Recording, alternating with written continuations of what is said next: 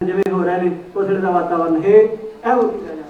ਓਏ ਫੌਜੀ ਵੇਖ ਕਹਿਣ ਕਹਿਣੇ ਮਗਰੋਂ ਸੀ ਡੈਲ ਕਹਿਣ ਲੱਗਾ ਜਰਨੈਲ ਐਵੇਂ ਮਾਰ ਖਾਓ ਨਾ ਆਜੋ ਪੇਸ਼ ਹੋ ਜੋ ਜਾਨਾ ਕੀਮਤੀ ਗਵਾਵੋ ਨਾ ਆਜੋ ਪੇਸ਼ ਹੋ ਜੋ ਜਾਨਾ ਕੀਮਤੀ ਗਵਾਵੋ ਨਾ ਕਹਿੰਦੇ ਸਿੱਖ ਸਰਦਾਰ ਜੋ ਸੀ ਕੌਮੀ ਜਥੇਦਾਰ ਯਾਦ ਕਰੂ ਸੰਸਾਰ ਵੈਸੇ ਕੰਮ ਕਰਾਂਗੇ ਅਸੀਂ ਆਖਰੀ ਸਵਾਸਾਂ ਤੱਕ ਲੜਾਂ ਮਰਾਂਗੇ ਓਏ ਅਸੀਂ ਆਖਰੀ ਸਵਾਸਾਂ ਤੱਕ ਲੜਾਂ ਮਰਾਂਗੇ।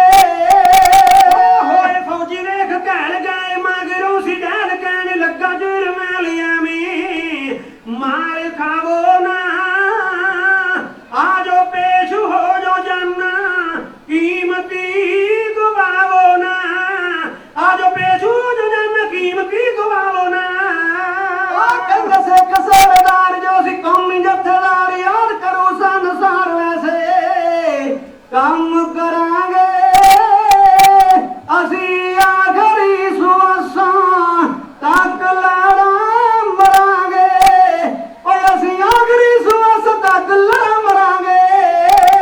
ਸਾਡੇ ਕੋਲ ਫੌਜੀ ਬਾਲੇ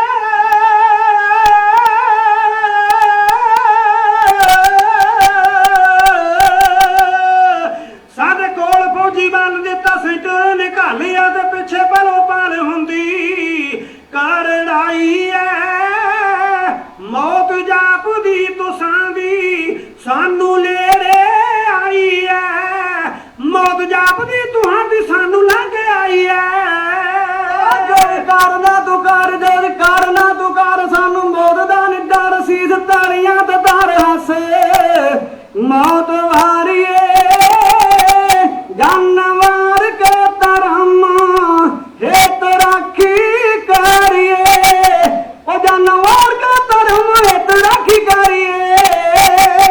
ਐਵੇਂ ਸ਼ੇਖੀਆਂ ਨਾ ਮਾਰੋ ਕੋਚੀ ਅੰਕਲ ਵਿਚਾਰੋ ਜੇ ਮੈਂ ਕੀਮਤੀ ਨਾ ਮਾਰੋ ਐਵੇਂ ਪਹਾੜੇ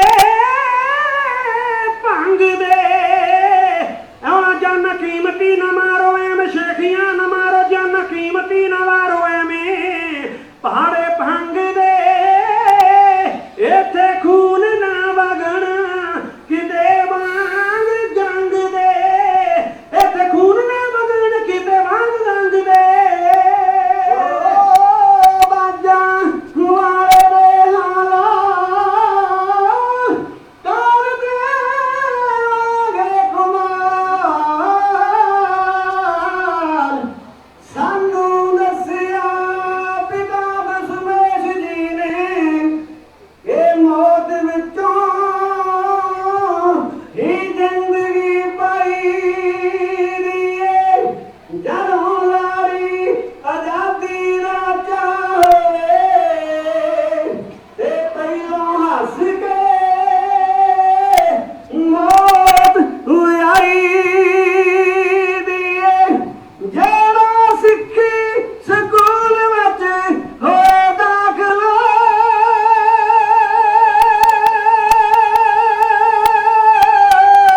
ਜਿਹੜਾ ਸਿੱਖੀ ਸਕੂਲ ਵਿੱਚ ਹੋਏ ਦਾਖਲ ਪਹਿਲੋਂ ਹੋਈ ਸਬਕ ਸਿਖਾਈਦਾ ਏ ਕਿ ਮੌਤ ਕਦੇ ਵੀ ਸਿੰਘਾਂ ਨੂੰ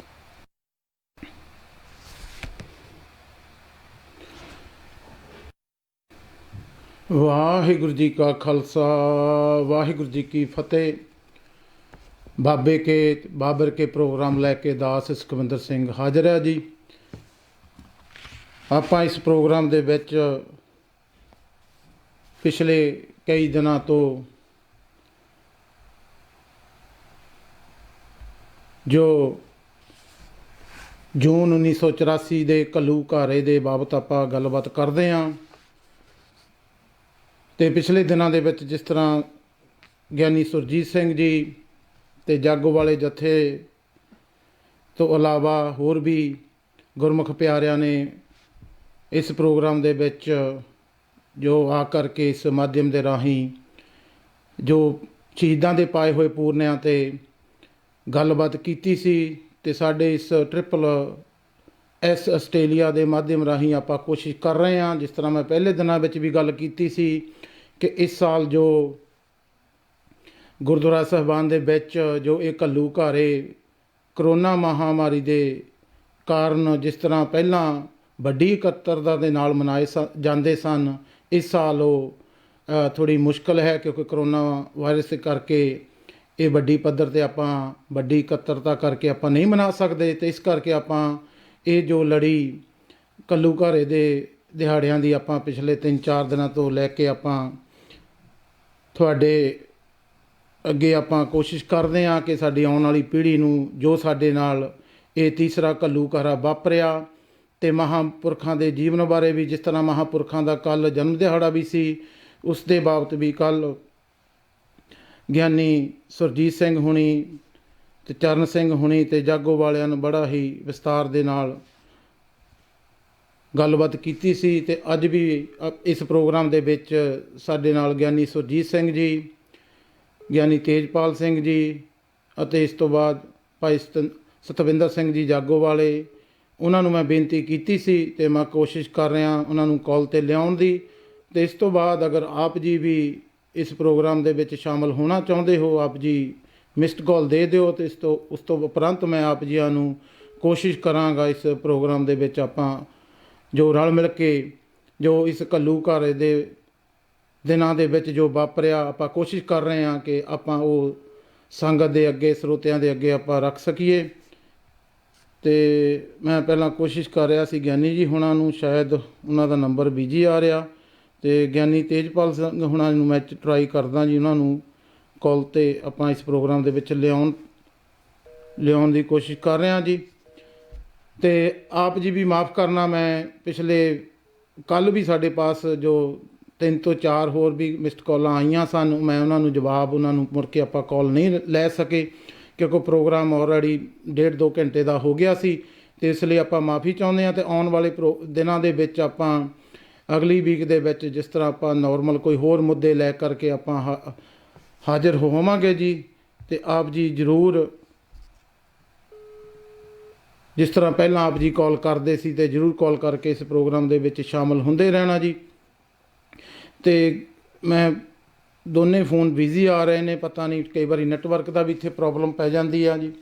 ਅਤੇ ਵੇਖ ਲਓ ਜਿਸ ਤਰ੍ਹਾਂ ਆਪ ਜੀਆਂ ਨੇ ਸ਼ਹੀਦ ਜਨਰਲ ਸਵੇਗ ਸਿੰਘ ਜੀ ਹੁਣਾਂ ਦਾ ਵੀ ਜੀਵਨ ਆਪਾਂ ਪਿਛਲੇ ਕਈ ਦਿਨਾਂ ਤੋਂ ਪੋਸਟਾਂ ਦੇ ਰਾਹੀਂ ਜਾਂ ਹੋਰ ਵੀ ਸਾਡੇ ਜਿਹੜੇ ਸੁਹਿਰਦ ਮੀਡੀਆ ਵਾਲੇ ਹਨ, ਜਿਹੜੇ ਸੋਸ਼ਲ ਮੀਡੀਆ ਵਾਲਿਆਂ ਦੀ ਮੈਂ ਗੱਲ ਕਰਦਾ, ਜਿਹੜਾ ਨੈਸ਼ਨਲ ਮੀਡੀਆ ਜਾਂ ਕਿ ਜਿਸ ਤਰ੍ਹਾਂ ਸਾਡੇ ਸਿੱਖਾਂ ਦੇ ਪੈਸੇ ਨਾਲ ਬਣੇ ਹੋਏ ਮੀਡੀਆ ਦਾ ਤੁਹਾਨੂੰ ਪਤਾ ਹੀ ਆ, ਉਹਨਾਂ ਦਾ ਕਿੰਨਾ ਕੁ ਯੋਗਦਾਨ ਪਾਉਂਦੇ ਹਨ। ਅਤੇ ਪਰ ਵੇਖ ਲਓ ਜਨਰਲ ਸਵੇਗ ਸਿੰਘ ਜੀ ਹੁਣੀ ਪਹਿਲਾਂ ਦੇਸ਼ ਦੀ ਸੇਵਾ ਕੀਤੀ, ਅਤੇ ਉਸ ਤੋਂ ਬਾਅਦ ਜਿਸ ਤਰ੍ਹਾਂ ਹੀ ਮਰਦੇ ਮੁਜਾਹਦ ਸੰਤ ਗਿਆਨੀ ਜਰਨੈਲ ਸਿੰਘ ਜੀ ਖਾਲਸਾ ਉਹਨਾਂ ਦੇ ਦਰਸ਼ਨ ਇੱਕ ਵਾਰ ਕੀਤੇ, ਅਤੇ ਉਹਨਾਂ ਦੇ ਦੋਸਤ ਵੱਲੋਂ ਮੈਂ ਕੱਲ੍ਹ ਪਰਸੋਂ ਇੱਕ ਲਿਖਤ ਵੀ ਪੜ੍ਹੀ ਸੀ, ਅਤੇ ਉਹਨਾਂ ਦੇ ਦੋਸਤ ਨੇ ਇੱਕ ਉਹਨਾਂ ਨੂੰ ਬੇਨਤੀ ਕੀਤੀ ਆ ਸਵੇਗ ਸਿੰਘ ਹੁਣਾਂ ਨੇ ਵੀ ਮੈਂ ਕਿਸੇ ਸਿੱਖ ਚੰਗੇ ਆਗੂ ਨੂੰ ਮਿਲਣਾ ਚਾਹੁੰਦਾ। ਉਹਨਾਂ ਨੇ ਸੰਤ ਜੀ ਹੁਣਾਂ ਤੋਂ ਪਹਿਲਾਂ ਕਿਸੇ ਹੋਰ ਵੀ ਆਪਣੇ ਆਗੂ ਨੂੰ ਮਿਲਾਇਆ ਸੀ, ਪਰ ਉਹ ਕਹਿੰਦੇ ਵੀ ਮੇਰੀ ਤਸੱਲੀ ਨਹੀਂ ਹੋਈ। ਪਰ ਜਦੋਂ ਸੰਤ ਗਿਆਨੀ ਜਰਨੈਲ ਸਿੰਘ ਜੀ ਖਾਲਸਾ ਉਹਨਾਂ ਨੂੰ ਮਿਲਣ ਗਏ, ਅਤੇ ਉਹ ਉਹਨਾਂ ਦੇ ਉੱਥੇ ਦਰਸ਼ਨ ਕਰਕੇ ਉਹਨਾਂ ਦੇ ਨਾਲ ਜੋ ਬੈਠ ਕਰਕੇ ਥੋੜ੍ਹੇ ਹੀ ਮਿੰਟਾਂ ਦੇ ਵਿੱਚ ਇਸ ਤਰ੍ਹਾਂ ਪ੍ਰਭਾਵਿਤ ਹੋਏ, ਉਹ ਵਾਪਸ ਨਹੀਂ ਉੱਥੋਂ ਪਰਤੇ। ਅਤੇ ਮੇਰੇ ਨਾਲ ਗਿਆਨੀ ਸੁਰਜੀਤ ਸਿੰਘ ਜੀ ਜੋ ਤਾਂ ਨਹੀਂ ਇਸ ਕਾਲ 'ਤੇ ਜੁੜ ਸਕੇ ਜੀ। ਹਾਂਜੀ, ਗਿਆਨੀ ਤੇਜਪਾਲ ਸਿੰਘ ਜੀ ਆਪਣੇ ਇੰਡੀਆ ਤੋਂ ਆਪਣੇ ਨਾਲ ਜੁੜ ਚੁੱਕੇ ਨੇ, ਅਤੇ ਮੈਂ ਉਹਨਾਂ ਨੂੰ ਫਤਿਹ ਅਰਜ਼ ਕਰਦਾ ਜੀ। ਗਿਆਨੀ ਜੀ, ਵਾਹਿਗੁਰੂ ਜੀ ਕਾ ਖਾਲਸਾ, ਵਾਹਿਗੁਰੂ ਜੀ ਕੀ ਫਤਿਹ।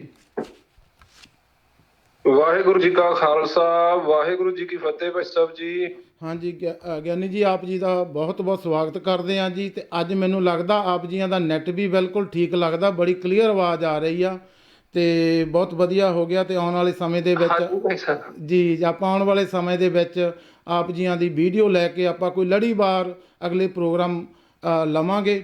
ਅਤੇ ਕਿਉਂਕਿ ਤੁਹਾਨੂੰ ਮੈਂ ਪਹਿਲਾਂ ਵੀ ਅਰਜ਼ ਕਰ ਚੁੱਕਾ, ਜਿਸ ਤਰ੍ਹਾਂ ਕਿ ਕਰੋਨਾ ਦੀ ਮਹਾਂਮਾਰੀ ਕਰਕੇ ਕਿਉਂ ਗੁਰਦੁਆਰਾ ਸਾਹਿਬਾਨ ਦੇ ਵਿੱਚ ਜਾਂ ਆਪਾਂ ਅੱਗੇ ਜਿਹੜੇ ਸਮਾਗਮ ਇੰਡੀਆ ਵਿੱਚ ਵੀ ਜਾਂ ਕਿਸੇ ਵੀ ਦੇਸ਼ ਵਿਦੇਸ਼ ਦੇ ਵਿੱਚ ਕੀਤੇ ਜਾਂਦੇ ਹਨ, ਉਹ ਤਾਂ ਮੇਰਾ ਖਿਆਲ ਇਸ ਸਾਲ ਦੇ ਵਿੱਚ ਹਜੇ 2-4 ਮਹੀਨੇ ਬੜੇ ਮੁਸ਼ਕਲ ਹਨ। ਅਤੇ ਆਪਾਂ ਕੋਸ਼ਿਸ਼ ਕਰਾਂਗੇ ਇਸ ਮਾਧਿਅਮ ਦੇ ਰਾਹੀਂ ਆਪ ਵਰਗੇ ਗੁਰਮੁਖ ਪਿਆਰਿਆਂ ਨੂੰ ਆਪਾਂ ਲਿਆ ਕਰਕੇ ਅਤੇ ਇਸ ਲੜੀ ਨੂੰ ਅੱਗੇ ਲੈ ਕੇ ਚੱਲਾਂਗੇ। ਜਿਸ ਤਰ੍ਹਾਂ ਆਪਾਂ ਪਿਛਲੇ ਦਿਨਾਂ ਦੇ ਵਿੱਚ ਗਿਆਨੀ ਸੁਰਜੀਤ ਸਿੰਘ ਜੀ ਹੁਣੀ ਅਤੇ ਹੋਰ ਵੀ ਗੁਰਮੁਖ ਪਿਆਰਿਆਂ ਦੇ ਨਾਲ ਆਪਾਂ ਮਿਲ ਕਰਕੇ ਜੋ ਚੱਲ ਰਹੇ ਨੇ ਇਹਨਾਂ ਦਿਨਾਂ ਦੇ ਵਿੱਚ ਤੀਸਰਾ ਘੱਲੂਘਾਰੇ ਇਹਦੇ ਦਿਹਾੜੇ ਚੱਲ ਰਹੇ ਹਨ ਅਤੇ ਕੱਲ੍ਹ ਮਹਾਂਪੁਰਖਾਂ ਦੇ ਵੀ ਜਨਮ ਦਿਹਾੜੇ ਵੀ ਸਨ। ਉਸ ਦੇ ਬਾਬਤ ਆਪਾਂ ਜੋ ਇਹ ਲੜੀ ਸ਼ੁਰੂ ਕੀਤੀ ਹੋਈ ਆ ਜੀ, ਅਤੇ ਤੁਸੀਂ ਵੀ ਸਰੋਤਿਆਂ ਦੇ ਨਾਲ ਜੋ ਇਹ ਸਾਰਾ ਘੱਲੂਘਾਰਾ ਵਾਪਰਿਆ ਕਿਉਂ ਅਤੇ ਕਿਵੇਂ, ਜਾਂ ਪਹਿਲਾਂ ਵੀ ਇਹ ਘੱਲੂਘਾਰੇ ਵਾਪਰਦੇ ਰਹੇ ਹਨ, ਆਪਾਂ ਇਹਨਾਂ ਦੇ ਨਾਲ ਤੁਸੀਂ ਜ਼ਰੂਰ ਸੰਗਤ ਨੂੰ ਆਪਣੇ ਵਿਚਾਰ ਦੇ ਕਰਕੇ ਸਾਂਝੇ ਕਰੋ ਜੀ, ਇਹਨਾਂ ਦੇ ਵਿਚਾਰ ਸਾਂਝੇ ਕਰੋ। ਅਤੇ ਜੋ ਸਾਡੇ ਵੱਲੋਂ ਕੁਝ ਪ੍ਰਚਾਰਕਾਂ ਵੱਲੋਂ ਪਿਛਲੇ ਸਮੇਂ ਦੇ ਵਿੱਚ, ਕਿਉਂਕਿ ਸਾਡੇ ਪਾਸ ਇੰਨਾ ਮੀਡੀਆ ਦਾ ਸਾਧਨ ਆਪਣੇ ਕੋਲ ਨਹੀਂ ਸੀ, ਅਤੇ ਉਹਨਾਂ ਨੇ ਆਪਣੇ ਮੀਡੀਆ ਦਾ ਵੀ ਤਾਂ ਸਟੇਜਾਂ ਦਾ ਲਾਹਾ ਲੈ ਕਰਕੇ ਜਿਸ ਤਰ੍ਹਾਂ ਸਾਡੇ ਯੂਥ ਨੂੰ ਗੁੰਮਰਾਹ ਕੀਤਾ। ਅਤੇ ਸ਼ੁਕਰ ਆ ਜੇ ਹੁਣ ਸਾਨੂੰ ਵੀ ਇਸ ਮੀਡੀਆ ਦੀ ਵੀ ਸਾਨੂੰ ਸਹਾਰਾ ਲੈ ਕੇ ਕੋਸ਼ਿਸ਼ ਕਰ ਰਹੇ ਹਾਂ ਵੀ ਜਿੰਨਾ ਬਾਬੇ ਕਿਆਂ ਦਾ ਪੱਖ ਆਪਾਂ ਰੱਖਾਂਗੇ, ਬਾਬਰ ਕਿਆਂ ਵਾਲੇ ਨੇ ਆਪਣਾ ਵੀ ਪੱਖ ਰੱਖਣਾ, ਭਾਵੇਂ ਕਿ ਬਾਬਰ ਕਿਆਂ ਦੀ ਫੌਜ ਜਿਹੜੀ ਆ ਕਿ ਉਹ ਜ਼ਿਆਦਾ ਪਹਿਲਾਂ ਤੋਂ ਹੀ ਰਹੀ ਆ, ਅਤੇ ਪਰ ਉਹ ਕਾਂਗਾਰੀ ਜਿਹੜੀ ਆ ਵਿੱਚ ਪੈਦਾ ਵੀ ਕਰਦੇ ਆ। ਪਰ ਸਾਨੂੰ ਗੁਰੂ ਸਾਹਿਬ ਦੀ ਮੈਂ ਪਹਿਲਾਂ ਵੀ ਬੇਨਤੀ ਕਰਦਾ ਹੁੰਦਾ, 40 ਅਤੇ 10 ਲੱਖ ਵਾਲਾ ਉਹ ਬੈਲੈਂਸ ਇਸ ਤਰ੍ਹਾਂ ਹੀ ਪਤਾ ਨਹੀਂ ਮਹਾਰਾਜ ਦੀ ਕਿਰਪਾ ਆ ਇਵੇਂ ਰਹਿਣਾ। ਪਰ ਅਸੀਂ ਜਿੰਨੇ ਵੀ ਹਾਂ ਗੁਰੂ ਸਾਹਿਬ ਦੀ ਕਿਰਪਾ ਨਾਲ ਗੁਰੂ ਸਾਹਿਬ ਦੇ ਸਿਧਾਂਤ 'ਤੇ ਚੱਲਣ ਦੀ ਕੋਸ਼ਿਸ਼ ਕਰਦੇ ਹਾਂ। ਅਤੇ ਗਿਆਨੀ ਜੀ ਜ਼ਰੂਰ ਆਪਾਂ ਤੁਹਾਡੇ ਕੋਲ ਜੋ ਵੀ 20 ਤੋਂ 25 ਮਿੰਟ ਜਿੰਨਾ ਵੀ ਤੁਸੀਂ ਸਮਾਂ ਲੈਣਾ ਚਾਹੁੰਦੇ ਹੋ, ਅਤੇ ਆਪਾਂ ਵਿਸਥਾਰ ਦੇ ਨਾਲ ਜੋ ਇਹ ਘੱਲੂਘਾਰੇ ਸਾਡੇ ਕੌਮ 'ਤੇ ਪਹਿਲਾਂ ਵੀ ਵਰਤੇ ਹਨ ਅਤੇ ਜੇ ਜੂਨ 84 ਵਿੱਚ ਵੀ ਵਾਪਰੇ ਹਨ, ਅਤੇ ਕੁਝ ਕੁ ਲੋਕਾਂ ਵੱਲੋਂ ਇਹ ਵੀ ਕਿਹਾ ਜਾਂਦਾ ਆਪਾਂ ਨੂੰ ਇਹ ਹੁਣ ਭੁੱਲ ਜਾਣਾ ਚਾਹੀਦਾ। ਪਰ ਤੁਸੀਂ ਕੀ ਸਮਝਦੇ ਹੋ ਜੀ? ਜ਼ਰੂਰ ਵਿਸਥਾਰ ਦੇ ਨਾਲ ਆਪਾਂ ਨੂੰ ਜੋ ਸਾਡੀ ਸੰਗਤ ਅਤੇ ਸਰੋਤਿਆਂ ਦੇ ਨਾਲ ਸਾਂਝ ਪਾਓ ਜੀ। ਜੀ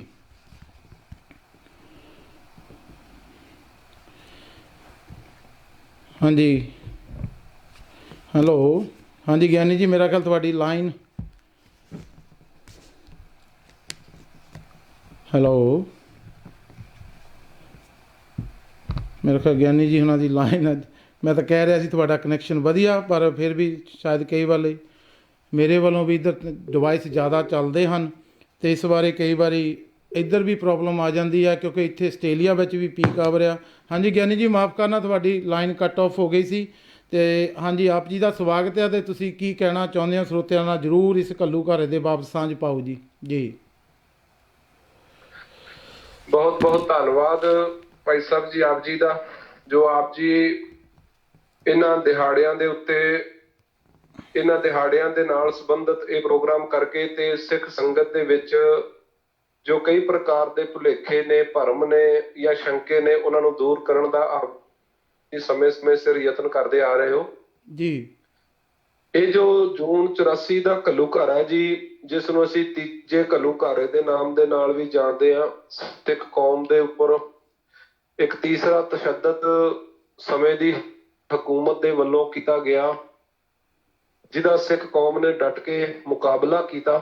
ਤੇ ਉਸ ਮੁਕਾਬਲੇ ਦੀ ਤੇ ਤਸ਼ੱਦਦ ਦੀ ਇਹ ਕਹਾਣੀ ਹੈ, ਤੀਜਾ ਘੱਲੂਘਾਰਾ ਜੂਨ 1984, ਜੋ ਸ੍ਰੀ ਦਰਬਾਰ ਸਾਹਿਬ ਅੰਮ੍ਰਿਤਸਰ ਸਾਹਿਬ ਜੀ ਦੇ ਨਾਲ ਨਾਲ ਹੋਰ ਵੀ 40 ਗੁਰੂ ਧਾਮਾਂ ਦੇ ਉੱਤੇ ਜਿਹੜਾ ਫੌਜ ਦੇ ਵੱਲੋਂ ਉਹ ਹਮਲਾ ਕੀਤਾ ਗਿਆ, ਤੇ ਉੱਥੇ ਜਿਹੜੇ ਯਾਤਰੂ ਇਕੱਤਰ ਹੋਏ ਸੀ, ਸੰਗਤਾਂ ਇਕੱਤਰ ਹੋਈਆਂ, ਗੁਰੂ ਅਰਜਨ ਦੇਵ ਮਹਾਰਾਜ ਸੱਚੇ ਪਾਤਸ਼ਾਹ ਜੀ ਦਾ ਸ਼ਹੀਦੀ ਪੁਰਬ ਜੋ ਹੈ ਉਹ ਸੰਗਤਾਂ ਮਨਾਉਣ ਦੇ ਵਾਸਤੇ ਅੰਮ੍ਰਿਤਸਰ ਸਾਹਿਬ ਸ੍ਰੀ ਅਕਾਲ ਤਖਤ ਸਾਹਿਬ ਦੇ ਇਕੱਤਰ ਹੋਈਆਂ ਸੀ। ਉਹਦੇ ਨਾਲ ਨਾਲ ਹੋਰ ਵੀ ਗੁਰੂ ਧਾਮ ਜਿਵੇਂ ਕਿ ਪਟਿਆਲਾ ਗੁਰਦੁਆਰਾ ਦੂਖਨਿਵਾਰਨ ਸਾਹਿਬ, ਦਮਦਮਾ ਸਾਹਿਬ, ਹੋਰ ਵੀ ਕਈਆਂ ਸਥਾਨਾਂ ਤੇ 40 ਦੇ ਕਰੀਬ ਗੁਰਦੁਆਰਾ ਸਾਹਿਬ ਜਿੱਥੇ ਸੰਗਤਾਂ ਆਪਣੀ ਸ਼ਰਧਾ ਭਾਵਨਾ ਨੂੰ ਵਿਅਕਤ ਕਰਨ ਵਾਸਤੇ ਗੁਰੂ ਅਰਜਨ ਦੇਵ ਮਹਾਰਾਜ ਸੱਚੇ ਪਾਤਸ਼ਾਹ ਜੀ ਦੀ ਸ਼ਹਾਦਤ ਨੂੰ ਮੁੱਖ ਰੱਖ ਕੇ ਇਕੱਤਰ ਹੋਈਆਂ ਸੀ ਜੀ। ਲੇਕਿਨ ਉਹਨਾਂ ਸੰਗਤਾਂ ਨੂੰ ਇਸ ਗੱਲ ਦਾ ਅਹਿਸਾਸ ਨਹੀਂ ਸੀ ਕਿ ਵਕਤ ਦੀ ਹਕੂਮਤ ਜੋ ਹੈ ਉਹਨਾਂ ਦੇ ਬਾਰੇ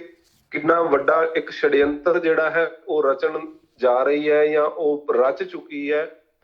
ਸੋ ਉਸੇ ਛੜਯੰਤਰ ਦਾ ਸ਼ਿਕਾਰ ਸਿੱਖ ਕੌਮ ਨੂੰ ਕਰਨ ਦਾ ਯਤਨ ਜਿਹੜਾ ਉਹ ਜੂਨ 1984 ਦੇ ਵਿੱਚ ਕੀਤਾ ਗਿਆ।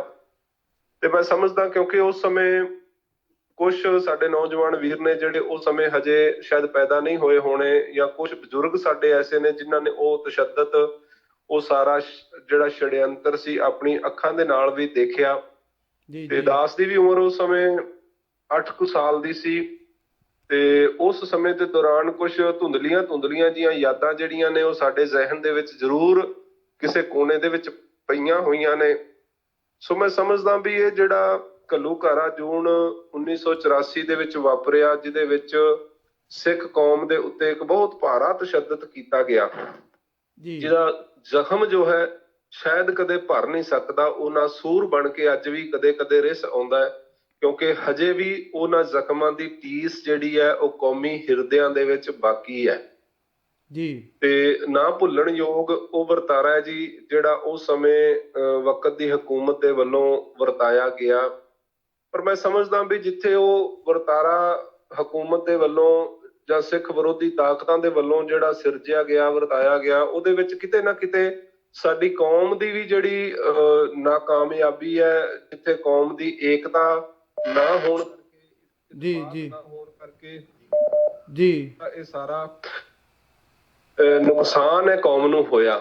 ਅਗਰ ਉਸ ਸਮੇਂ ਸਾਡੀ ਕੌਮ ਏਕਤਾ ਵਿੱਚ ਆ ਜਾਂਦੀ, ਇਤਫਾਕ ਵਿੱਚ ਆ ਜਾਂਦੀ, ਭਰੋਸੇ ਵਿੱਚ ਆ ਜਾਂਦੀ, ਜਿਵੇਂ ਸੰਤਾਂ ਮਹਾਂਪੁਰਖਾਂ ਨੇ ਐਲਾਨ ਕੀਤਾ ਸੀ, ਤੇ ਮੈਂ ਸਮਝਦਾ ਵੀ ਸ਼ਾਇਦ ਉਸ ਸਮੇਂ ਦੇ ਹਾਲਾਤ ਕੁਝ ਹੋਰ ਹੁੰਦੇ। ਲੇਕਿਨ ਜਿਵੇਂ ਗੱਦਾਰੀਆਂ ਤੇ ਵਫਾਦਾਰੀਆਂ ਦਾ ਜਿਹੜਾ ਇੱਕ ਸਿਲਸਿਲਾ ਹੈ ਉਹ ਲੰਮੇ ਸਮੇਂ ਤੋਂ ਕੌਮ ਦੇ ਵਿੱਚ ਚੱਲਦਾ ਆ ਰਿਹਾ ਹੈ। ਮਹਾਰਾਜਾ ਰਣਜੀਤ ਸਿੰਘ ਜੀ ਦੇ ਸਮੇਂ ਦਾ ਰਾਜ ਰਿਹਾ ਹੋਵੇ ਜਾਂ ਉਸ ਤੋਂ ਪਹਿਲਾਂ ਬਾਬਾ ਬੰਦਾ ਸਿੰਘ ਬਹਾਦਰ ਜੀ ਦੇ ਸਮਾਂ ਰਿਹਾ ਹੋਵੇ, ਤੇ ਇਹ ਗੱਦਾਰੀਆਂ ਵਫਾਦਾਰੀਆਂ ਜਿਹੜੀਆਂ ਨੇ ਇਹਨਾਂ ਨੇ ਸਾਡੀ ਕੌਮ ਨੂੰ ਜਿੱਥੇ ਫਾਇਦਾ ਵੀ ਪਹੁੰਚਾਇਆ, ਉੱਥੇ ਇਹਨਾਂ ਗੱਦਾਰੀਆਂ ਦੇ ਨਾਲ ਬਹੁਤ ਜ਼ਿਆਦਾ ਨੁਕਸਾਨ ਵੀ ਸਾਡੀ ਕੌਮ ਨੂੰ ਜਿਹੜੇ ਨੇ ਉਹ ਚੁੱਕਣੇ ਪਏ ਨੇ। ਤੇ ਸ਼ਾਇਦ ਉਹਦੇ ਵਿੱਚ ਵੀ ਇੱਕ ਬਹੁਤ ਵੱਡਾ ਜਿਹੜਾ ਕਾਰਨ ਉਹ ਉਹਨਾਂ ਗੱਦਾਰੀਆਂ ਕਰਕੇ ਹੀ ਮੈਂ ਸਮਝਦਾ ਵੀ ਹੋਇਆ, ਜਿੱਦਾਂ ਕਿ ਜਿਹੜੀਆਂ ਕਸਮਾਂ ਖਾ ਕੇ ਗੁਰੂ ਸਾਹਿਬ ਜੀ ਦੀ ਹਜ਼ੂਰੀ ਦੇ ਵਿੱਚ ਤੇ ਫਿਰ ਉਹਨਾਂ ਕਸਮਾਂ ਤੋਂ ਮੁਨਕਰ ਹੋ ਜਾਣਾ ਕਿਤੇ ਨਾ ਕਿਤੇ ਉਸ ਵੱਡੇ ਘੱਲੂਘਾਰੇ ਦਾ ਇੱਕ ਬਹੁਤ ਵੱਡਾ ਕਾਰਨ ਜਿਹੜਾ ਉਹਨੂੰ ਮੈਂ ਸਮਝਦਾ ਹਾਂ। ਕਿਉਂਕਿ ਹਕੂਮਤਾਂ ਤੁਸੀਂ ਦੇਖੋ, ਗੁਰੂ ਨਾਨਕ ਸਾਹਿਬ ਦਾ ਦਰ ਜਿਹੜਾ ਹੈ, ਗੁਰੂ ਹਰਗੋਬਿੰਦ ਸਾਹਿਬ ਜੀ ਦਾ ਸਿਰਜਿਆ ਹੋਇਆ ਸ੍ਰੀ ਅਕਾਲ ਤਖਤ ਸਾਹਿਬ ਜਿਹੜਾ ਹੈ ਉਹ ਸੱਚ ਦਾ ਤਖਤ ਹੈ। ਗੁਰੂ ਨਾਨਕ ਸਾਹਿਬ ਜੀ ਨੇ ਸੰਸਾਰ ਦੇ ਵਿੱਚ ਸੱਚ ਦੀ ਨੀਂਵ ਰੱਖੀ, ਪਰ ਇਹ ਸੱਚ ਜਿਹੜਾ ਇਹ ਇਸ ਸੰਸਾਰ ਦੇ ਵਿੱਚ ਕਦੇ ਵੀ ਜਿਹੜੇ ਹੁਕਮਰਾਨ ਹੋਏ ਨੇ, ਹਕੂਮਤੀ ਲੋਕ ਹੋਏ ਨੇ, ਉਹਨਾਂ ਨੂੰ ਬਰਦਾਸ਼ਤ ਨਹੀਂ ਹੋਇਆ। ਤੇ ਸਮੇਂ ਸਿਰ ਉਹਨਾਂ ਨੇ ਆਪਣੇ ਚਾਲਾਂ ਦੇ ਨਾਲ, ਆਪਣੀਆਂ ਕੂਟਨੀਤੀਆਂ ਦੇ ਨਾਲ ਇਸ ਸੱਚ ਨੂੰ ਦਬਾਉਣ ਦੀ ਜਿਹੜੀ ਕੋਸ਼ਿਸ਼ ਹੈ ਉਹ ਕੀਤੀ ਹੈ। ਪਰ ਗੁਰੂ ਨਾਨਕ ਸਾਹਿਬ ਜੀ ਦਾ ਦਰ ਇੱਕ ਐਸਾ ਦਰ ਹੈ ਕਿ ਜਿਹੜਾ ਵੀ ਇਹਦੇ ਉੱਤੇ ਹਮਲਾਵਰ ਹੋ ਕੇ ਆਇਆ ਹੈ, ਜਿਸ ਨੇ ਵੀ ਇਹਦੇ ਨਾਲ ਮੱਥਾ ਲਾਇਆ ਹੈ, ਜਾਂ ਪਰਮੇਸ਼ਰ ਦਾ ਦਰ, ਗੁਰੂ ਨਾਨਕ ਦਾ ਦਰ ਇੱਕ ਐਸਾ ਦਰ ਹੈ, ਇੱਥੇ ਜਿਹੜਾ ਵੀ ਹੰਕਾਰੀ ਹੋ ਕੇ ਆਇਆ ਹੈ, ਮੈਂ ਸਮਝਦਾ ਵੀ ਉਸ ਦਾ ਉਹੀ ਹਸ਼ਰ ਹੋਇਆ ਜੋ ਸਦੀਆਂ ਤੋਂ ਇੱਕ ਝੂਠੇ, ਫਰੇਬੀ ਤੇ ਧੋਖੇਬਾਜ਼ ਦਾ ਹੁੰਦਾ ਆਇਆ। ਸੋ ਜੂਨ 1984 ਦਾ ਜਿਹੜਾ ਘੱਲੂਘਾਰਾ ਹੈ ਜੀ, ਜਦੋਂ ਆਪਾਂ ਅੱਜ ਦੇ ਦਿਨਾਂ ਵਿੱਚ ਇਹਨੂੰ ਯਾਦ ਕਰਦੇ ਹਾਂ ਤੇ ਜ਼ਰੂਰ ਕਿਤੇ ਨਾ ਕਿਤੇ ਜਿਹੜੇ ਕੌਮੀ ਦਰਦ ਰੱਖਣ ਵਾਲੇ ਹਿਰਦੇ ਨੇ, ਕੌਮੀ ਦਰਦ ਰੱਖਣ ਵਾਲੀਆਂ ਰੂਹਾਂ ਨੇ, ਮਨੁੱਖ ਨੇ, ਤੇ ਉਹਨਾਂ ਦੇ ਮਨਾਂ ਦੇ ਵਿੱਚ ਉਹ ਜ਼ਖਮ ਜਿਹੜੇ ਨੇ ਉਹ ਤਾਜ਼ਾ ਹੋ ਜਾਂਦੇ ਨੇ, ਜਿਹੜੇ ਉਸ ਸਮੇਂ ਸਾਨੂੰ ਵਕਤ ਦੀ ਹਕੂਮਤ ਨੇ ਦਿੱਤੇ। ਕਿਉਂਕਿ ਜਿਹੜੇ ਦੋ ਘੱਲੂਘਾਰੇ ਇਸ ਤੋਂ ਪਹਿਲਾਂ ਹੋਏ ਉਹ ਅਸੀਂ ਇਤਿਹਾਸ ਵਿੱਚ ਪੜ੍ਹਿਆ ਕਰਦੇ ਸੀ ਜੀ, ਕਿਤਾਬਾਂ ਵਿੱਚ ਪੜ੍ਹਿਆ ਕਰਦੇ ਸੀ ਬਈ ਇਸ ਪ੍ਰਕਾਰ ਮੁਗਲ ਹਕੂਮਤ ਨੇ, ਮੁਗਲਿਆ ਹੁਕਮਰਾਨਾਂ ਨੇ ਸਿੱਖਾਂ ਦੇ ਉੱਤੇ, ਬੱਚਿਆਂ ਦੇ ਉੱਤੇ, ਬੀਬੀਆਂ ਦੇ ਉੱਤੇ, ਬਜ਼ੁਰਗਾਂ ਦੇ ਉੱਤੇ ਜੋ ਤਸ਼ੱਦਦ ਕੀਤੇ। ਤੇ ਲੇਕਿਨ ਇਹ ਜਿਹੜਾ ਘੱਲੂਘਾਰਾ ਹੈ ਇਹ ਮੈਂ ਸਮਝਦਾ ਵੀ ਸਾਡੀ ਅੱਧੀ ਕੌਮ ਨੇ ਆਪਣੇ ਅੱਖੀਂ ਦੇਖਿਆ ਹੈ, ਇਹ ਅੱਖੀਂ ਡਿੱਠਾ ਘੱਲੂਘਾਰਾ ਹੈ। ਤੇ ਇਸ ਕਰਕੇ ਇਹਦੀ ਜਿਹੜੀ ਟੀਸ ਆ ਉਹ ਕਿਤੇ ਨਾ ਕਿਤੇ ਹਜੇ ਤਾਜ਼ਾ ਹੈ, ਇਹਦੇ ਜਿਹੜੇ ਜ਼ਖਮ ਨੇ ਉਹ ਕਿਤੇ ਨਾ ਕਿਤੇ ਹਜੇ ਅੱਲੇ ਨੇ, ਉਹਨਾਂ ਤੇ ਖਰੀਂਡ ਆ ਵੀ ਜਾਂਦਾ ਤੇ ਉਹਨਾਂ ਨੂੰ ਫਿਰ ਕੋਈ ਨਾ ਕੋਈ ਇਹੋ ਜਿਹੀ ਗੱਲ ਕਰਕੇ ਤੇ ਉਹਨਾਂ ਨੂੰ ਕੁਰੇਦ ਦਿੱਤਾ ਜਾਂਦਾ, ਜਿਹਦੇ ਕਰਕੇ ਉਹ ਜ਼ਖਮ ਜਿਹੜੇ ਨੇ ਭਰ ਨਹੀਂ ਪਾ ਰਹੇ। ਤੇ ਉਸ ਸਮੇਂ ਦੇ ਹੀ ਵਰਤਾਰੇ ਜਿਹੜੇ ਦਿੱਲੀ ਦੇ ਵਿੱਚ ਬਣੀ ਹੋਈ ਵਿਡੋ ਕਲੋਨੀ ਹੈ, ਮੈਂ ਸਮਝਦਾ ਵੀ ਉਹ ਸ਼ਾਇਦ ਭਾਰਤ ਦੀ ਹਿੱਕ ਦੇ ਉੱਤੇ ਬਣੀ ਹੋਈ ਇੱਕ ਐਸੀ ਕਲੋਨੀ ਹੈ ਜਿਹਨੂੰ ਵੇਖਣ ਵਾਲਾ, ਸੁਣਨ ਵਾਲਾ ਜਾਂ ਜਿਹਦੇ ਉੱਥੇ ਜਾਣ ਵਾਲਾ ਜਿਹੜਾ ਮਨੁੱਖ ਆ ਉਹ ਉਸ ਦਰਦ ਨੂੰ ਮਹਿਸੂਸ ਕੀਤੇ ਤੋਂ ਬਿਨਾਂ ਰਹਿ ਨਹੀਂ ਸਕਦਾ। ਜੀ ਜੀ ਜੀ ਜੀ ਸੋ ਇਸ ਤਰੀਕੇ ਦੇ ਨਾਲ ਇਹ ਸਾਰਾ ਜਿਹੜਾ ਘਟਨਾਕ੍ਰਮ ਹੈ, ਮੈਂ ਸਮਝਦਾ ਵੀ ਇਹਦੇ ਤੋਂ ਸਾਨੂੰ ਬਹੁਤ ਜ਼ਿਆਦਾ ਸੇਧ ਲੈਣ ਦੀ ਜ਼ਰੂਰਤ ਹੈ, ਇਹਨਾਂ ਘੱਲੂਘਾਰਿਆਂ ਤੋਂ, ਆਪਣੇ ਇਤਿਹਾਸ ਤੋਂ। ਸਾਡੀ ਕੌਮ ਨੂੰ ਸੇਧ ਲੈਣ ਦੀ ਜ਼ਰੂਰਤ ਹੈ। ਅੱਜ ਜਦੋਂ ਅਸੀਂ ਦੇਖਦੇ ਹਾਂ ਸੋਸ਼ਲ ਮੀਡੀਆ ਦਾ ਯੁੱਗ ਹੈ, ਸਾਡੇ ਹੱਥ ਦੇ ਵਿੱਚ ਸੋਸ਼ਲ ਮੀਡੀਆ ਦੀ ਪਾਵਰ ਹੈ। ਅਸੀਂ ਆਪਣੇ ਵਿਚਾਰ ਬੜੀ ਖੁੱਲ੍ਹਦਿਲੀ ਦੇ ਨਾਲ ਅਸੀਂ ਆਪਣੀ ਕੌਮ ਦੇ ਸਾਹਮਣੇ ਵਿਅਕਤ ਕਰ ਸਕਦੇ ਹਾਂ। ਜੀ ਉਸ ਸਮੇਂ ਸਮਾਂ ਕੁਝ ਹੋਰ ਸੀ। Media, social media, print media ਜਾਂ ਇਹੋ ਜਿਹਾ ਕੋਈ ਸਾਧਨ ਨਹੀਂ ਸੀ ਕੌਮ ਦੇ ਕੋਲ ਜਿਹਦੇ ਨਾਲ ਅਸੀਂ ਆਪਣੀ ਗੱਲ ਨੂੰ ਬੜੀ ਤੇਜ਼ੀ ਦੇ ਨਾਲ ਸਾਰਿਆਂ ਤੱਕ ਪਹੁੰਚਾ ਸਕਦੇ। ਉਸ ਸਮੇਂ ਦਾ ਜੇ ਅਸੀਂ ਅਖਬਾਰਾਂ ਚੁੱਕ ਕੇ ਤੁਸੀਂ ਦੇਖ ਲਵੋ ਜਾਂ ਟੀਵੀ ਦੀਆਂ ਖਬਰਾਂ ਤੁਸੀਂ ਦੇਖ ਲਵੋ ਤੇ ਬੜੇ ਇੱਕ ਸ਼ੜਯੰਤਰਕਾਰੀ ਢੰਗ ਦੇ ਨਾਲ ਸੰਤ ਜਰਨੈਲ ਸਿੰਘ ਖਾਲਸਾ ਭਿੰਡਰਾਂਵਾਲਿਆਂ ਦੇ ਜਿਹੜੇ ਵਿਅਕਤੀਤਵ ਨੂੰ, ਉਹਨਾਂ ਦੀ ਸ਼ਖਸੀਅਤ ਨੂੰ ਜਾਂ ਉਹਨਾਂ ਦਾ ਜਿਹੜਾ ਮਕਸਦ ਸੀ ਉਸ ਨੂੰ ਗਲਤ ਢੰਗ ਦੇ ਨਾਲ ਸਾਰੇ ਪੰਜਾਬ ਦੇ ਸਾਹਮਣੇ, ਇਕੱਲੀ ਸਿੱਖ ਕੌਮ ਦੇ ਸਾਹਮਣੇ ਨਹੀਂ ਮੈਂ ਕਹਾਂਗਾ, ਸਾਰੇ ਪੰਜਾਬ ਦੇ ਸਾਹਮਣੇ, ਸਾਰੀ ਭਾਰਤ ਦੀ ਆਵਾਮ ਦੇ ਸਾਹਮਣੇ ਬੜੇ ਗਲਤ ਤਰੀਕੇ ਦੇ ਨਾਲ ਉਹਨੂੰ ਪ੍ਰਚਾਰਿਆ ਗਿਆ।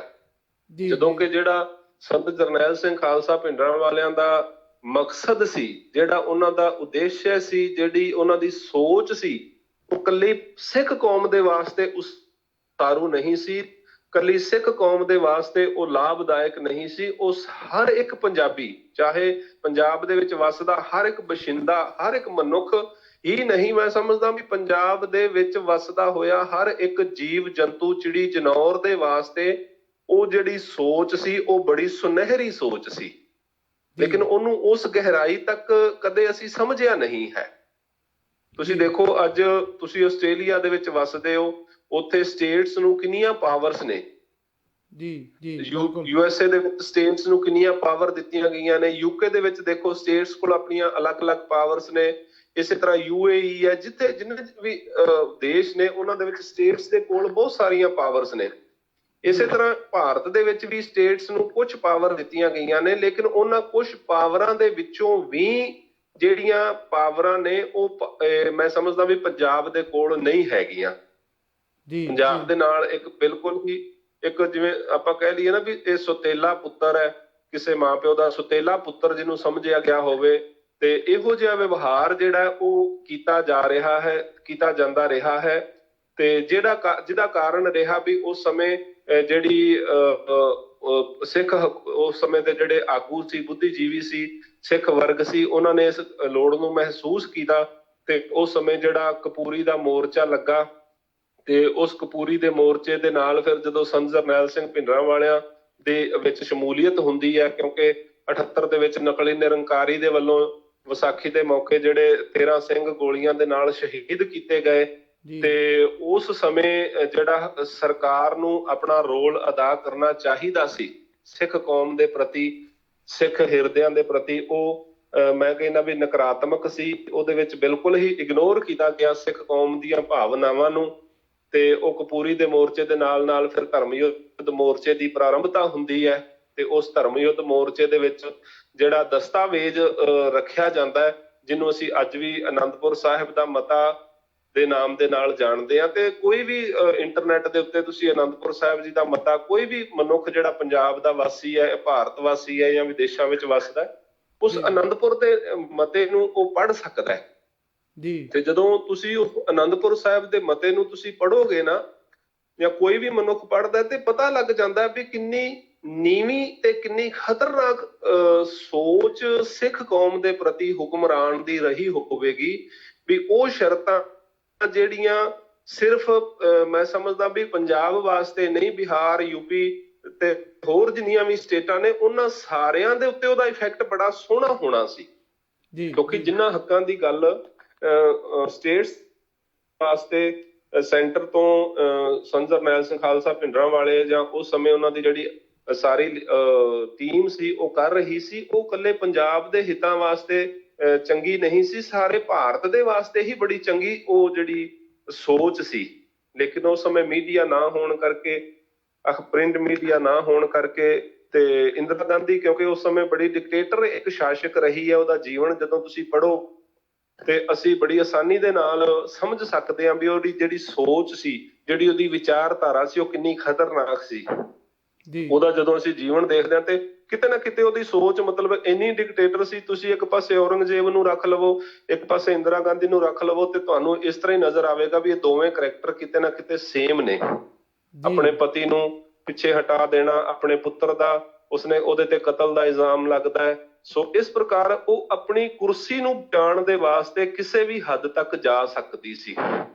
ਜੀ ਜੀ ਆਪਣੀ ਕੁਰਸੀ ਦੇ ਵਾਸਤੇ, ਆਪਣੀ ਈਗੋ ਦੇ ਵਾਸਤੇ, ਆਪਣੀ ਹਉਮੈ ਦੇ ਵਾਸਤੇ ਉਹਨੇ ਜਿਹੜਾ ਇਹ ਸਿੱਖ ਕੌਮ ਦੇ ਨਾਲ ਵੈਰ ਕਮਾਇਆ।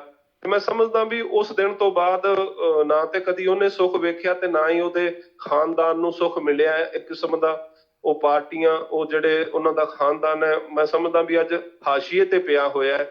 ਇਹ ਸਾਰਾ ਉਹਨਾਂ ਨੇ ਜਿਹੜਾ ਗੁਰੂ ਰਾਮਦਾਸ ਸੱਚੇ ਪਾਤਸ਼ਾਹ ਜੀ ਦੇ ਦਰ ਘਰ ਦੇ ਨਾਲ ਮੱਥਾ ਲਾਇਆ ਹੈ ਤੇ ਇਹ ਉਹਦਾ ਹੀ ਵਰਤਾਰਾ ਹੈ, ਉਹਦਾ ਹੀ ਨਤੀਜਾ ਹੈ।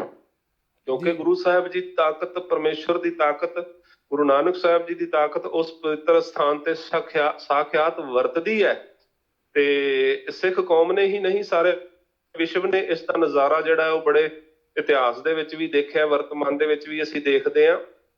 ਸੋ ਮੈਂ ਸਮਝਦਾ ਵੀ ਉਸ ਸਮੇਂ ਇਹ ਜੋ ਜੂਨ 84 ਦਾ ਜਿਹੜਾ ਘੱਲੂਘਾਰਾ ਹੋਇਆ, ਇਹਨੂੰ ਅਗਰ ਸਹੀ ਤਰੀਕੇ ਦੇ ਨਾਲ ਭਾਰਤੀ ਹਕੂਮਤ ਜਾਂ ਜਿਹੜੀ ਉਸ ਸਮੇਂ ਦੀ ਲੀਡਰਸ਼ਿਪ ਸੀ ਉਹ ਲੈਂਦੀ ਤੇ ਸੰਤ ਜਰਨੈਲ ਸਿੰਘ ਖਾਲਸਾ ਭਿੰਡਰਾਂਵਾਲੇ ਵਰਗੇ ਜਿਹੜਾ ਇੱਕ ਵਿਅਕਤੀਤਵ ਸੀ, ਇੱਕ ਐਸਾ ਵਿਅਕਤੀਤਵ ਜਿਹੜਾ ਮੈਂ ਸਮਝਦਾ ਵੀ ਯੁੱਗ ਪਲਟ ਸਕਦਾ ਸੀ। ਸਿਰਫ ਖਾਲਸਾ ਕੌਮ ਦੀ ਹੀ ਨਹੀਂ, ਪੂਰੇ ਭਾਰਤ ਵਰਸ਼ ਦੀ ਉਹ ਤਸਵੀਰ ਬਦਲਣ ਦੀ ਸਮਰੱਥਾ ਰੱਖਦੇ ਸੀ। ਜੀ ਜੀ ਬਿਲਕੁਲ। ਉਹ ਬਹੁਤ ਦੂਰ, ਉਹ ਬੜੇ ਦੂਰ ਅੰਦੇਸ਼ ਸੀ। ਦੇਖ, ਉਹਨਾਂ ਦੀ ਸ਼ਖਸੀਅਤ ਨੂੰ ਨਾ ਅਸੀਂ ਟਕਸਾਲ ਤੱਕ ਸੀਮਿਤ ਕਰਕੇ ਦੇਖਦੇ ਹਾਂ ਜਾਂ ਸਿਰਫ ਸਿੱਖ ਕੌਮ ਤੱਕ ਸੀਮਿਤ ਕਰਕੇ ਦੇਖਦੇ ਹਾਂ, ਜਾਂ ਉਹਨਾਂ ਦੀ ਸ਼ਖਸੀਅਤ ਨੂੰ ਅਸੀਂ ਸਿਰਫ ਪੰਜਾਬ ਤੱਕ ਸੀਮਿਤ ਕਰਕੇ ਦੇਖਦੇ ਹਾਂ। ਲੇਕਿਨ ਇਹੋ ਜਿਹੀ ਜਿਹੜੀ ਸ਼ਖਸੀਅਤ ਆਉਂਦੀ ਹੈ ਜੀ, ਉਹ ਇੱਕ ਸੰਸਥਾ ਦੀ ਨਹੀਂ, ਇੱਕ ਪਰਿਵਾਰ ਦੀ ਨਹੀਂ, ਇੱਕ ਕੌਮ ਦੀ ਨਹੀਂ, ਇੱਕ ਕਿੱਤੇ ਦੀ ਨਹੀਂ, ਉਹ ਸਾਰੀ ਮਨੁੱਖਤਾ ਦੀ ਭਲਾਈ ਦੀ ਗੱਲ ਕਰਦੀ ਹੈ ਜੀ। ਤੇ ਇਸ ਕਰਕੇ ਇਹ ਸਾਡੇ ਮਤਲਬ ਬੜੇ ਯੁਗਾਂ ਤੋਂ ਕਿਤੇ ਸਦੀਆਂ ਬਾਅਦ ਕਿਤੇ ਇਹੋ ਜਿਹੀਆਂ ਰੂਹਾਂ ਕੌਮ ਦੇ ਵਿੱਚ, ਕਿਸੇ ਵੀ ਕੌਮ ਦੇ ਵਿੱਚ ਪ੍ਰਗਟ ਹੁੰਦੀਆਂ ਨੇ, ਪੈਦਾ ਹੁੰਦੀਆਂ ਨੇ, ਜਿਹੜੀਆਂ ਇਨਸਾਨੀਅਤ ਦੀ ਭਲਾਈ ਦੀ ਗੱਲ ਕਰਦੀਆਂ ਨੇ। ਤੁਸੀਂ ਦੇਖੋ ਉਹਨਾਂ ਤੋਂ ਬਾਅਦ ਜਿਹੜੀ ਪੰਜਾਬ ਦੀ ਹਾਲਤ ਹੋਈ ਹੈ ਜੀ, ਮੈਂ ਸਮਝਦਾ ਵੀ ਜੇ ਇੱਕ ਖੂਨ ਦੇ ਅਥਰੂ ਕਹੀਏ ਤੇ ਪੰਜਾਬ ਉਸ ਸੂਰਬੀਰ ਮਹਾਬਲੀ ਸੰਤ ਮਹਾਂਪੁਰਖਾਂ ਦੇ ਜਾਣ ਤੋਂ ਬਾਅਦ ਜਿਹੜੀ ਪੰਜਾਬ ਦੀ ਰੂਹ ਹੈ, ਜਿਹੜੀ ਪੰਜਾਬੀਅਤ ਦੀ ਰੂਹ ਹੈ, ਜਿਹੜੀ ਇਨਸਾਨੀਅਤ ਦੀ ਰੂਹ ਹੈ, ਉਹ ਖੂਨ ਦੇ ਅਥਰੂ ਜਿਹੜੀ ਹੈ ਉਹ ਰੋਈ ਹੋਵੇਗੀ। ਜੀ ਜੀ ਬਿਲਕੁਲ ਜੀ। ਮਤਲਬ ਬਹੁਤ ਵੱਡਾ ਘਾਟਾ, ਬਹੁਤ ਵੱਡਾ ਘਾਟਾ, ਇੱਕ ਬਹੁਤ ਵੱਡਾ ਨੁਕਸਾਨ ਹੋਇਆ ਜੂਨ 84 ਦੇ ਵਿੱਚ। ਜਿਹੜਾ ਕੌਮੀ ਪੱਧਰ ਤੇ ਅਸੀਂ ਗੱਲ ਕਰੀਏ, ਇਨਸਾਨੀਅਤ ਦੇ ਪੱਧਰ ਤੇ ਗੱਲ ਕਰੀਏ, ਸਿੱਖੀ ਜੀਵਨ ਦੀ ਅਸੀਂ ਗੱਲ ਕਰੀਏ, ਕਿੰਨੇ ਬੇਦੋਸ਼ੇ ਜਿਹੜੇ ਨੇ ਉਹਨਾਂ ਨੇ ਆਪਣਾ ਸਰੀਰ ਇਸ ਘੱਲੂਘਾਰੇ ਦੇ ਵਿੱਚ ਜਿਹੜਾ ਉਹ ਇਸ ਆਹੂਤੀ ਦੇ ਵਿੱਚ ਪਾਇਆ। ਸੋ ਪਰ ਮੈਂ ਸਮਝਦਾ ਵੀ ਉਹ ਇਸ ਸੱਚ ਦੇ ਵਾਸਤੇ ਜਾਨ ਦੇਣ ਵਾਲੇ ਤੇ ਸ਼ਾਇਦ ਸਦਾ ਹੀ ਇਸ ਸੰਸਾਰ ਦੇ ਉੱਤੇ ਉਹਨਾਂ ਦੇ ਨਾਮ ਜਿਹੜੇ ਨੇ ਮਾਣ ਸਤਿਕਾਰ ਦੇ ਨਾਲ ਲਏ ਜਾਂਦੇ ਰਹੇ ਨੇ ਤੇ ਲਏ ਜਾਂਦੇ ਰਹਿਣਗੇ। ਪਰ ਜਿਹੜਾ ਘਾਟਾ ਮਹਿਸੂਸ ਅਸੀਂ ਕਰਦੇ ਹਾਂ ਕੌਮ ਦੇ ਵਾਸਤੇ, ਇਨਸਾਨੀਅਤ ਦੇ ਪੱਖ ਤੋਂ, ਪੰਜਾਬੀਅਤ ਦੇ ਪੱਖ ਤੋਂ, ਪੰਜਾਬ ਦੇ ਪੱਖ ਤੋਂ, ਭਾਰਤ ਦੇ ਪੱਖ ਤੋਂ, ਇਹੋ ਜਿਹੀ ਸ਼ਖਸੀਅਤ ਸੰਭਾਲਣ ਵਾਲੀ ਹੁੰਦੀ ਹੈ, ਸੁਣਨ ਵਾਲੀ ਹੁੰਦੀ ਹੈ, ਸਮਝਣ ਵਾਲੀ ਹੁੰਦੀ ਹੈ, ਜਿਹਨੂੰ ਮੈਂ ਸਮਝਦਾ ਵੀ ਅਸੀਂ ਬੜੇ ਥੋੜੇ ਜਿਹੇ ਸਮੇਂ ਦੇ ਵਿੱਚ ਗਵਾ ਬੈਠੇ। ਤੇ ਉਹ ਜਿਹੜਾ ਘਾਟਾ ਸ਼ਾਇਦ ਕਦੇ ਵੀ ਕੌਮ ਜਿਹੜੀ ਆ ਉਹ ਹੁਣ ਕਦੋਂ ਉਹਦਾ ਘਾਟਾ ਪੂਰਾ ਹੁੰਦਾ ਇਹ ਆਉਣ ਵਾਲਾ ਵਕਤ ਹੀ ਦੱਸੇਗਾ। ਲੇਕਿਨ ਜਿਹੜੀ ਉਹਨਾਂ ਦੀ ਸੋਚ ਆ, ਜਿਹੜੀ ਉਹਨਾਂ ਦੀ ਵਿਚਾਰਧਾਰਾ ਆ, ਤੁਸੀਂ ਇੰਟਰਨੈਟ ਦੇ ਉੱਤੇ ਦੇਖੋ, ਤੁਸੀਂ ਉਹਨਾਂ ਦੀਆਂ ਜਿਹੜੀ ਵੀਡੀਓਜ਼ ਸਾਨੂੰ ਮਿਲਦੀਆਂ ਨੇ, ਆਡੀਓਜ਼ ਮਿਲਦੀਆਂ ਨੇ, ਉਹਨਾਂ ਨੂੰ ਸੁਣ ਕੇ ਸਮਝ ਕੇ ਅੱਜ ਸੋਸ਼ਲ ਮੀਡੀਆ ਦੇ ਉੱਤੇ ਦੇਖੋ, ਤੁਸੀਂ ਕਿਸੇ ਵੀ ਕੌਮ ਦਾ ਮਨੁੱਖ ਹੋਵੇ, ਕਿਸੇ ਵੀ ਧਰਮ ਦਾ ਮਨੁੱਖ ਹੋਵੇ, ਜਿਹਨੇ ਸੰਤ ਜਰਨੈਲ ਸਿੰਘ ਖਾਲਸਾ ਭਿੰਡਰਾਂਵਾਲਿਆਂ ਨੂੰ ਨੇੜਿਓਂ ਹੋ ਕੇ ਦੇਖਿਆ ਨਾ, ਉਹਨਾਂ ਦੀ ਸਿਫਤ ਕਰਨ ਤੋਂ ਸਿਵਾਏ ਉਹਦੇ ਕੋਲ ਕੋਈ ਲਫ਼ਜ਼ ਰਿਹਾ ਨਹੀਂ ਹੈ। ਜੀ ਜੀ ਜੀ ਬਿਲਕੁਲ। ਫਾਰੂਕ ਅਬਦੁੱਲਾ ਹੋਵੇ, ਚਾਹੇ ਸੁਬਰਾਮਨਿਅਮ ਸਵਾਮੀ ਹੋਵੇ, ਚਾਹੇ ਜੇਠ ਮਲਾਨੀ ਹੋਵੇ, ਕਿੰਨੀਆਂ ਵੱਡੀਆਂ ਵੱਡੀਆਂ ਭਾਰਤ ਦੀਆਂ ਸ਼ਖਸੀਅਤਾਂ ਜਿਹੜੀਆਂ ਕਿ ਇੱਕ ਦੂਸਰੇ ਧਰਮ ਦੇ ਨਾਲ, ਦੂਸਰੇ ਸਮਾਜ ਦੇ ਨਾਲ ਸੰਬੰਧ ਰੱਖਣ ਵਾਲੀਆਂ, ਲੇਕਿਨ ਉਹਨਾਂ ਦੀ ਜ਼ੁਬਾਨ ਤੇ ਵੀ ਉਸ ਸ਼ਖਸੀਅਤ ਦੀ ਸਿਫਤ ਹੀ ਆਈ ਹੈ, ਕਿਉਂਕਿ ਉਹ ਅਸਲ ਦੇ ਵਿੱਚ ਸਿਫਤ ਦੇ ਲਾਇਕ ਸੀ, ਸਿਫਤ ਦੇ ਲਾਇਕ ਸਨ। ਤੇ ਉਹਨਾਂ ਦੀ ਜਿਹੜੀ ਵਿਅਕਤੀਤਵ ਹੈ, ਮੈਂ ਸਮਝਦਾ ਵੀ ਇੱਕ ਹੀਰਾ ਸਾਡੀ ਕੌਮ ਨੇ ਗਵਾਇਆ, ਤੇ ਉਹਦੇ ਨਾਲ ਨਾਲ ਹੋਰ ਬੇਤਹਾਸ਼ਾ ਕਈ ਕੀਮਤੀ ਜਾਨਾਂ ਜਿਹੜੀਆਂ ਨੇ ਉਹ ਅਸੀਂ ਗਵਾਈਆਂ ਨੇ। ਜਿਹੜੀਆਂ ਅਗਰ ਅੱਜ ਸਾਡੇ ਵਿੱਚ ਹੁੰਦੀਆਂ ਤੇ ਸਾਡੀ ਕੌਮ ਦਾ ਹੀ ਨਹੀਂ, ਪੂਰੇ ਪੰਜਾਬ ਦਾ ਜਿਹੜਾ ਨਕਸ਼ਾ ਹੈ, ਪੂਰੇ ਪੰਜਾਬ ਦੇ ਜਿਹੜੇ ਹਾਲਾਤ ਨੇ ਉਹ ਕੁਝ ਹੋਰ ਹੋਣੇ ਸਨ। ਜਦੋਂ ਅਸੀਂ ਦੇਖਦੇ ਹਾਂ ਗਲੀਆਂ ਦੇ ਵਿੱਚ ਪਏ ਹੋਏ ਨੌਜਵਾਨ, ਉਹਨਾਂ ਦੀਆਂ ਨਸਾਂ ਦੇ ਵਿੱਚ ਵੱਜੇ ਹੋਏ ਟੀਕੇ, ਸਰਿੰਜਾਂ ਹੱਥ ਦੇ ਵਿੱਚ ਰਹਿ ਜਾਂਦੀਆਂ ਨੇ ਤੇ ਉਹ ਤੜਪ ਤੜਪ ਕੇ ਜਾਨ ਦੇ ਦਿੰਦੇ ਨੇ। ਰੁੱਖਾਂ ਦੇ ਨਾਲ ਲਟਕਦੇ ਹੋਏ ਕਿਸਾਨ, ਤੇ ਉਹਦੇ ਨਾਲ ਨਾਲ ਤੁਸੀਂ ਦੇਖੋ ਜਦੋਂ ਸਾਡੀਆਂ ਧੀਆਂ, ਸਾਡੀਆਂ ਭੈਣਾਂ, ਜਿਨ੍ਹਾਂ ਦੇ ਉੱਤੇ ਕਦੇ ਦਹੇਜ ਨੂੰ ਲੈ ਕੇ, ਕਦੇ ਹੋਰ ਕਿਸੇ ਗੱਲ ਨੂੰ ਲੈ ਕੇ ਤਸ਼ੱਦਦ ਹੁੰਦੇ ਨੇ, ਉਹਨਾਂ ਦੇ ਰਿਸ਼ਤੇ, ਉਹਨਾਂ ਦੇ ਜੀਵਨ ਜਿਹੜੇ ਨੇ ਉਹ ਖਰਾਬ ਹੋ ਜਾਂਦੇ ਨੇ। ਸੋ ਜਿਹੜੀਆਂ ਗੱਲਾਂ ਉਸ ਸਮੇਂ ਆਪਣੇ ਆਪ ਹੀ ਦਬਾਅ ਨਹੀਂ ਸੀ ਕਿਸੇ ਦੇ ਉੱਤੇ, ਲੋਕ ਸੁਹਿਰਦਤਾ ਦੇ ਨਾਲ ਪ੍ਰਵਾਨ ਕਰਨ ਲੱਗ ਗਏ ਸੀ। ਨਸ਼ਾ ਛੱਡ ਦੇਣਾ, ਅੱਜ ਤੁਸੀਂ ਦੇਖੋ ਕਿੰਨੇ ਪੰਜਾਬ ਦੇ ਵਿੱਚ ਨਸ਼ਾ ਛਡਾਊ ਕੇਂਦਰ ਬਣੇ ਹੋਏ ਨੇ, ਲੜਕੀਆਂ ਦੇ ਨਸ਼ਾ ਛਡਾਊ ਕੇਂਦਰ। ਕਿੰਨੀ ਸ਼ਰਮ ਦੀ ਗੱਲ ਹੈ। ਲੇਕਿਨ ਉਸ ਸਮੇਂ ਉਹ ਐਸਾ ਇੱਕ ਵਿਅਕਤੀਤਵ ਸੀ ਜਿਹਦੀ ਵਿਚਾਰ ਨੂੰ ਸੁਣ ਕੇ, ਜਿਹਦੀ ਗੱਲਬਾਤ ਨੂੰ ਸੁਣ ਕੇ ਨੌਜਵਾਨ ਜਿਹੜੇ ਸੀ ਉਹ ਸੁੱਤੇ ਹੀ ਨਸ਼ਾ ਛੱਡ ਜਾਂਦੇ ਸੀ। ਜਿਹੜੇ ਚੋਰ, ਡਾਕੂ, ਟੇਰੇ, ਬੇਈਮਾਨ ਸੀ, ਉਹ ਚੋਰੀ, ਡਕੈਤੀ, ਬੇਈਮਾਨੀ ਸੁੱਤੇ ਹੀ ਛੱਡ ਜਾਂਦੇ ਸੀ। ਇੱਕ ਐਸਾ ਪ੍ਰਭਾਵ ਸੀ ਉਹਨਾਂ ਦੇ, ਮਤਲਬ ਉਹਨਾਂ ਦੇ ਵਿਅਕਤੀਤਵ ਦੇ ਵਿੱਚ। ਜੀ ਜੀ ਜੀ ਜੀ ਬਿਲਕੁਲ। ਜਿਹੜਾ ਬੰਦਾ ਜ਼ੁਲਮੀ ਹੈ ਉਹ ਜ਼ੁਲਮ ਛੱਡ ਜਾਂਦਾ ਸੀ, ਹਨਾ।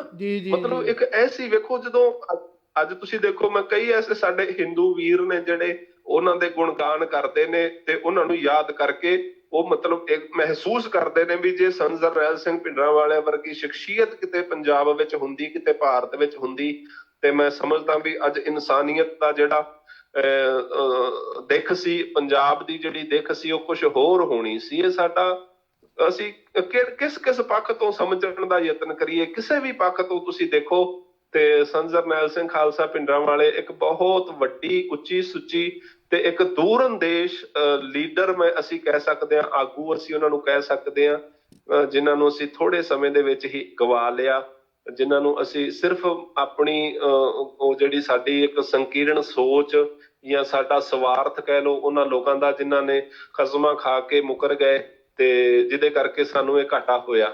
ਜੀ ਜੀ ਗਿਆਨੀ ਜੀ, ਮੈਂ ਦੂਸਰੇ ਪਾਸੇ ਇੱਕ ਗੱਲ ਆਪਾਂ ਲੈ ਕੇ ਜਾਣੀ ਚਾਹੁੰਦੇ ਹਾਂ। ਜਿਸ ਤਰ੍ਹਾਂ ਕਿ ਤੁਸੀਂ ਹੁਣ ਬੜੇ ਵਿਸਤਾਰ ਨਾਲ ਦੱਸਿਆ ਵੀ ਜਿਹੜਾ ਇਹ ਸਾਰਾ ਕੁਝ ਵਰਤਾਰਾ ਵਰਤਿਆ, ਪਰ ਜਿਸ ਤਰ੍ਹਾਂ ਸ਼੍ਰੀ ਅਕਾਲ ਤਖਤ ਸਾਹਿਬ ਤੇ ਹੋਏ ਹਮਲੇ, ਉਸ ਤੋਂ ਬਾਅਦ ਕਈ ਗੁਰਧਾਮਾਂ ਦੇ ਗੁਰਦੁਆਰਾ ਸਾਹਿਬ ਤੇ ਹਮਲੇ ਹੋਏ, ਪਰ ਇੱਥੇ ਨਹੀਂ ਬਸ ਰਿਹਾ। 14-15 ਸਾਲ ਦੇ ਕਰੀਬ ਤੋਂ ਵੀ ਜ਼ਿਆਦਾ ਟਾਈਮ, ਤੁਹਾਨੂੰ ਪਤਾ ਉੱਥੇ ਕਿਸ ਤਰ੍ਹਾਂ ਨਸਲਕੁਸ਼ੀ ਸਿਰਫ ਉੱਥੇ ਇਕੱਲੇ 84 ਵਿੱਚ ਨਹੀਂ, ਉਸ ਤੋਂ ਅਗਲੇ ਸਾਲਾਂ ਵਿੱਚ ਵੀ ਹੁੰਦੀ ਰਹੀ। ਪਰ ਫਿਰ ਦੇਖੋ ਇੱਥੇ ਹੀ ਬਸ ਨਹੀਂ, ਫਿਰ ਸਾਡੇ ਸਿੱਖਾਂ ਵਰਗੇ, ਸਿੰਘਾਂ ਵਰਗੇ ਚਿਹਰੇ ਬਣਾ ਕਰਕੇ ਸਾਡੇ ਵਿੱਚ ਪ੍ਰਚਾਰਕ ਛੱਡੇ ਗਏ। ਉਹਨਾਂ ਕੋਲੇ ਜਿਹੜੀਆਂ ਸਾਡੀਆਂ ਮੇਨ ਸਟੇਜਾਂ ਦਿੱਤੀਆਂ ਗਈਆਂ, ਤੇ ਉਸ ਤੋਂ ਬਾਅਦ ਮੀਡੀਆ ਫਿਰ ਸਿਰਫ ਜਿੱਥੋਂ ਯੋਧੇ ਸਿੱਖ ਨਾ ਪੈਦਾ ਹੁੰਦੇ, ਸੰਤ ਮਹਾਂਪੁਰਖ ਪੈਦਾ ਹੁੰਦੇ ਸੀ, ਉਹਨਾਂ ਹੀ ਸੰਪਰਦਾਵਾਂ ਵੱਲ ਜੋ ਗੁਰੂ ਕਾਲ ਤੋਂ ਚੱਲਦੀਆਂ ਆਉਂਦੀਆਂ ਸੀ, ਸੀਨਾ ਬਸੀਨਾ, ਉਹਨਾਂ ਨੂੰ ਹੀ ਇੱਕ ਇਸ ਤਰ੍ਹਾਂ ਦਾ ਭੰਨਣਾ ਸ਼ੁਰੂ ਕੀਤਾ। ਤੁਸੀਂ ਵੀ ਚੰਗੀ ਤਰ੍ਹਾਂ ਜਾਣਦੇ ਹੋ, ਪ੍ਰਚਾਰਕ ਹੋ। ਪਹਿਲਾਂ ਛੋਟੀਆਂ ਛੋਟੀਆਂ ਸਾਡੇ ਵਿੱਚ ਗੱਲਾਂ, ਗੁਰਬਾਣੀ ਤੇ ਕੁਛ ਛੋਟੇ ਮੋਟੇ ਕਿੰਤੂ ਪਰੰਤੂ, ਬਿੰਦੀਆਂ ਟਿੱਪੀਆਂ, ਉਹਨਾਂ ਤੋਂ ਆਉਂਦੇ ਜਦ ਕਿ ਮੈਂ ਵੀ ਆਪ ਪਹਿਲਾਂ ਇਹ ਸਮਝਦਾ ਹੁੰਦਾ, ਯਾਰ ਬਿੰਦੀ ਟਿੱਪੀ ਨਾਲ ਕੀ ਫਰਕ ਪੈ ਚੱਲਿਆ, ਕੋਈ ਫਰਕ ਨਹੀਂ, ਉਹ ਵੀ ਗੁਰਬਾਣੀ ਪੜ੍ਹਦੇ, ਇਹ ਵੀ। ਪਰ ਸਾਨੂੰ ਉਦੋਂ, ਅਸੀਂ ਉਮਰ ਛੋਟੀ ਸੀ, ਬੱਚੇ ਸੀ, ਪਰ ਉਦੋਂ ਸਾਨੂੰ ਪ੍ਰਚਾਰਕਾਂ ਨੇ ਕਹਿਣਾ ਬਿਠਾ ਕੇ, ਵੇਖਿਓ ਇੱਕ ਦਿਨ ਐਸਾ ਆਊਗਾ, ਇਹ ਇੱਕ ਦਿਨ ਗੁਰੂ ਸਾਹਿਬ ਤੇ ਵੀ ਉਂਗਲ ਚੱਕਣਗੇ। ਇਹ ਟਾਈਮ ਵਾਪਰਿਆ ਜੀ। ਇਸੇ ਕਰਕੇ ਪਿਛਲੇ 4-5 ਸਾਲ ਤੋਂ ਅਸੀਂ ਵੇਖਿਆ ਹੀ ਨਹੀਂ ਕਿੱਦਾਂ ਸਾਡੇ ਯੂਥ ਨੂੰ ਇਹਨਾਂ ਨੂੰ ਵਰਗਲਾਇਆ, ਇਹਨਾਂ ਨੂੰ ਕਿਸ ਤਰ੍ਹਾਂ ਜੋ ਆਪਣਾ ਮੀਡੀਆ ਰਾਹੀਂ ਆਪਣਾ ਇਹਨੀ ਪ੍ਰੋਪਰ ਸੈਟਅਪ ਕੀਤੇ, ਕਿਉਂਕਿ ਅਸੀਂ ਘੱਟੋ ਘੱਟ ਵੀ ਇਹਨਾਂ ਤੋਂ 10 ਸਾਲ ਪਿੱਛੇ ਚੱਲ ਰਹੇ ਹਾਂ, ਇਹਨਾਂ ਦੇ ਜੋ ਇਹਨਾਂ ਦਾ ਮੀਡੀਆ ਆ। ਪਰ ਗੁਰੂ ਸਾਹਿਬ ਦੀ ਕਿਰਪਾ ਨਾਲ ਭਾਵੇਂ ਹੀ ਲੱਗੇ ਬਾਅਦ ਵਿੱਚ ਆ, ਇਸ ਵੇਲੇ ਬੜੀ ਚੜ੍ਹਦੀ ਕਲਾ ਨਾਲ ਸਿੱਖ ਸੁਹਿਰਦ ਸਿੱਖ ਬੈਠੇ ਨੇ ਵਰਲਡ ਦੇ ਵਿੱਚ, ਉਹ ਆਪਣੀ ਗੱਲ ਰੱਖਦੇ ਨੇ, ਕਿਤੇ ਨਾ ਕਿਤੇ ਆਪਣੇ ਹਿਸਾਬ ਕਿਤਾਬ ਨਾਲ ਉਹ ਸੇਵਾ ਕਰਦੇ ਨੇ। ਪਰ ਵੇਖੋ ਇਹ ਇੱਥੇ ਹੀ ਵਸ ਨਹੀਂ ਕੀਤੀ, ਇਹਨਾਂ ਨੇ ਇਹ ਸਾਰੇ ਪਲਾਨ ਕੀਤੇ ਗਏ, ਜਿਸ ਤਰ੍ਹਾਂ ਸਟੇਜਾਂ ਦੇ ਉੱਪਰ ਬਿਠਾ ਕਰਕੇ ਇਹਨਾਂ ਨੇ ਫਿਰ ਇੱਥੇ ਜਦੋਂ ਇਹਨਾਂ ਦੇਸ਼ਾਂ ਦੇ ਵਿੱਚ ਵੀ ਉਹ ਆਏ, ਉਹਨਾਂ ਨੂੰ ਸੇਵਾ ਕਰਦੇ ਨੇ, ਤੇ ਜਦੋਂ ਘਰਾਂ ਵਿੱਚ ਜਾ ਕੇ ਵੀ ਇਹਨਾਂ ਨੇ ਪਿਛਲੇ ਮਹਾਂਪੁਰਖਾਂ ਦੀਆਂ ਨਿੰਦਿਆ ਕਰਨੀਆਂ, ਤੇ ਇਹੋ ਕਹਿਣਾ ਜਿਸ ਤਰ੍ਹਾਂ ਪਹਿਲੇ ਮਹਾਂਪੁਰਖ ਸੀ ਉਹ ਜੀ ਗੋਰਿਆਂ ਦੇ ਛੱਡੇ ਹੋਏ ਸੀ। ਇਸ ਤਰ੍ਹਾਂ ਦਾ ਸਾਰਾ ਵਰਤਾਰਾ ਹੋ ਕੇ ਅੱਜ ਜਿਸ ਤਰ੍ਹਾਂ ਹੁਣ ਤੁਸੀਂ ਗੱਲ ਕੀਤੀ ਆ ਵੀ ਜਿੱਥੇ ਪੰਜਾਬ ਖੜਾ, ਅੱਜ ਹਰੇਕ ਧਰਮ ਦਾ, ਭਾਵੇਂ ਉਹ ਸਿੱਖ ਹੋਣ, ਚਾਹੇ ਹਿੰਦੂ ਹੋਣ, ਚਾਹੇ ਦੂਜੇ ਧਰਮਾਂ ਵਾਲੇ ਹੋਣ, ਉਹ ਪੁਰਾਣੇ ਸਮੇਂ ਨੂੰ ਯਾਦ ਕਰਦੇ ਨੇ। ਅਤੇ ਜਿਸ ਤਰ੍ਹਾਂ ਤੁਸੀਂ ਪਹਿਲਾਂ ਦੱਸਿਆ ਵੀ ਉਹ ਮਹਾਂਪੁਰਖ ਜੇਕਰ ਜੇ ਉਸ ਸਮੇਂ ਇਹ ਵਰਤਾਰਾ ਨਾ ਵਰਤਦਾ ਤੇ ਅੱਜ ਜੋ ਪੰਜਾਬ ਦੀ ਹਾਲਤ ਆ, ਮੇਰਾ ਖਿਆਲ ਕੁਝ ਹੋਰ ਹੋਣੀ ਸੀ ਜੀ। ਬਿਲਕੁਲ ਭਾਈ ਸਾਹਿਬ ਜੀ, ਇਹ ਸਾਰਾ ਉਸੇ ਛੜਯੰਤਰ ਦਾ ਹਿੱਸਾ ਆ, ਕਿਉਂਕਿ ਇਹ ਜਿਹੜਾ ਵੈਰ ਹੈ ਇਹਨੂੰ ਅਸੀਂ 5 ਸਦੀਆਂ ਦਾ ਵੈਰ ਜਿਹੜਾ ਆਪਣੀ ਕੌਮ ਦੇ ਵਿੱਚ ਇੱਕ ਪ੍ਰਚਲਿਤ ਹੈ ਨਾ, ਵੀ 5 ਸਦੀਆਂ ਦਾ ਵੈਰ ਜਿਹੜਾ ਇਹ ਤੁਰਿਆ ਆ ਰਿਹਾ ਹੈ, ਇਹ ਉਹ ਵੈਰ ਖਤਮ ਹੋਣ ਦਾ ਨਾਮ ਨਹੀਂ ਲੈ ਰਿਹਾ। ਇਹ ਆਪਣਾ ਰੂਪ ਬਦਲ ਕੇ ਕਿਸੇ ਨਾ ਕਿਸੇ ਤਰੀਕੇ ਦੇ ਨਾਲ ਤੇ ਕੌਮ ਦੇ ਵਿੱਚ ਇਹੋ ਜਿਹੇ ਦਵੰਦ ਜਿਹੜੇ ਸੰਕੇ ਨੇ, ਜਿਹੜੇ ਵਿਵਾਦ ਨੇ, ਉਹ ਖੜੇ ਕੀਤੇ ਜਾਂਦੇ ਰਹੇ ਨੇ ਤੇ ਉਹਨਾਂ ਨੇ ਆਪਣੇ ਤਰੀਕੇ ਵੀ ਬਦਲੇ ਨੇ। ਕਿਉਂਕਿ ਤੁਹਾਨੂੰ ਪਤਾ ਦੁਸ਼ਮਣ ਜਿਹੜਾ ਹੁੰਦਾ ਹੈ ਉਹ ਆਪਣੀ ਜਿਹੜੀ ਨੀਤੀ ਹੈ ਉਹਦੇ ਚ ਸਮੇਂ ਸਿਰ ਤਬਦੀਲੀ ਕਰਦਾ ਆਉਂਦਾ ਹੈ। ਪਰ ਜਿੰਨੀ ਤਬਦੀਲੀ ਸਾਡੇ ਸਿੱਖ ਵਿਰੋਧੀ ਤਾਕਤਾਂ ਨੇ ਆਪਣੇ ਅੰਦਰ ਕੀਤੀ ਹੈ, ਮੈਂ ਸਮਝਦਾ ਵੀ ਸਾਡੀ ਕੌਮ ਉਸ ਤੇਜ਼ੀ ਦੇ ਨਾਲ ਆਪਣੇ ਆਪ ਨੂੰ ਤਬਦੀਲ ਕਰਨ ਦੇ ਵਿੱਚ ਕਿਤੇ ਨਾ ਕਿਤੇ ਅਸੀਂ ਪਛੜ ਜਾਂਦੇ ਹਾਂ। ਜਿਵੇਂ ਤੁਸੀਂ ਸੋਸ਼ਲ ਮੀਡੀਆ ਦੀ ਗੱਲ ਕਰੋ ਤੇ ਸਾਡੇ ਸਿੱਖ ਵਿਰੋਧੀ ਜਿਹੜੇ ਲੋਕ ਨੇ ਉਹ ਬੜੇ ਪਿਛਲੇ ਦਹਾਕੇ ਤੋਂ ਮੈਂ ਕਹਿ ਸਕਦਾ ਵੀ ਉਹ ਆਪਣੀਆਂ ਕੋਸ਼ਿਸ਼ਾਂ ਦੇ ਵਿੱਚ ਸੋਸ਼ਲ ਮੀਡੀਆ ਦੇ ਉੱਤੇ ਲੱਗੇ ਹੋਏ ਸੀ। ਪਰ ਸਾਡੇ ਜਿਹੜਾ ਕੌਮੀ ਪੱਖ ਹੈ ਉਹ ਥੋੜਾ ਜਿਹਾ 2-4 ਸਾਲ ਤੋਂ ਹੀ ਪਿੱਛੇ ਜਿਹੜੇ ਆਪ ਜੀ ਵਰਗੇ ਸੁਹਿਰਦ ਵੀਰ ਇਸ ਪਾਸੇ ਧਿਆਨ ਦਿੱਤਾ ਵੀ ਸਾਨੂੰ ਇਸ ਪਾਸੇ ਵੀ ਮੋਰਚਾਬੰਦੀ ਕਰਨ ਦੀ ਜ਼ਰੂਰਤ ਹੈ, ਕਿਉਂਕਿ ਹੁਣ ਤਰੀਕਾ ਬਦਲ ਗਿਆ ਹੈ। ਹੁਣ ਵਿਰੋਧ ਦਾ, ਹੁਣ ਕਿਸੇ ਕੌਮ ਨੂੰ ਜੜ੍ਹਾਂ ਵੱਢਣ ਦਾ ਕਹਿ ਲਓ ਜਾਂ ਨੁਕਸਾਨ ਪਹੁੰਚਾਉਣ ਦਾ ਹੁਣ ਤਰੀਕੇ ਬਦਲ ਗਏ ਨੇ, ਤਰੀਕੇ ਹੋਰ ਹੋ ਗਏ ਨੇ। ਅਸੀਂ ਉਹਨਾਂ ਤਰੀਕਿਆਂ ਨੂੰ ਸਮਝਣ ਵਿੱਚ ਥੋੜਾ ਜਿਹਾ ਪਿਛੜਦੇ ਆਪਣੇ ਆਪ ਨੂੰ ਮਹਿਸੂਸ ਕਰਦੇ ਸੀ। ਪਰ ਗੁਰੂ ਮਹਾਰਾਜ ਦੀ ਕਿਰਪਾ ਹੈ, ਹੁਣ ਆਪ ਜੀ ਵਰਗੇ ਸਿਪਾਹੀ ਅੱਗੇ ਆਏ ਨੇ, ਗੁਰਮੁਖ ਪਿਆਰੇ ਅੱਗੇ ਆਏ ਨੇ ਤੇ ਸਾਨੂੰ ਉਹਦਾ ਜਿਹੜਾ ਲਾਭ ਹੈ ਉਹ ਬੜੀ ਤੇਜ਼ੀ ਦੇ ਨਾਲ ਮਿਲਿਆ ਤੇ ਕੌਮ ਦੇ ਵਿੱਚ ਜਾਗਰਤੀ ਆਈ ਹੈ। ਉਹ ਲੋਕ ਜਿਹੜੇ ਕੁਝ ਸਮਾਂ ਪਹਿਲਾਂ ਸਮਝਦੇ ਸੀ ਵੀ ਸ਼ਾਇਦ ਕੌਮ ਦਾ ਝੁਕਾਅ ਸਾਡੇ ਵੱਲ ਹੋ ਗਿਆ ਹੈ, ਅੱਜ ਉਹਨਾਂ ਲੋਕਾਂ ਨੂੰ ਪਤਾ ਲੱਗ ਗਿਆ ਵੀ ਸੱਚ ਹਮੇਸ਼ਾ ਹੀ ਕਾਇਮ ਰਹਿੰਦਾ ਹੈ। ਕੂੜ ਨਿਖੁੱਟੇ ਨਾਨਕਾ ਓੜਕ ਸੱਚ ਰਹੀ। ਜੀ ਬਿਲਕੁਲ ਜੀ।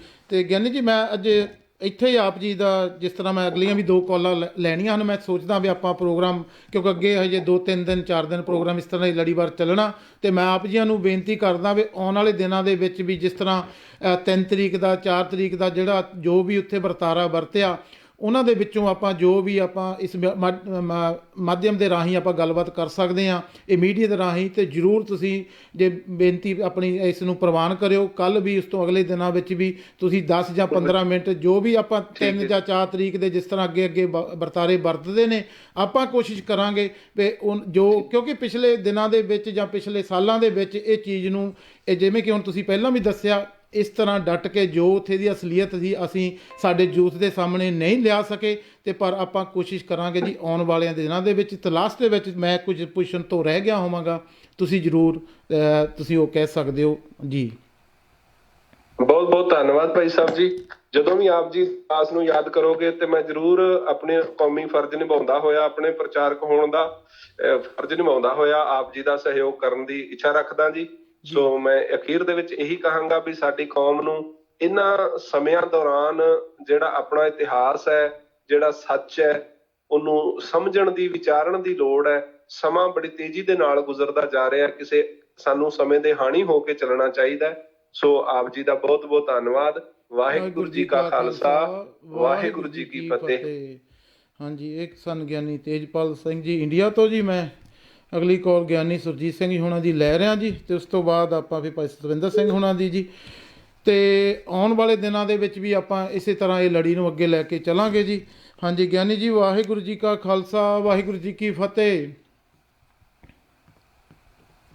ਫਤਿਹ ਜੀ, ਸਾਲ ਸਾਹਿਬ ਜੀ, ਰਾਜੂ ਜੀ, ਸਾਰੇ ਜੀ। ਹਾਂਜੀ, ਕਿਰਪਾ ਗੁਰੂ ਸਾਹਿਬ ਜੀ। ਗਿਆਨੀ ਜੀ ਆਪ ਜੀ ਦਾ ਸਵਾਗਤ ਹੈ ਇਸ ਪ੍ਰੋਗਰਾਮ ਦੇ ਵਿੱਚ। ਮਾਫ ਕਰਨਾ, ਆਪਾਂ ਥੋੜੀ ਕਾਲ ਪਹਿਲਾਂ ਮੈਂ ਲਗਾ ਰਿਹਾ ਸੀ, ਫਿਰ ਤੁਹਾਡੀ ਆਉਣ ਲੱਗ ਗਈ, ਤੇ ਚਲੋ ਆਪਾਂ ਗਿਆਨੀ ਤੇਜਪਾਲ ਜੀ ਹੁਣਾਂ ਨੇ ਪਹਿਲਾਂ ਹਾਜ਼ਰੀ ਭਰ ਲਈ ਆ। ਤੇ ਆਪਾਂ ਵੀ ਇਸ ਲੜੀ ਨੂੰ, ਜਿਸ ਤਰ੍ਹਾਂ ਕਿ ਪਿਛਲੇ 2-3 ਦਿਨਾਂ ਤੋਂ ਆਪਾਂ ਇਹ ਲੜੀ ਜੋ ਘੱਲੂਘਾਰੇ ਜੂਨ 1984 ਦੇ ਵਿੱਚ ਵਾਪਰੇ, ਉਹਨਾਂ ਦੇ ਬਾਬਤ ਜੋ ਆਪਾਂ ਸਾਰੇ ਹੀ ਇਸ ਮਾਧਿਅਮ ਦੇ ਰਾਹੀਂ SSS ਆਸਟ੍ਰੇਲੀਆ ਦੇ ਮਾਧਿਅਮ ਰਾਹੀਂ ਆਪਾਂ ਸਰੋਤਿਆਂ ਦੇ ਨਾਲ ਸਾਂਝੇ ਕਰਨ ਦੀ ਕੋਸ਼ਿਸ਼ ਕਰਦੇ ਹਾਂ ਜੀ। ਤੇ ਅੱਜ ਦੇ ਦਿਨ ਦੇ ਉੱਥੇ ਵਾਪਰਿਆ ਜਾਂ ਉਸ ਤੋਂ ਅਗਲੇ ਦਿਨਾਂ 'ਚ ਵੀ, ਤੇ ਤੁਸੀਂ ਉਹ ਜ਼ਰੂਰ ਸੰਗਤਾਂ ਦੇ ਨਾਲ ਆਪਾਂ ਜੋ 20 ਜਾਂ 25 ਮਿੰਟ, ਅੱਧਾ ਘੰਟਾ, ਜਿਸ ਤਰ੍ਹਾਂ ਵੀ ਆਪ ਚਾਹੁੰਦੇ ਹੋ, ਤੇ ਆਪ ਜ਼ਰੂਰ ਇਹ ਸਾਂਝ ਆਪਣੇ ਸਰੋਤਿਆਂ ਨਾਲ ਪਾਓ ਜੀ। ਭਾਈ ਸੁਖਵਿੰਦਰ ਸਿੰਘ ਜੀ, ਆਪ ਜੀ ਨੂੰ ਤੇ ਆਪ ਜੀ ਰਾਹੀਂ ਸਾਰੇ ਗੁਰਮੁਖ ਤੇ ਸਾਰੇ ਬੁਲਾਰੇ ਜਨ ਜੋ ਆਪ ਜੀ ਨੂੰ ਸੁਣ ਰਹੇ ਆ, ਉਹਨਾਂ ਨੂੰ ਬਹੁਤ ਨਿਮਰਤਾ ਸਹਿਤ ਦਾਸ ਫਤਿਹ ਅਰਜ ਕਰਦਾ ਜੀ। ਵਾਹਿਗੁਰੂ ਜੀ ਕਾ ਖਾਲਸਾ, ਵਾਹਿਗੁਰੂ ਜੀ ਕੀ ਫਤਿਹ ਜੀ। ਦਾਸਰੇ ਤੋਂ ਪਹਿਲਾਂ ਸਤਿਕਾਰਯੋਗ ਪੰਥ ਦੇ ਮਹਾਨ ਵਿਦਵਾਨ ਗਿਆਨੀ ਤੇਜਪਾਲ ਸਿੰਘ ਜੀ ਨੇ ਬਹੁਤ ਹੀ ਵਿਰਾਗ ਭਰੇ, ਸ਼ਰਧਾ ਭਰੇ ਬਚਨ ਪੰਥ ਦੀ ਮਹਾਨ ਸ਼ਖਸੀਅਤ, ਪੰਥ ਦੇ ਮਹਾਨ ਜਰਨੈਲ, 20ਵੀਂ ਸਦੀ ਦੇ ਉਹ ਜਰਨੈਲ ਹੋ ਗੁਜਰੇ, ਉਹਨਾਂ ਬਾਬਤ ਬੜੇ ਸ਼ਰਧਾ ਭਰੇ ਬਚਨ ਕਹਿ ਕੇ ਉਹ ਸ਼ਹੀਦਾਂ ਨੂੰ ਕੋਟੀ ਕੋਟੀ ਪ੍ਰਣਾਮ ਕਰ ਰਹੇ ਸਨ ਜੀ।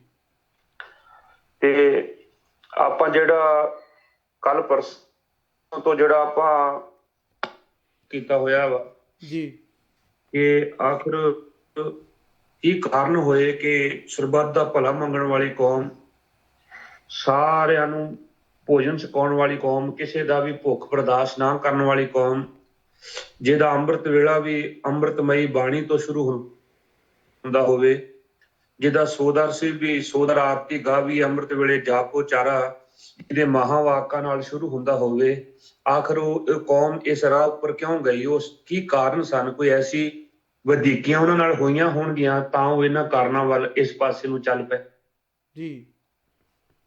ਇਹ ਆਪਾਂ ਸਾਰਾ ਵਾਚਦੇ ਆ ਰਹੇ, ਕੱਲ ਵੀ ਅੱਜ ਵੀ ਥੋੜਾ ਜਿਹਾ ਯਤਨ ਕਰਾਂਗਾ ਤੇ ਇਹਦੇ ਬਾਰੇ ਆਪਾਂ, ਕਿਉਂਕਿ ਮੈਂ ਸਮਝਦਾ ਜ਼ਰੂਰੀ ਆ, ਅਸੀਂ ਇਹਨਾਂ ਚੀਜ਼ਾਂ ਨੂੰ ਦੱਸ ਨਹੀਂ ਸਕੇ।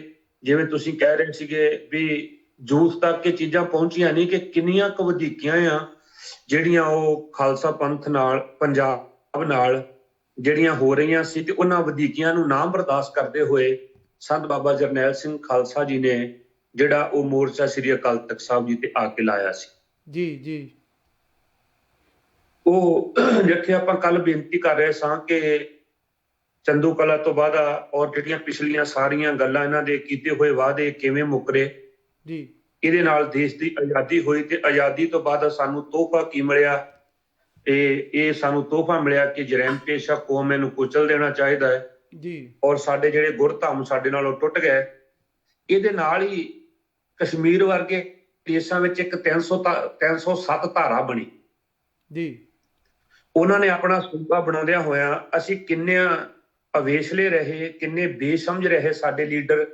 ਉਹਨਾਂ ਨੇ ਕਦੀ ਇਹ ਵਿਚਾਰ ਨਹੀਂ ਕੀਤੀ ਵੀ ਏਡੀ ਕੁਰਬਾਨੀ ਕਰਨ ਤੋਂ ਬਾਅਦ ਕੋਈ ਵੀ ਆਪਣਾ ਜਿਹੜਾ ਰਾਖਵਾਂ ਹੱਕ ਆ ਉਹ ਨਹੀਂ ਰੱਖਿਆ ਗਿਆ ਪੰਜਾਬ ਦੇ ਵਾਸਤੇ, ਜਿਸ ਕਰਕੇ ਅੱਜ ਸਾਨੂੰ ਇਸ ਅੱਗ ਦੇ ਵਿੱਚ ਦੀ ਝੁਲਸਣਾ ਪਿਆ ਤੇ ਅਸੀਂ ਅੱਜ ਵੀ ਝੁਲਸ ਰਹੇ ਹਾਂ ਜੀ ਜੀ। 307 ਧਾਰਾ ਕਸ਼ਮੀਰ ਮੰਗੀ, ਉਹ 307 ਧਾਰਾ ਕੀ ਆ?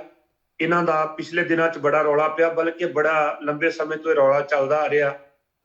ਉਹ 307 ਧਾਰਾ ਇਹ ਆ ਕਿ ਉਹਨਾਂ ਮਨਾਇਆ ਸੀ ਵੀ ਜੇ ਤੁਸੀਂ ਸਾਨੂੰ ਹਿੰਦੁਸਤਾਨ ਦੇ ਨਾਲ ਰੱਖਣਾ ਆ, ਨਹੀਂ ਤਾਂ ਅਸੀਂ ਪਾਕਿਸਤਾਨ ਨਾਲ ਜਾਵਾਂਗੇ। ਰੱਖਣਾ ਤੇ ਸਾਡਾ ਸੰਵਿਧਾਨ ਹੋਵੇਗਾ, ਸਾਡਾ ਹੀ ਵਿਧਾਨ ਹੋਵੇਗਾ, ਸਾਡਾ ਹੀ ਪ੍ਰਧਾਨ ਹੋਵੇਗਾ ਤੇ ਸਾਡਾ ਹੀ ਨਿਸ਼ਾਨ ਹੋਵੇਗਾ ਜੀ। ਕਸ਼ਮੀਰ ਦੀ 307 ਧਾਰਾ ਦਾ ਇਹ ਮਤਲਬ ਹੈ ਸਾਡਾ ਸੰਵਿਧਾਨ, ਸਾਡਾ ਵਿਧਾਨ, ਸਾਡਾ ਨਿਸ਼ਾਨ ਤੇ ਸਾਡਾ ਹੀ ਪ੍ਰਧਾਨ ਅੱਜ ਤੱਕ ਉਹਨਾਂ ਦਾ ਰਿਹਾ, ਜਿਹੜਾ ਸਾਡੇ ਕੋਲੇ ਇਹ ਵੀ ਨਹੀਂ ਸੀ। ਇਹ ਵੀ ਮਤੇ ਵਿੱਚ, ਅਨੰਦਪੁਰ ਸਾਹਿਬ ਦੇ ਮਤੇ ਵਿੱਚ ਲਿਖਿਆ ਗਿਆ ਸੀ ਕਿ ਜਿਹੜਾ ਪੰਜਾਬੀ ਸੂਬਾ ਹੈ ਖੁਦ ਮੁਖਤਿਆਰ ਹੋਵੇ। ਜੀ ਜੀ, ਇਹ ਖੁਦ ਮੁਖਤਿਆਰ ਹੋਵੇ। 99% ਕੁਰਬਾਨੀਆਂ ਦੇ ਮੁਤਾਬਕ ਇਹ ਖੁਦ ਮੁਖਤਿਆਰ ਸੂਬਾ ਹੋਣਾ ਚਾਹੀਦਾ ਹੈ, ਇਹ ਲੰਬਾ ਸੂਬਾ ਨਹੀਂ ਚਾਹੀਦਾ। ਪਰ ਇਸ ਤਰ੍ਹਾਂ ਹੋਇਆ ਨਹੀਂ, ਮਿਲਿਆ ਸਾਨੂੰ ਕੁਛ ਨਹੀਂ। ਬਾਬਤ ਇਹ ਕਿ ਮਹਾਸ਼ਾ ਅਖਬਾਰ ਵਾਲਾ ਜਿਹੜਾ ਜਗਬਾਣੀ ਦਾ ਲਾਲਾ ਜਿਹੜਾ ਜਗਤ ਨਾਰਾਇਣ ਸੀ, ਉਹ ਲਗਾਤਾਰ ਜਿਹੜਾ ਸੀ ਉਹ ਸਿੱਖਾਂ ਦੇ ਉੱਪਰ ਜ਼ਹਿਰ ਵਧਾ ਰਿਹਾ ਸੀ। ਉਹ ਇਹ ਕਹਿ ਰਿਹਾ ਸੀਗਾ ਕਿ ਗੁਰੂ ਗੋਬਿੰਦ ਸਿੰਘ ਸਾਹਿਬ ਜੀ ਬੜੇ ਸ਼ਕੀਨ ਮਨੁੱਖ ਸਨ। ਉਹਨੇ ਇਹ ਸ਼ਬਦ ਵਰਤੇ ਤੋਂ ਵੀ ਥੱਲੇ। ਉਹਨੇ ਨਾਲ ਇਹ ਕਿਹਾ ਕਿ ਜਿਹੜੇ ਸਿੱਖ ਕੌਮ ਆ ਹਿੰਦੂਆਂ ਦੀ ਰਾਖੀ ਵਾਸਤੇ ਬਣਾਈ ਗਈ ਆ, ਤੇ ਅੱਜ ਪਾਕਿਸਤਾਨ ਬਣ ਗਿਆ ਤੇ ਮੁਸਲਮਾਨ ਪਾਕਿਸਤਾਨ ਗਏ ਆ। ਸਿੱਖਾਂ ਨੂੰ ਕੋਈ ਲੋੜ ਨਹੀਂ ਹੁਣ ਕੜਾ ਪਹਿਨਣ ਦੀ, ਕਸ਼ਹਿਰਾ ਪਹਿਨਣ ਦੀ, ਦਾੜਾ ਕੇਸ ਰੱਖਣ ਦੀ। ਇਹਨਾਂ ਨੂੰ ਹੁਣ ਕੋਈ ਲੋੜ ਨਹੀਂ ਗੀ, ਕਿਉਂਕਿ ਪਾਕਿਸਤਾਨੀਆਂ ਮੁਸਲਮਾਨਾਂ ਵਾਸਤੇ ਸੀਗੇ ਤੇ ਉਹ ਤਾਂ ਹੁਣ ਪਾਕਿਸਤਾਨ ਚਲ ਗਏ। ਇਸ ਕਰਕੇ ਸਾਡੇ ਵਿੱਚੋਂ ਨੇ, ਇਹਨਾਂ ਨੂੰ ਇਹ ਸਭ ਕੁਝ ਕਰਨਾ ਬੰਦ ਕਰ ਦੇਣਾ ਚਾਹੀਦਾ। ਵਾਹਿਗੁਰੂ, ਇਹ ਗੱਲਾਂ ਉਹ ਲਗਾਤਾਰ ਕਹਿ ਰਿਹਾ ਸੀ ਔਰ ਲਗਾਤਾਰ ਉਹ ਛਾਪ ਰਿਹਾ ਸੀ। ਸਿੱਖਾਂ ਦੀ ਵਰਖਲਾਫੀ ਉਹ ਲਗਾਤਾਰ ਛਾਪਦਾ ਸੀ। ਜਿਹੜੀ ਕੋਈ ਘਟਨਾ ਸਿੱਖਾਂ ਵੱਲੋਂ ਹੁੰਦੀ ਸੀ ਅਚਨਚੇਤ ਜਾਂ ਕਿਸੇ ਤਰੀਕੇ ਨਾਲ, ਉਹਨੂੰ ਬੜਾ ਵਧਾ ਚੜਾ ਕੇ ਉਹ ਲਿਖਦਾ ਸੀ। ਜੀ ਜਿੱਥੇ ਮੈਂ ਇੱਕ ਕਾਰਨ ਨਾਲ ਸਾਂਝਾ ਕਰਦਾ ਵੀ ਮੋਗੇ ਦੇ ਪਿੰਡ ਆਖਰ ਕਿਉਂ ਗੁਰੂ ਕੇ ਸਿੱਖਾਂ ਨੇ ਇਸ ਪਾਸੇ ਨੂੰ ਤੁਰੇ। ਮੋਗੇ ਦੇ ਵਿੱਚ ਇੱਕ ਪਿੰਡ ਆ ਘਰ ਕਲਾ, ਮੈਂ ਨਾਂ ਨਹੀਂ ਲਵਾਂਗਾ ਉਹਨਾਂ ਪਰਿਵਾਰ ਦਾ। ਜੀ ਉਸ ਸਰਦਾਰ ਨੂੰ ਮੋਗੇ ਦੇ ਥਾਣੇਦਾਰ ਨੇ ਚੱਕ ਕੇ ਲਿਆਂਦਾ ਜੀ ਤੇ ਉਹ ਤਿੰਨ ਤਸ਼ੱਦਦ ਸ਼ੁਰੂ ਕਰ ਦਿੱਤਾ। ਅੱਜ ਇਹ ਗੱਲਾਂ ਭਾਈ ਸੁਖਵਿੰਦਰ ਸਿੰਘ ਜੀ ਲੁਕੀਆਂ ਨਹੀਂ ਹੋਈਆਂ, ਤੁਹਾਡੇ ਸਾਹਮਣੇ ਖੰਨੇ ਸਦਰ ਥਾਣੇ 'ਚ ਕੀ ਹੋਇਆ। ਜੀ ਬਿਲਕੁਲ ਅੱਜ ਦੀ ਗੱਲ ਹੈ, ਲੁਕੀ ਹੋਈ ਗੱਲ ਨਹੀਂ। ਤੁਹਾਡੇ ਸਾਹਮਣੇ ਪਿਓ ਤੇ ਪੋਤੇ ਉਹਦੇ ਨੌਕਰ ਨੂੰ ਨੰਗਿਆ ਨਹੀਂ ਕੀਤਾ SHO ਬਲਜਿੰਦਰ ਸਿੰਘ ਨੇ। ਜੀ ਕੀ ਹੋਇਆ? ਉਹਨੂੰ ਕੁਝ ਵੀ ਨਹੀਂ ਹੋਇਆ। ਤੁਹਾਡੇ ਸਾਹਮਣੇ ਪੱਡੇ ਪਿੰਡ ਦਾ ਇੱਕ ਨੌਜਵਾਨ ਗੋਲੀ ਮਾਰ ਕੇ ਪ੍ਰਸ਼ਾਸਨ ਵੱਲੋਂ ਮਾਰਿਆ ਨਹੀਂ ਗਿਆ। ਜੀ ਕੀ ਹੋਇਆ ਉਸ ਪਰ ਉਹਨਾਂ ਨੂੰ? ਉਹਦੇ ਨਾਲ ਕੀ ਹੋਇਆ? ਉਹਦਾ ਰਿਮਾਂਡ ਲਿਆ ਗਿਆ, ਉਹਨੂੰ ਉਹਦੇ ਨਾਲ ਕਿਹੋ ਜੀ ਗੱਲ ਕੀਤੀ ਗਈ ਜਾਂ ਕੁਝ ਹੋਇਆ? ਕੁਝ ਸਾਹਮਣੇ ਆਇਆ? ਕੁਝ ਵੀ ਸਾਹਮਣੇ ਨਹੀਂ ਆਇਆ। ਨਹੀਂ ਜੀ ਬਿਲਕੁਲ ਨਹੀਂ ਜੀ। ਇਹ ਕੋਈ ਨਵੀਆਂ ਗੱਲਾਂ ਨਹੀਂ ਗਈਆਂ। ਇਸ ਕਰਕੇ ਉਹਦੇ ਉੱਪਰ ਤਸ਼ੱਦਦ ਹੋ ਰਿਹਾ ਸੀ, ਉਸ ਨੂੰ ਕੁਝ ਮਨਾਇਆ ਜਾ ਰਿਹਾ ਸੀ। ਉਹ ਨਹੀਂ, ਜਦੋਂ ਉਹਨੇ ਇਨਕਾਰ ਕੀਤਾ ਉਹਦੇ ਪੁੱਤਰ ਨੂੰ ਲਿਆਂਦਾ, ਪੁੱਤਰ ਨੂੰ ਵੀ ਅਲਫ ਨੰਗਿਆ ਕਰਤਾ। ਜਦੋਂ ਪੁੱਤਰ ਵੀ ਕੁਝ ਨਾ ਬੋਲਿਆ ਤੇ ਉਹਦੀ ਨੌਜਵਾਨ ਧੀ ਨੂੰ ਚੱਕ ਕੇ ਥਾਣੇ ਲਿਆਂਦਾ। ਜੀ ਉਸ ਧੀ ਨੂੰ ਜਿਹੜਾ ਸੀ ਨਰਬਸਤਰ ਕਰ ਦਿੱਤਾ ਪਿਓ ਦੇ ਸਾਹਮਣੇ। ਮੈਂ ਜਿਹੜੇ ਲੋਕ ਰੌਲਾ ਪਾਉਂਦੇ ਆ ਨਾ ਵੀ ਡੈਮੋਕ੍ਰੇਸੀ ਆ ਜੀ, ਡੈਮੋਕ੍ਰੇਸੀ ਵਿੱਚ ਰਹਿਣਾ ਚਾਹੀਦਾ, ਲੋਕਤੰਤਰ ਵਿੱਚ ਰਹਿਣਾ ਚਾਹੀਦਾ, ਮੈਂ ਉਹਨਾਂ ਨੂੰ ਤੁਹਾਡੇ ਸਮਾਗਮ ਰਾਹੀਂ ਪੁੱਛਣਾ ਚਾਹੁੰਦਾ ਹੈ ਕਿ ਕਿਸੇ ਦੀ ਜਵਾਨ 22-23 ਸਾਲ ਦੀ ਧੀ ਨੂੰ ਥਾਣੇ ਵਿੱਚ ਨੰਗਿਆਂ ਕਰਨਾ, ਇਹ ਦੱਸੋ ਕਿੱਥੋਂ ਦੀ ਡੈਮੋਕ੍ਰੇਸੀ ਆ ਜੀ। ਇਹ ਕਿੱਥੋਂ ਦਾ ਲੋਕਤੰਤਰ ਆ? ਇੱਥੇ ਰੁਕੇ ਨਹੀਂ। ਇਹ ਕਿਹਾ ਗਿਆ ਉਸ ਪਿਓ ਨੂੰ ਕਿ ਆਪਣੀ ਧੀ ਨਾਲ ਕਰਮ ਕਰ। ਜੀ ਉਹ ਅੱਖਾਂ ਨੀਵੀਆਂ ਕਰਕੇ ਖੜਾ ਸੀ। ਦੇਖੋ ਕੈਸਾ ਸਮਾਂ ਹੋਵੇਗਾ ਜਿਸ ਬਾਪ ਦੀ 22-23 ਸਾਲ ਦੀ ਧੀ ਉਹਦੇ ਸਾਹਮਣੇ ਨਰਬਸਤਰ ਕੀਤੀ ਹੋਵੇ, ਉਹਦਾ ਭਰਾ ਕੋਲ ਖੜਾ ਹੋਵੇ, ਕੋਈ ਐਸੀ ਜਗ੍ਹਾ ਹੋਵੇਗੀ ਜਿਹੜੀ ਉਹਨਾਂ ਨੂੰ ਛੁਪਣ ਵਾਸਤੇ ਜਾਂ ਮਿਟ ਜਾਣ ਵਾਸਤੇ ਥਾਂ ਦਿੰਦੀ ਹੋਵੇਗੀ। ਕੈਸਾ ਸਮਾਂ ਉਹਨਾਂ ਤੇ ਬਤੀਤ ਹੋ ਰਿਹਾ ਹੋਵੇਗਾ। ਤੇ ਜੇ ਉਹ ਜਿਹੜਾ ਪਿਓ ਸੀ ਸਰਦਾਰ, ਉਹ ਨੀਵੀਂ ਪਾ ਰਿਹਾ ਸੀ ਤੇ ਉਹਨੂੰ ਕਰੰਟ ਲਾ ਕੇ ਟੌਰਚਰ ਕੀਤਾ ਜਾ ਰਿਹਾ ਸੀ ਕਿ ਆਪਣੀ ਧੀ ਨਾਲ ਕੁਕਰਮ ਕਰ। ਜਦੋਂ ਉਹ ਨਹੀਂ ਸਹਾਰਦਾ ਸੀ ਕਰੰਟ ਨੂੰ, ਜਿਹੜਾ ਇਹ ਦੁੱਖ ਨੂੰ ਸਹਾਰ ਨਹੀਂ ਸੀ ਰਿਹਾ, ਤੇ ਉਸ ਵੇਲੇ ਉਹ ਧੀ ਨੇ ਬੋਲਿਆ, ਕਹਿਣ ਲੱਗੀ, ਬਾਪੂ ਇੱਕ ਗੱਲ ਸੁਣ, ਦੇਖ ਅੱਜ ਤੂੰ ਤੇਰੇ ਤੇ ਪਾਪੀ ਪਾਪ ਕਰ ਰਿਹਾ ਤੇ ਮੇਰੇ ਕੋਲ ਦੇਖਿਆ ਨਹੀਂ ਜਾਂਦਾ। ਦੇਖ ਮੈਂ ਉਹ ਹੀ ਆ, ਤੇਰੇ ਹੱਥਾਂ 'ਚ ਪੜੀ ਆ, ਤੂੰ ਮੇਰਾ ਮਲ ਮੂਤਰ ਸਾਫ਼ ਕਰਦਾ ਰਿਹਾ ਹੋਵੇਗਾ, ਮੈਂ ਤੇਰੇ ਹੱਥਾਂ 'ਚ ਖੇਡਦੀ ਰਹੀ ਹਾਂ। ਬਾਪੂ ਇਹਨਾਂ ਪਾਪੀਆਂ ਕੋਲੋਂ ਤਸ਼ੱਦਦ ਨਾ ਕਰਾ, ਵੇਖ ਲਾ ਮੈਂ ਕੀ ਹੋਇਆ ਅੱਜ ਜੇ 22-23 ਸਾਲ ਦੀ ਹੋ ਗਈ, ਤੇਰੇ ਵਾਸਤੇ ਤਾਂ ਉਹ ਹੀ ਆ ਜੀ। ਪਰ ਇਹ ਰੁਕੇ ਨਹੀਂ। ਇਹਨਾਂ ਨੂੰ ਪਾਪੀਆਂ ਨੂੰ ਦਰਦ ਨਾ ਆਇਆ, ਤਿੰਨਾਂ ਨੂੰ ਇਹਨਾਂ ਨੇ ਤਸ਼ੱਦਦ ਕਰਕੇ ਖਤਮ ਕਰ ਦਿੱਤਾ। ਤੇ ਫਿਰ ਜਦੋਂ ਗੁਰੂ ਕੇ ਪਿਆਰੇ ਖਾਲਸੇ ਨੂੰ ਪਤਾ ਲੱਗਾ, ਉਹਨਾਂ ਆਪਣੇ ਹੱਕ ਲੈਣ ਲਈ ਉਹਨੂੰ ਸੋਧਿਆ। ਤੇ ਇਹ ਮਹਾਸ਼ਾ ਕੌਮ ਅਖਬਾਰ ਵਾਲੇ ਨੇ ਬੜੀ ਵਧਾ ਚੜਾ ਕੇ ਗੱਲ ਕੀਤੀ ਥਾਣੇਦਾਰ ਦੀ, ਪਰ ਜੋ ਉਹਨੇ ਕੀਤਾ ਉਹ ਇੱਕ ਵਾਰੀ ਕਿਤੇ ਨਹੀਂ ਲਿਖਿਆ ਜੀ।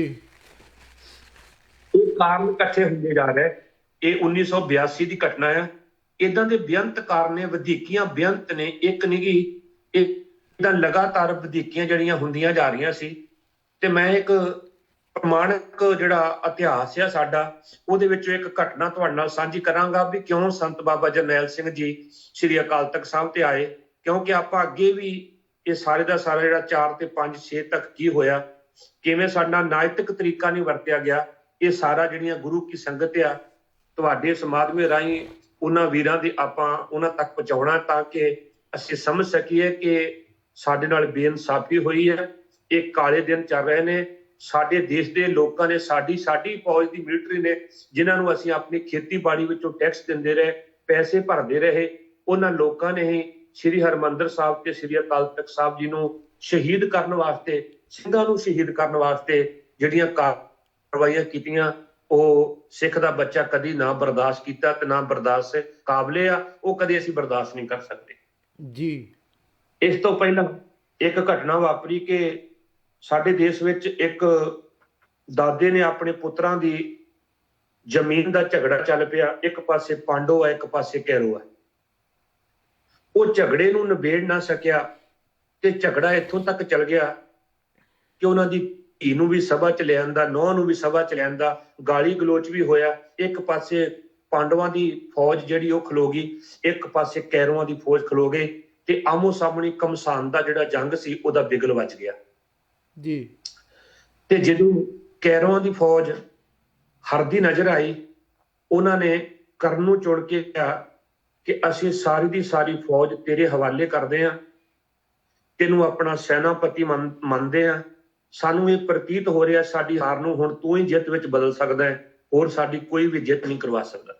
ਜੀ ਤੇ ਉਹਨੇ ਆਪਣੇ ਤਰੀਕੇ ਦੇ ਨਾਲ ਸਾਰੀ ਫੌਜ ਨੂੰ ਜਥੇਬੰਦ ਕੀਤਾ ਤੇ ਪੂਰੀ ਤਿਆਰੀ ਕਰਕੇ ਕਰਨ ਨੇ ਜੰਗ ਦੇ ਮੈਦਾਨ ਵਿੱਚ ਜਾ ਕੇ ਗੱਜਿਆ ਤੇ ਵਾਰੀ-ਵਾਰੀ ਕਰਨ ਨਾਲ ਲੜਨ ਵਾਸਤੇ ਉਹਨੇ ਲੜਨ ਵਾਸਤੇ ਦੂਸਰੇ ਪਾਸੇ ਪਾਂਡਵਾਂ ਨੂੰ ਲਲਕਾਰਿਆ ਤੇ ਬਹੁਤ ਸਾਰੇ ਪਾਂਡਵਾਂ ਦੇ ਜਰਨੈਲ ਆਏ ਜਿਹੜੇ ਉਹਨੇ ਕੱਖਾਂ ਤੇ ਕਾਨਿਆਂ ਵਾਂਗੂ ਉਡਾ ਦਿੱਤੇ, ਉਹਦੇ ਸਾਹਮਣੇ ਕੋਈ ਖਲੋ ਨਾ ਸਕਿਆ। ਜੀ ਜੀ ਤੇ ਜਿਹੜੀ ਗੱਲ ਮੈਂ ਤੁਹਾਨੂੰ ਕਹਿਣੀ ਚਾਹਾਂਗਾ ਕਿ ਆਖਰ ਕ੍ਰਿਸ਼ਨ ਭਗਵਾਨ ਨੇ ਅਰਜਨ ਦਾ ਰੱਥ ਜਿਹੜਾ ਮੈਦਾਨੇ ਜੰਗ ਵਿੱਚ ਲਿਆਂਦਾ ਤੇ ਕਰਨ ਦਾ ਮੁਕਾਬਲਾ ਕਰਨ ਵਾਸਤੇ ਅਰਜਨ ਸਾਹਮਣੇ ਖਲੋ ਗਿਆ ਔਰ ਦੋਵੇਂ ਜਾਣੇ ਗੱਜੇ। ਜੰਗ ਦਾ ਬਿਗਲ ਵੱਜ ਗਿਆ, ਐਸੀ ਘਮਸਾਨ ਦੀ ਜੰਗ ਹੋਈ, ਦੋਵੇਂ ਪਾਸਿਓਂ ਅੱਗ ਨਿਖ ਰਹੀ ਸੀ ਕਿ ਇੱਕ ਤੀਰ ਅਰਜਨ ਨੇ ਆਪਣੇ ਪੱਥੇ ਵਿੱਚੋਂ ਕੱਢਿਆ। ਉਹ ਜਦੋਂ ਉਹਨੇ ਦੇਖਿਆ ਕਿ ਹੁਣ ਜਿਹੜਾ ਵਾ ਸਮਾਂ ਆ ਗਿਆ ਕਿ ਜਿੱਤ ਪ੍ਰਾਪਤ ਕਰ ਦਿੱਤੀ ਜਾਵੇ, ਜੀ ਉਹਨੇ ਫੈਸਲਾ ਕੁੰਨ ਸਿੱਟੇ ਤੇ ਪੁੱਜਣ ਲਈ ਅਰਜਨ ਨੇ ਆਪਣੇ ਪੱਥੇ ਵਿੱਚ ਇੱਕ ਖਾਸ ਤੀਰ ਕੱਢ ਕੇ ਉਹਨੇ ਕ੍ਰਿਸ਼ਨ ਦੇ ਚਰਨਾਂ ਨੂੰ ਸੁਹਾਇਆ, ਦੇਵਤਿਆਂ ਨੂੰ ਧਿਆ ਕੇ ਉਹਨੇ ਇੱਕਦਮ ਉਹ ਜਿਹੜਾ ਤੀਰ ਸੀ ਉਹ ਕਰਨ ਉੱਪਰ ਧਾਰ ਦਿੱਤਾ ਤੇ ਕਰਨ ਦੇ ਰਥ ਦੇ ਮੱਥੇ ਨੂੰ ਜਾ ਕੇ ਵੱਜਿਆ। 200 ਫੁੱਟ ਉਹ ਘਮਾਟਣੀਆਂ ਖਾਂਦਾ ਹੋਇਆ ਜਾ ਕੇ ਦੂਰ ਡਿੱਗ ਗਿਆ। ਜੀ ਤੇ ਜਦੋਂ ਉਹਨੇ ਆਪਣੇ ਆਪ ਨੂੰ ਸੰਭਾਲ ਕੇ ਉਸੇ ਜਗ੍ਹਾ ਤੇ ਆ ਕੇ ਉਹ ਫਿਰ ਅਰਜਨ ਦਾ ਮੁਕਾਬਲਾ ਕਰਨ ਵਾਸਤੇ ਕਰਨ ਆਪਣੇ ਮੈਦਾਨ ਵਿੱਚ ਡਟ ਗਿਆ। ਹੁਣ ਵਾਰੀ ਉਹਦੀ ਸੀ, ਉਸਨੇ ਇੱਕ ਤੀਰ ਕੱਢ ਕੇ ਪ੍ਰਭੂ ਨੂੰ ਧਿਆ ਕੇ, ਪਰਮਾਤਮਾ ਨੂੰ ਧਿਆ ਕੇ ਜਦੋਂ ਉਹਨੇ ਅਰਜਨ ਤੇ ਦਾਗਿਆ, ਅੱਗ ਕੱਢਦਾ ਹੋਇਆ ਤੀਰ ਗਿਆ, ਜਿੰਨਾ ਧਰਤੀ ਕੰਬ ਗਈ, ਅਸਮਾਨ ਵਿੱਚ ਚੀਕਾਂ ਨਿਕਲੀਆਂ। ਇਸ ਪ੍ਰਕਾਰ ਇੱਕ ਧੂੜ ਉੱਡੀ, ਧੂੜ ਦਾ ਰੂਪ ਬਣ ਕੇ ਕ੍ਰਿਸ਼ਨ ਵੀ ਡੋਲ ਗਿਆ ਤੇ ਜਦੋਂ ਉਹ ਆ ਕੇ ਅਰਜਨ ਦੇ ਰੱਥ ਨਾਲ ਵੱਜਾ, 12 ਫੁੱਟ ਘਮਾਟਣੀ ਖਾ ਕੇ ਦੂਰ ਅਰਜਨ ਜਾ ਡਿੱਗਾ। ਜੀ ਤੇ ਕ੍ਰਿਸ਼ਨ ਨੇ ਉਸੇ ਵੇਲੇ ਉਹਨੂੰ ਸੰਭਾਲਿਆ, ਕਿਹਾ ਅਰਜਨ ਕਰਨ ਦਾਵਨ ਯੋਧੇ ਦੀ ਜੈ ਹੋਵੇ। ਬਲਕਿ ਇੱਥੋਂ ਤੱਕ ਕਿ ਉਹਦੀ ਪ੍ਰਸ਼ੰਸਾ ਦੇ ਜਿਹੜੇ ਆਵਾਜ਼ਾਂ ਸੀ ਉਹ ਵੀ ਆਕਾਸ਼ ਵਿੱਚੋਂ ਉੱਠੀਆਂ। ਇੱਥੋਂ ਤੱਕ ਕਿ ਫੁੱਲਾਂ ਦੀ ਵਰਖਾ ਵੀ ਦੇਵਤਿਆਂ ਨੇ ਕੀਤੀ ਤੇ ਅਰਜਨ ਨੇ ਆਪਣਾ ਕਮਾਨ ਧਰਤੀ ਤੇ ਰੱਖ ਕੇ ਕਿਹਾ ਸੀ, ਕਹਿਣ ਲੱਗੇ ਪਿਤਾਮਾ ਭਗਵਾਨ ਮੈਂ ਨਹੀਂ ਲੜਾਂਗਾ, ਮੈਂ ਤਾਂ ਨਹੀਂ ਲੜਦਾ ਕਿਉਂਕਿ ਮੇਰੇ ਨਾਲ ਪੱਖਵਾਦ ਹੋ ਰਿਹਾ, ਮੈਂ ਨਹੀਂ ਲੜਾਂਗਾ। ਕ੍ਰਿਸ਼ਨ ਨੇ ਕਈ ਵਾਰੀ ਕਿਹਾ, ਕਹਿਣ ਲੱਗੇ ਅਰਜਨ ਜਿਹੜਾ ਯੋਧਾ ਜੰਗ ਦੇ ਮੈਦਾਨ ਵਿੱਚ ਸ਼ਸਤਰ ਜ਼ਮੀਨ ਤੇ ਰੱਖ ਦੇਵੇ ਉਹ ਡਰਪੋਕ ਤੇ ਕਹਿਰ ਖੋਂਦਾ ਹੈ। ਯੋਧੇ ਕਦੀ ਵੀ ਆਪਣਾ ਸ਼ਸਤਰ ਜਿਹੜਾ ਹੈ ਉਹ ਜੰਗ ਦੇ ਮੈਦਾਨ ਦੇ ਵਿੱਚ ਨਹੀਂ ਰੱਖਿਆ ਕਰਦੇ। ਜੀ ਉਹ ਕਹਿੰਦਾ ਮੈਂ ਨਹੀਂ ਲੜਾਂਗਾ। ਉਹਦਾ ਕਾਰਨ ਹੈ ਕਿ ਮੇਰਾ ਰੱਥਵਾਨ ਜਿਹੜਾ ਉਹ ਵੀ ਕੈਰਵਾਂ ਦੇ ਨਾਲ ਅੰਦਰ ਖਾਤੇ ਮਿਲਿਆ ਹੋਇਆ ਹੈ ਤੇ ਮੈਂ ਕਦੀ ਵੀ ਜਿੱਤ ਨਹੀਂ ਸਕਾਂਗਾ। ਇਸ ਕਰਕੇ ਜਿੰਨਾ ਚਿਰ ਤੁਸੀਂ ਮੈਨੂੰ ਦੱਸਦੇ ਨਹੀਂ ਕਿ ਮੈਂ 200 ਫੁੱਟ ਉਹਦਾ ਰੱਥ ਢੱਕ ਦਿੱਤਾ, ਤੁਸੀਂ ਇੱਕ ਵਾਰੀ ਵੀ ਸ਼ਾਬਾਸ਼ ਨਹੀਂ ਕਿਹਾ। ਦੇਖੋ ਉਹਨੇ 12 ਫੁੱਟ ਮੇਰਾ ਰੱਥ ਢਕਿਆ ਤੇ ਉੱਤੋਂ ਫੁੱਲਾਂ ਦੀ ਵਰਖਾ ਹੋਈ ਤੇ ਆਕਾਸ਼ ਵੀ ਗੂੰਜ ਉੱਠਿਆ, ਤੁਸੀਂ ਵੀ ਉਹਦੀ ਜੈ ਜੈਕਾਰ ਕਹਿੰਦੇ ਆ। ਇਹ ਪੱਖਵਾਦ ਨਹੀਂ ਤੇ ਹੋਰ ਕੀ ਹੈ। ਜੀ ਮੈਂ ਜਿਹੜੀ ਗੱਲ ਇਹਨੂੰ ਸ੍ਰੀ ਅਕਾਲ ਤਖਤ ਸਾਹਿਬ ਤੇ ਲੈ ਕੇ ਆਵਾਂਗਾ, ਮੈਂ ਉਹ ਤਾਂ ਇਹ ਸਟੋਰੀ ਪਿੱਛੋਂ ਕਹਿ ਰਿਹਾ। ਜੀ ਤਾਂ ਉਸ ਵੇਲੇ ਕ੍ਰਿਸ਼ਨ ਕਹਿਣ ਲੱਗਾ ਜੇ ਤੂੰ ਕਰਦਾ ਹੈ ਤੇ ਮੈਂ ਤੈਨੂੰ ਦੱਸ ਦਿੰਦਾ ਹੈ, ਪਰ ਸੁਣਨ ਤੋਂ ਪਹਿਲਾਂ ਆਪਣੇ ਦਿਲ ਤੇ ਹੱਥ ਰੱਖ ਲਈ, ਕਿਤੇ ਕੰਬ ਨਾ ਜਾਏ। ਜਿਹੜੀ ਸੱਚਾਈ ਤੈਨੂੰ ਮੈਂ ਦੱਸਣ ਜਾ ਰਿਹਾ, ਮੈਂ ਨਹੀਂ ਸਮਝਦਾ ਵੀ ਤੂੰ ਬਰਦਾਸ਼ਤ ਕਰ ਲਵੇਂਗਾ। ਜੀ ਕਹਿੰਦੇ ਸੱਚਾਈ ਸੁਣ ਲੈ। ਉਹਦਾ ਤੀਜਾ ਨੇਤਰ ਖੋਲ ਕੇ ਕਹਿੰਦੇ ਗੱਲ ਸੁਣ ਲੈ, ਮੈਂ 16 ਕਲਾਂ ਸੰਪੂਰਨ ਆ। ਤੇਰੇ ਰੱਥ ਦੇ ਪਹੀਆਂ ਨੂੰ ਧਰਤੀ ਨੇ ਜਕੜਿਆ ਹੋਇਆ ਸੀ, ਤੇਰੇ ਰੱਥ ਦੇ ਪਹੀਆਂ ਨੂੰ ਸ਼ੇਸ਼ ਨਾਗ ਨੇ ਵਲ ਪਾਏ ਹੋਏ ਸਨ। ਮੈਂ ਆਪ 16 ਕਲਾਂ ਸੰਪੂਰਨ ਪੂਰੀ ਤਾਕਤ ਤੇ ਵਾਹ ਲਾ ਰਿਹਾ ਸੀ ਔਰ ਦੇਵਤੇ ਗੈਬੀ ਸ਼ਕਤੀ ਲਾ ਕੇ ਤੇਰੇ ਰੱਥ ਉੱਪਰ ਤੇਰੀ ਸਹਾਇਤਾ ਕਰ ਰਹੇ ਸੀ। ਇੰਦਰ ਦੇਵਤਾ ਖੁਦ ਉਤਰਿਆ ਹੋਇਆ ਸੀ ਮੈਦਾਨੇ ਜੰਗ ਵਿੱਚ, ਪਰ ਇੱਕ ਤੀਰ ਨੇ ਧਰਤੀ ਦਾ ਮਾਣ ਤੋੜਤਾ, ਇੱਕ ਤੀਰ ਨੇ ਸ਼ੇਸ਼ ਨਾਗ ਦੀਆਂ ਹੱਡੀਆਂ ਚੂਰ ਚੂਰ ਕਰ ਦਿੱਤੀਆਂ ਤੇ ਦੇਵਤਿਆਂ ਦੀ ਗੈਬੀ ਸ਼ਕਤੀ ਹਵਾ ਵਿੱਚ ਉਡਾ ਦਿੱਤੀ। ਪੁੱਤਰਾ ਯਾਦ ਰੱਖੀ, ਜੇ ਅਸੀਂ ਨਾ ਹੁੰਦੇ, ਨਾ ਤੂੰ ਲੱਭਣਾ ਸੀ ਤੇ ਨਾ ਤੇਰਾ ਰੱਥ ਤੈਨੂੰ ਤੀਲਾ ਤੀਲਾ ਕਰਨੇ ਉਡਾ ਦੇਣਾ ਸੀ। ਇਹ ਸਾਡੀ ਬਦੌਲਤ ਤੂੰ ਅੱਜ ਮੈਦਾਨੇ ਜੰਗ ਵਿੱਚ ਖੜਾ ਹੈ। ਜੀ ਤੇ ਯਾਦ ਰੱਖੀ, ਤੂੰ 200 ਫੁੱਟ ਦੀ ਗੱਲ ਕਰਦਾ ਹੈ। 200 ਫੁੱਟ ਤਾਂ ਬਹੁਤ ਦੂਰ ਦੀ ਗੱਲ ਹੈ। ਉਹਨੇ 12 ਫੁੱਟ ਤੇਰਾ ਰਥ ਧੱਕ ਕੇ ਤਰਲੋਕੀ ਨੂੰ ਹਿਲਾ ਕੇ ਰੱਖ ਦਿੱਤਾ। ਤੇ ਬਾਅਦ ਵਿੱਚ ਇੱਕ ਕੁਲਸ਼ੇਤਰ ਦੀ ਧਰਤੀ ਨੂੰ ਪਤਾ ਕੀ ਕਿਹਾ ਇਹ ਪੁੰਨ ਰੂਪੀ ਧਰਤੀ ਆ, ਪੁੰਨ ਰੂਪੀ ਧਰਤੀ ਕਰਕੇ ਜਾਣਿਆ ਗਿਆ। ਇਹ ਆ ਦੁਆਪਰ ਜੱਗ ਦੀ ਗੱਲ। ਹੁਣ ਆ ਜਾਈਏ ਕਲਯੁਗ ਵਿੱਚ ਪੁੰਨ ਰੂਪੀ ਧਰਤੀ ਕਿਹੜੀ ਆ? ਜਿਹੜੀ ਗੁਰੂ ਨਾਨਕ ਸਾਹਿਬ ਜੀ ਦੇ ਚਰਨਾਂ ਨਾਲ ਸਿੰਜੀ ਹੋਵੇ। 8 ਗੁਰੂਆਂ ਨੇ, ਦਾਤਾ ਸਤਿਗੁਰੂ ਜੀ ਨੇ ਉੱਤੇ ਚਰਨ ਪਾਏ ਹੋਣ। ਗੁਰੂ ਰਾਮਦਾਸ ਸਾਹਿਬ ਜੀ ਉਸ ਧਰਤੀ ਤੇ ਬੈਠੇ ਹੋਣ ਕਿ ਬੈਠਾ ਸੋਢੀ ਪਾਤਸ਼ਾਹ ਰਾਮਦਾਸ ਸਤਿਗੁਰੂ ਕਹਾਵੇ, ਪੂਰਨ ਤਾਲ ਖਟਾਇਆ ਅੰਮ੍ਰਿਤਸਰ ਵਿੱਚ ਜੋਤ ਜਗਾਵੇ।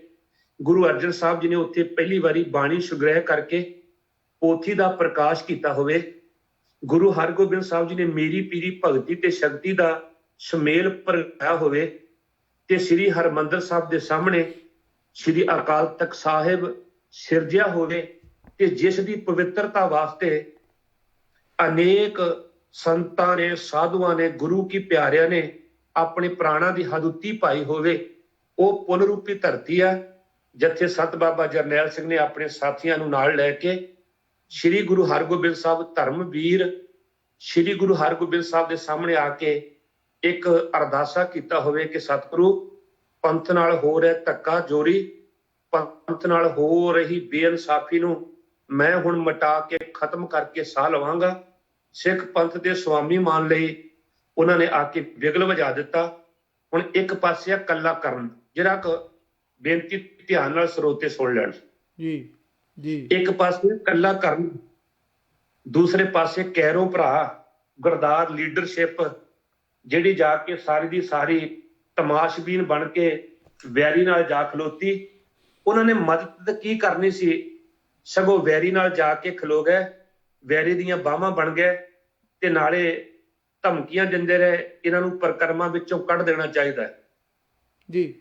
ਜਿਹੜੇ ਗਿਆਨੀ ਜੀ ਸ਼ਬਦ ਬੋਲ ਰਹੇ ਸਨ ਕਿ ਅੱਜ ਸਾਡਾ ਦੁਖਾਂਤ ਹੈ, ਅਸੀਂ ਉਹ ਹੀਰਾ, ਉਹ ਜਰਨੈਲ ਗਵਾ ਲਿਆ, ਨਾ ਗਵਾਇਆ ਹੁੰਦਾ ਤੇ ਕਦੀ ਕਮਾਦਾ ਵਿੱਚੋਂ ਆਪਣੇ ਬੱਚਿਆਂ ਨੂੰ ਚੱਕ ਕੇ ਨਾ ਲਿਆਉਂਦੇ ਜੀ।